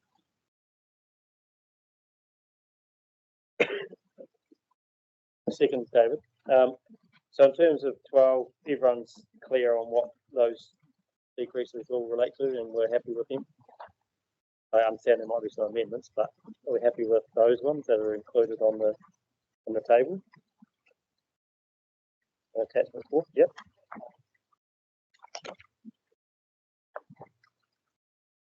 Yep, very good, Grant.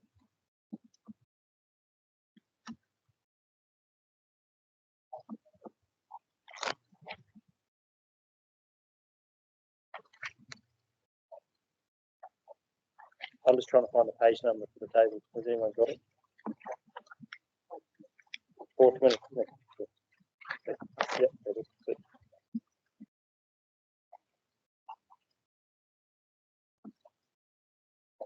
Cool. All good. I mean, we can debate this tomorrow anyway. People, yep. The amendment I emailed earlier relates to that table. Sorry.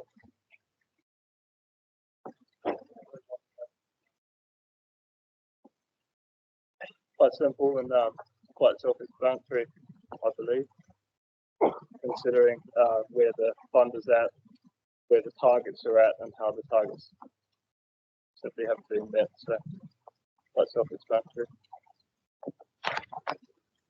All good. I mean, maybe we just put that tomorrow down. We just do it. Yeah, all good. Yeah. Ian?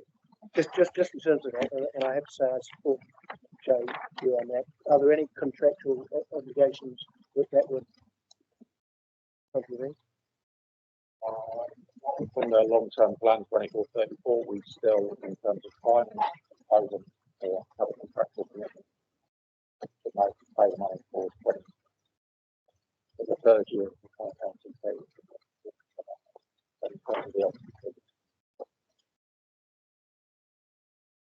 All good. So I'll go. Yeah, I'll get on with that. Just it's a question, given, and I concur with Joe and Matt. I just have a question. Does or has Joe's statements in the media conflicted them in the statement of this conversation? Yeah, I'm agreeing with where you want to go. I'm just concerned of having made those statements. Does that conflict you and that you have predetermined? It's a question that for your safety rather than anyone else's. Can address this. It was a misquote. What I said to the journalist was the council should consider reducing funding because they haven't met fundraising targets. I did not use the word slash, and I did not say the council should do anything. I said that we should consider something. Ultimately, that's for you to decide tomorrow anyway, Jackson. All good. Well, rest. Yep. No, all good. Okay. Any other points on that? Should we go to you, David? There you go. Thanks. I've been sitting here today, probably really frustrated with the direction they've taken, and we did get given that document earlier in the day, and we've followed through with environment implications, community preparedness, and public transport as three core services. But the paper has, other than reflecting on a reduction in digital investment, made no reference at all to enabling functions. As I said earlier, I took the opportunity to expand upon that document and look at the percentage rise in each of the categories as they were laid out, and tentatively looked at some areas where I thought we could make some savings. I don't see that I probably have the support for most of what I wanted to do, but I am quite hot looking at the enabling functions that it seems to have been to a degree glossed over when we are having a 33% increase in corporate services and OPEC, 63% increase in communication and engagement, and a 22% increase in strategy and planning. And overall, the budget has on the 2023-24 comparing with the next one, it's a $9 million or more, sorry, $15 million increase from the year before, but we seem to have little regard to looking at this particular budget, and I think that we need to ask for a fairly detailed explanation of the four subjects that make up enabling functions, and see what are we lining ourselves up for with some fairly hefty and significant rises in those budgets. I would particularly like to see the corporate services and OCEC analysed. We've taken $1 million out of digital, but it's still proposing a 12 million, 33%, $11.88 million rise, 33% increase in the budget. And to me, overall, this whole section is not that concerned. I put through a couple of amendments. One that we give a detailed sort of explanation of the various rises, and I'm suggesting that almost $17 million rise in the budget be limited to $9 million. So we need to find some cuts in that area, and that would then relate a little more. I think we're proposing to come down to around 19% of the stuff we're talking about today, which would probably bring it down another 4 or 5%. So I'm just disappointed that this particular area hasn't had the scrutiny that the other areas. So I say, David, so I think this first one there, I don't really think that's an amendment, but I think that's a question. And I think you can put that now and we'll have the discussion about it. So happy for that to happen. So in terms of some detail through those cost rises, let's do that now. But the second one, yeah, that's an amendment, so we can discuss it as well. So I'll open that up now. Peter, you had your hand up. You want to pick it? Yeah, just simply, what's the opportunity here? I mean, that's valid. It's valid. I think looking at this, and I know that some of the embedded overhead sit in this area here, and you know, is there an opportunity? I mean, that's my question. Not we should do it. Is there an opportunity to do something? And we'll come back to you in a minute, Joel, for sure. Yeah, Tim. Yeah, I'm anxious into the more, which is foreshadowing maybe a different way to approach the same thing that you're trying to achieve there, David. It's worded in a different way and I'll say with a foreshadowed motion, that's the procedure that I have to have. And all I'm saying is that there's an opportunity to have a debate about actually constraining the rates increase to a certain percentage, and then everything else will just have to fall out of that. It's something that I wanted to put on the table, and that would be the because I'm concerned that after my numbers that I've just been doing today, we're back up to around 26%. And so if we go with this one, depending on what happens with David's one and this one, I'm just proposing that we put it as a cap to say this is stake in the ground. Work around that, whatever way you want to skin the cap, work around it. That's the number that I put up there. It's different, but that's right. As you said, it's a foreshadow motion. If David's gets possible. Sorry.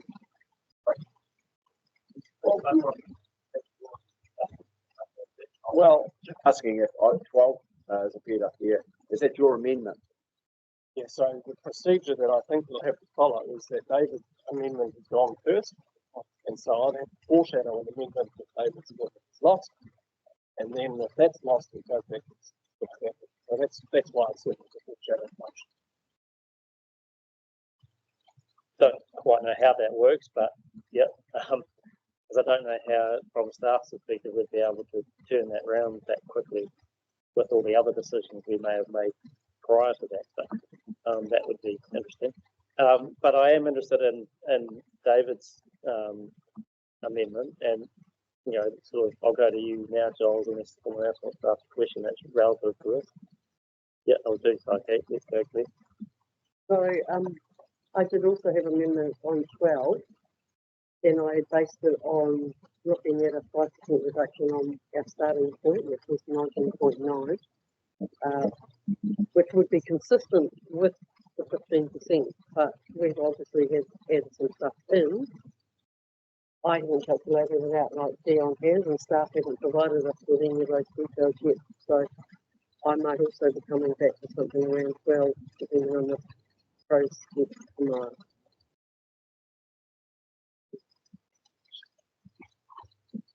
Yeah, you got a question, Joe? Oh, sorry, I've got a Vicky. Vicky, you want to get it? Yeah, just we have to meet the measures and service measures and targets and so on that we're setting through here. So, like, I get the councillors might want to chop. Like, I'd love to, you know, get a Ferrari for the cost of a Mondeo or something, or you know, not that we're doing Ferrari, but you know what I mean. It's like, you know, we're setting what our service levels are, to then say, oh, let's just try and chop a whole chunk and still deliver on that. That's wishful thinking, surely. I mean, you know, we have to be responsible in terms of actually being able to meet our service measures, which we've consulted on. And we heard from the community that they were comfortable with the three options that, you know, we put out broadly, those were supported. And so to then just like wing in at the 11th hour and say, actually, we're not happy with this, and go back to the old school of, I thought we got over the whole notion of average rates. We've had this conversation every single year I've been here, that, you know, we look at what the service is that we want to deliver, and it's made up a lot of our, back to my targeted rate conversation, targeted rates are a big part of our budget, and they deliver different things in different parts of the community. To put it all together and have some nominal average, it just makes absolutely no sense. And I honestly don't really know why we bother having the conversations about the level of service we deliver in different parts when we're going to throw it all together and so we'll just pick an average out of the sky that sounds about right to us. Like, I don't understand that. We do a logical process and then we throw in illogical. Yes, albeit I'm all for if there's, you know, efficiencies and savings we can make, but we've had staff have done that. They've cut percentages off over the last few weeks, come back to us with they can take out. So yeah, I'm confused why we're back here again. Thanks. Thank you, Mr. Chairman. I have some sympathy for both the potential notices that sit up there. When I look at the summary of impacts that we have on page 220, we're looking at applying a vacancy factor of 5%. Can we be more aggressive and look at a 10% or really challenge the organisation? I've sat and really toyed with where we sit with this plan. I believe in public transport, so I'm not cutting public transport. I absolutely understand our responsibility to our rivers and what we need to do within that space. So, and civil defence, there isn't room to cut. We are a regulator and we need to regulate. The piece that we have not had a real conversation on is, and it's an unfortunate conversation and difficult because staff sit in the room, of what staffing looks like within the building. What do those overheads look like? How can we actually get by with running a really, really good Corolla rather than a Ferrari? Do we need a Ferrari to achieve the outcomes? So my question is there more opportunity to achieve those outcomes without spending more and more, I guess, in the back office and more people and the like? Is there room to pull back? And we're not just coming to this at the last minute. When we went out for consultation, we were quite clear that we were not happy with the 24%, but we said we are going out to consult because that is the agreed position of the council, and we have full expectation that we will receive those submissions coming back. And we have listened to some of them, and there are those that are really keen for more money. There are those that wish to come back.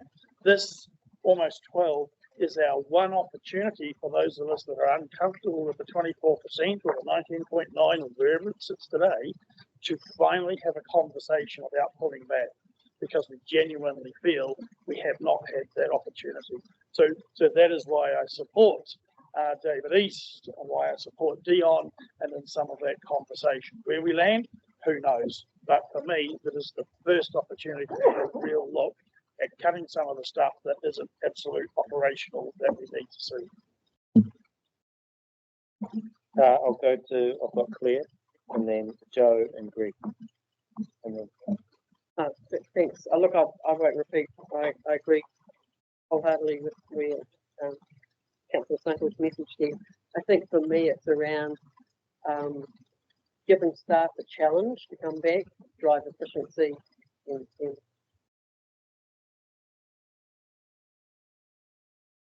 it's been very clear since the draft long-term plan has come out. There has been some adjustments come to us, some potential savings, some knowledge or some learnings from the Ki Hapa methodology that's been put in place during through different parts of the organisation. So it seems to me that there is the opportunity here for potential savings. So I would just like to investigate it. Joe. I'd just like to understand how Councillor Strix has got this 26% figure after today's deliberations, and perhaps you'd like to circulate those numbers to councillors. It'd be great.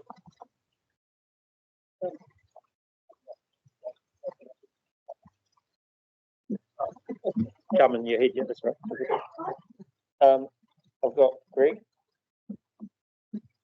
I probably don't have a great deal to add, but I will make a bit of a statement, and that chopping for the sake of chopping is going to stand no one in good stead.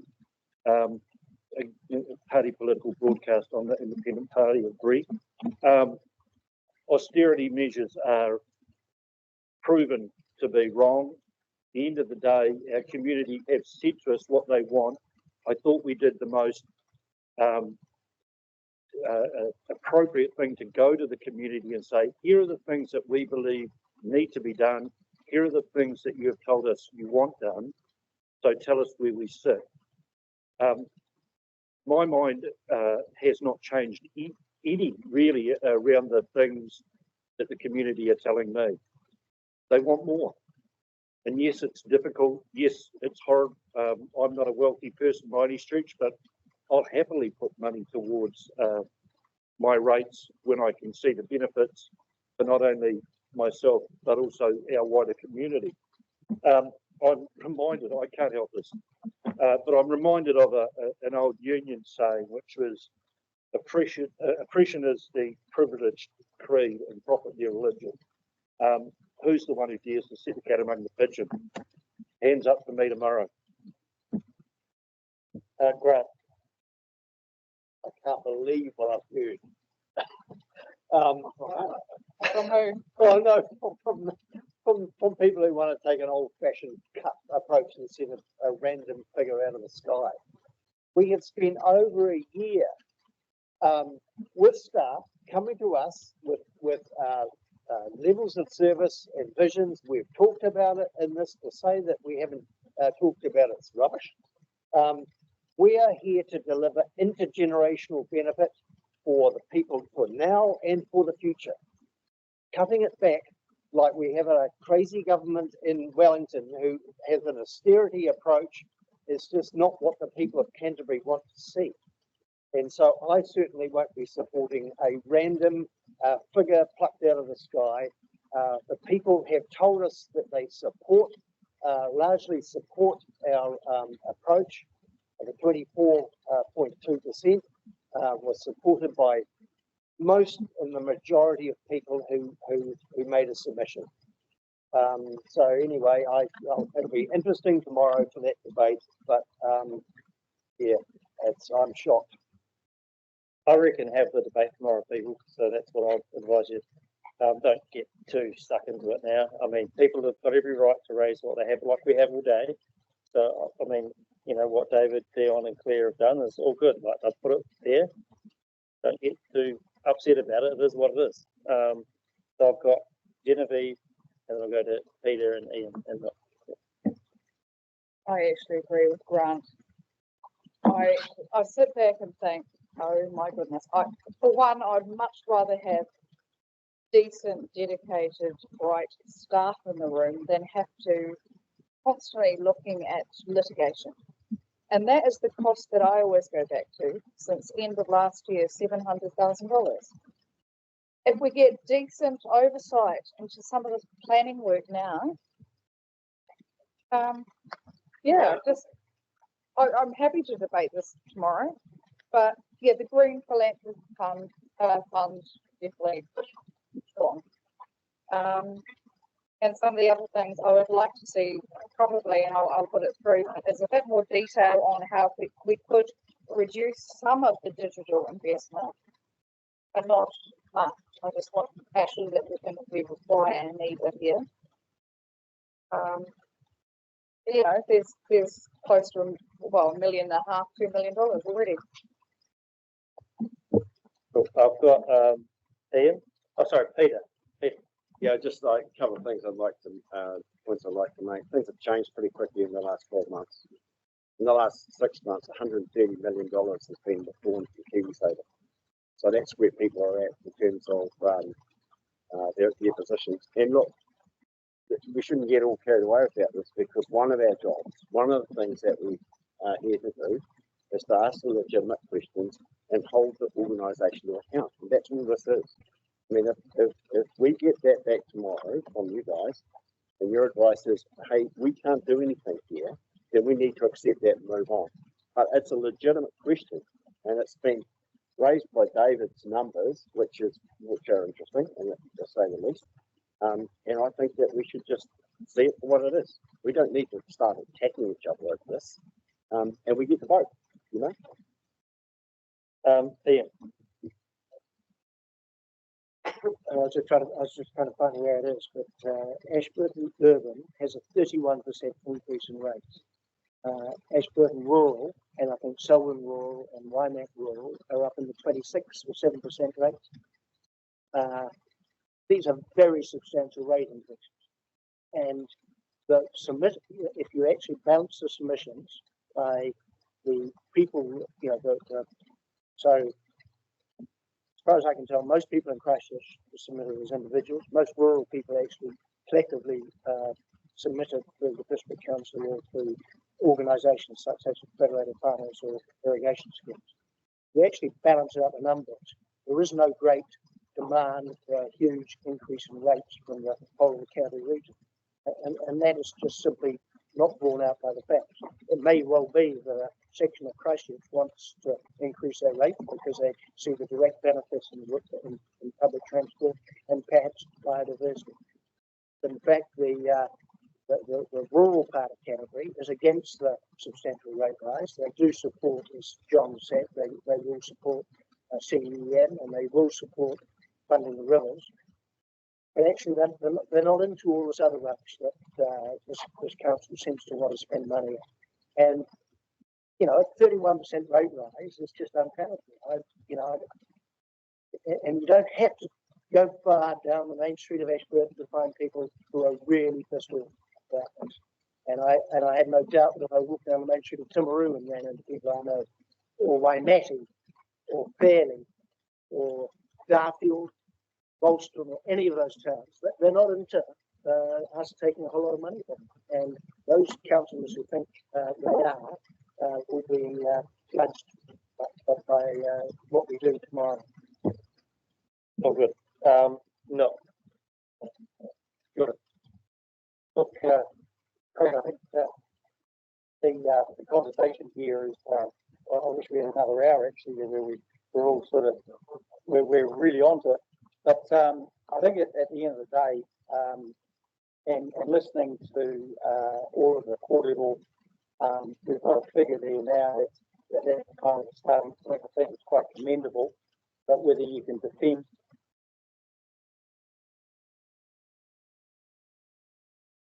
play a big part in this. So even if you are advocating, for that number, you're going to advocate for it. If you're going to die in the ditch on it, let's have a look tomorrow. But then that's where politics come into play as well.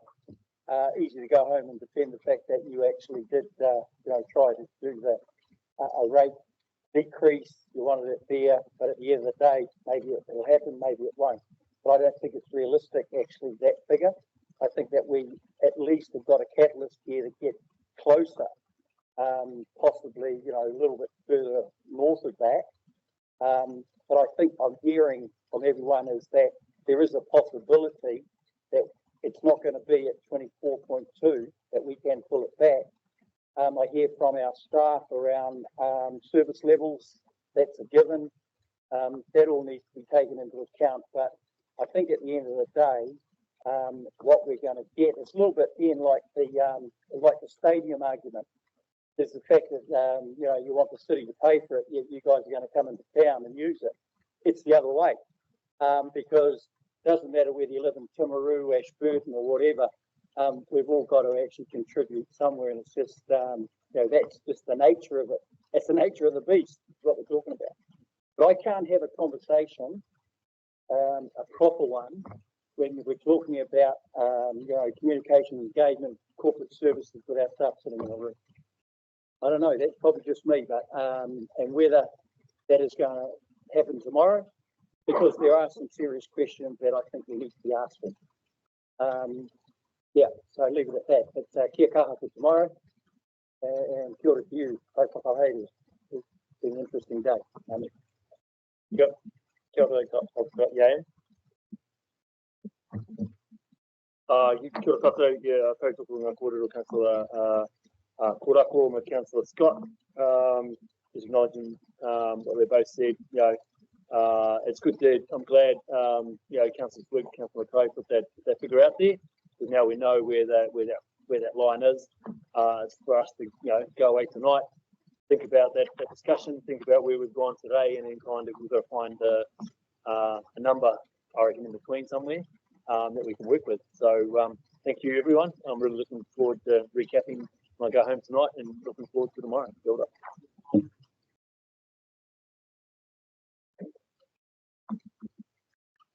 By my reckoning, nearly everyone's spoken to this. I will go back to David at the end, because I do think, in terms of everything I've seen, I think David's question is the most interesting one about, the percentage is really tough, I think, because that's just pretty blanket. But I think David's suggestion around a limit and what can be done, I think that needs a staff response in terms of giving us some advice on that. Can it be limited? By how much? That's the question. If it can't be, that's cool. You tell us what Peter said. You tell us, and if you want to tell us now or introduce it now and tell us tomorrow, that's fine. We will give you more information tomorrow, but I think it's important that councillors have a bit of context as we go away tonight. So over the last 12 months and longer, particularly over the last 12 months, this organisation has been in a process in terms of being clear on where authority sits and where accountability sits.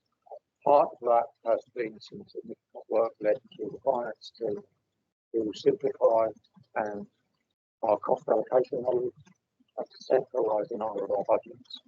That means that a number of costs that would previously have been sat in what you would describe as service budgets are now sitting centrally where they should be held and managed. Most obviously those as digital. So a number of digital costs that were previously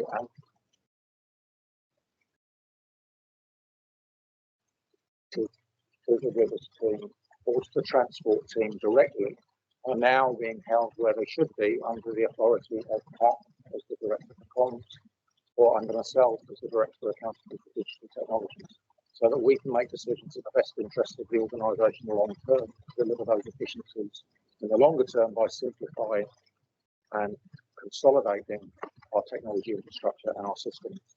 That in effect means that when we look at our corporate costs in isolation, they look bigger than they have previously looked. that is a large chunk of the increase that you see in David's, the spreadsheet that we produced today. We can certainly provide more detail in that, but ultimately that's why those numbers look so large between last year and this year. Because actually we're being far more transparent so that we can have greater control, so that we can deliver greater efficiency and effectiveness of the decisions going forward. Cool, thanks, Bill. You got another one? Or? A request for information, which sort of relates to the point raised about the percentage rate rises with different property values, and tying it back to the UATC conversation. We've got the rating pages for 24-25. Could you provide us with the percentage rate rise if we go to UATC option B, please, for the collection of properties that we have in our example table on page 172 of the North Plan. So that includes both urban and rural areas. And so you've got, for example, Kaikoura urban 540 grand, urban Ashburton at 430,000. Those are those typical median values from what I've found. And it would be really helpful to see what, hearing the concern about percentage rate rises on different parts of our community. Really like to understand the impacts if you're able to do it based on what you're, potentially. Yeah, it'd be nice to be able to do that, particularly around that A and B on the UAGC, because that is shifting things around back and forth quite some way down on the 1.1 balance point. It's not the low value rural properties and urban properties. I would like to see what the percentage rate rise is if we go with UATC option B, because we were putting about percentage figures just now in terms of impact, and it would be good to know what the percentage impact is of that choice we're making around UATC as well. Okay, so we've got the full information. In terms of so that request, is that possible overnight? Cool. And in terms of David's request around more detail around that, the $12 million, is that possible as well? Yep. And then any advice you can give us tomorrow about what could be done there? Yep. Cool. Anything else people want to raise on this? David, you want to have Yeah, I suppose having expanded this spreadsheet and looked at another alternatives raised my focus a bit when I look at, for example, the communication engagement budget going up by 63%. And then I hear a moment ago about some of that budget might have sat in some of that. And so I would have thought the budget would come out of it, or have we been, have we been inefficient in the way that manage it? Because if you've got a budget for communication for 16 rivers, and you're consolidating into 3-4 functions, I would imagine that we would have pulled out of here, reduced that budget, and offset in increase in that communication engagement budget. So, if nothing else, I suppose the highlighting of the percentage increase sort of, to me, highlights, well, why are we going up by 63% in communication and engagement? Why are we going up 33% in corporate services and OECD2? And to me, it sort of highlights the need to sort of further explanation of why these things are happening and can we do something about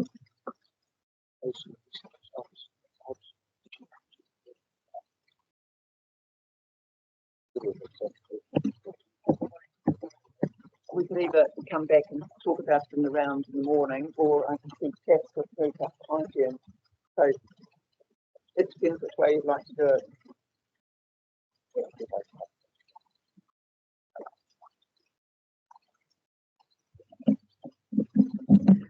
was just moving out of Councillor Karakia's line of sight. If I was making you feel uncomfortable when we were talking about comms engagement and staff in the room, I was conscious I was straight across from you. Yeah. Thank you for the opportunity to talk about it. So essentially, as Giles said, we're in the process of moving these things into centralised. So some things will already have come out. Most of the uplift is goods and services. So for example, an RY Karakia campaign, in community engagement campaign, you're talking $120,000. A long-term plan, there's no change from $150,000 for these things. So all of those things that were sitting in different budgets amongst those projects, all of those, the goods and services funding should have all now come into communications engagement. It has all, and some parts of the business, to your point, Councillor East, hadn't budgeted for those things. So we've now put budget in for those things so that you won't see an exact corresponding dollar for dollar reduction. We've also brought the Lagoima function into communications engagement. We're standing up a new complaints function. And then there is some allowance for uplift for basically to continue to support the $60 million uplift in the work programme. So if we don't put that in, and if you don't have a $60 million uplift in the work programme, you don't need an uplift in communications and engagement as well. So there would be some savings there if there were savings over here. So it's not a simple like for like, really. But most of that uplift is simply a movement of funds and money from other places. Does that help? Thanks, Dan. Joe? What's the story of PT polls? Have they been gone into your remit?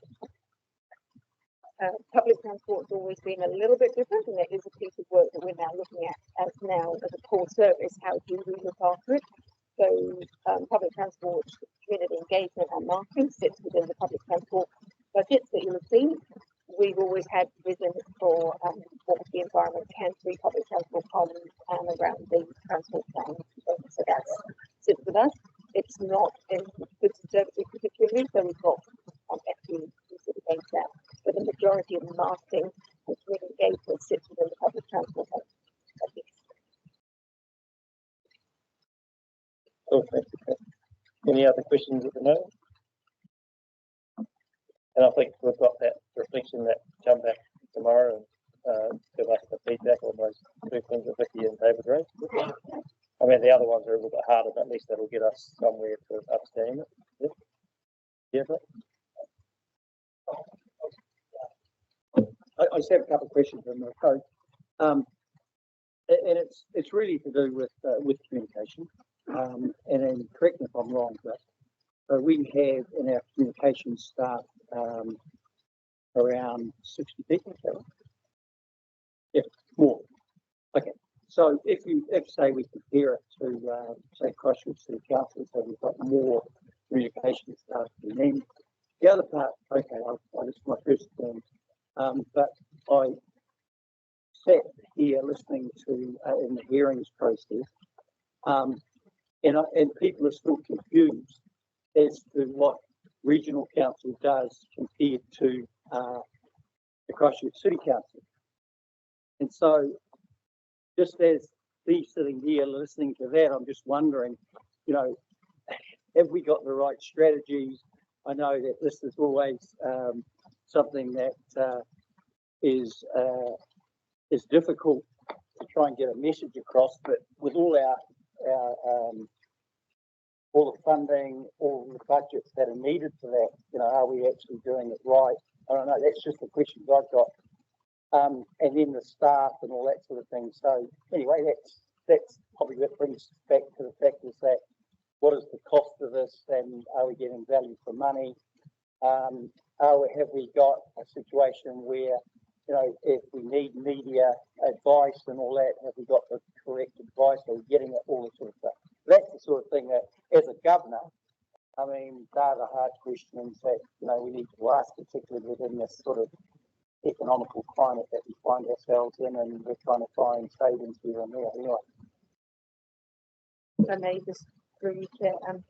I won't talk about the strategy here because we're probably not the place to do that, but they're exactly the right questions to be asking of the governor is the investment in your people and the goods and services giving you what you need. But to be clear, in terms of reference to Crowthorpe City Council, so within our communications and engagement group, we've got our youth engagement and education team, and we have our full customer advisory team as well, sits in there, whereas in City Council they sit separately, so the numbers are not comparable in terms of what we've got within our teams. Just closing out in terms of the yeah, Peter. With all due respect to my fellow councillors, I think we should just wind this up because the question was asked and there were some nods at this end of the table about the question David asked, and I think that that's all we need to do. It's a staff thing. We've asked the question. I'll bring back the advice. Great. Well done. Yeah. Well, good on you. I just would draw people's attention to one of the supplementary things we got around the other rate rises for other councils in the region, as well as other regional councils too. That this page here that we've got. Just have a look at that for context, because you'll note that most regional councils have got quite long rate rise, especially the ones in the South Island. So just putting that out there. And also in the context of this, as I raised last time, we can have this debate tomorrow. You know, the funding model for this, for these local government is broken. So anyway, you know, that's in the context of this as well. Let's not forget that. So thank you for that. Look, we have got one more section, but I don't know if it's going to take too long. It's just 13, 14, and 15 of the motions that we'll get to at the end of tomorrow. I'm not keen on dragging that out, but just so we know, just for purpose, we've gone through them. Does anyone want to raise any questions about 13, 14, and 15? I know 14 obviously relates to the natural capital stuff that we'll get to before that anyway. But yeah, is there any need to say anything about these, or everyone happy? Looks like, yeah, Grant. I just wondered on 13, on the first line there, after 12 points, after 12, in brackets, and any subsequent amendments. Directs to recommendations 5 to 12, but is that a given, or do we need to add and any subsequent amendments? There'll be, yeah, if there's amendments, there'll be additionally. Yeah, yeah. Good. So I think that's fine. All good. So we're good, people. Cool. Well, thank you for everyone's efforts today. It's been a long day in terms of discussions, but I think a really good day in terms of helping us understand things more. It was really great to have, you know, that freedom to talk about that. So tomorrow we can go back to standing orders and get into the debates. And obviously a bit of information to come back, a bit of reflection overnight for everybody, staff and councillors included. And yeah, just want to say thanks to staff up the front, but also in the room, people that have been on the tables a lot today. Thank you so much for all your efforts, responding to questions. And yeah, I think we're going to leave it open. So we're not going to do Karakia now. We're going to leave it open because we'll finish that off tomorrow. So just a really big thanks from me for everyone's patience. Few things we got there a little bit heated, but that's all good. Try and think about that overnight and how we can do that in a good way. So kia ora, thank you. Oh, we're adjourning till 10:30 a.m. tomorrow morning. See you then. Kia ora.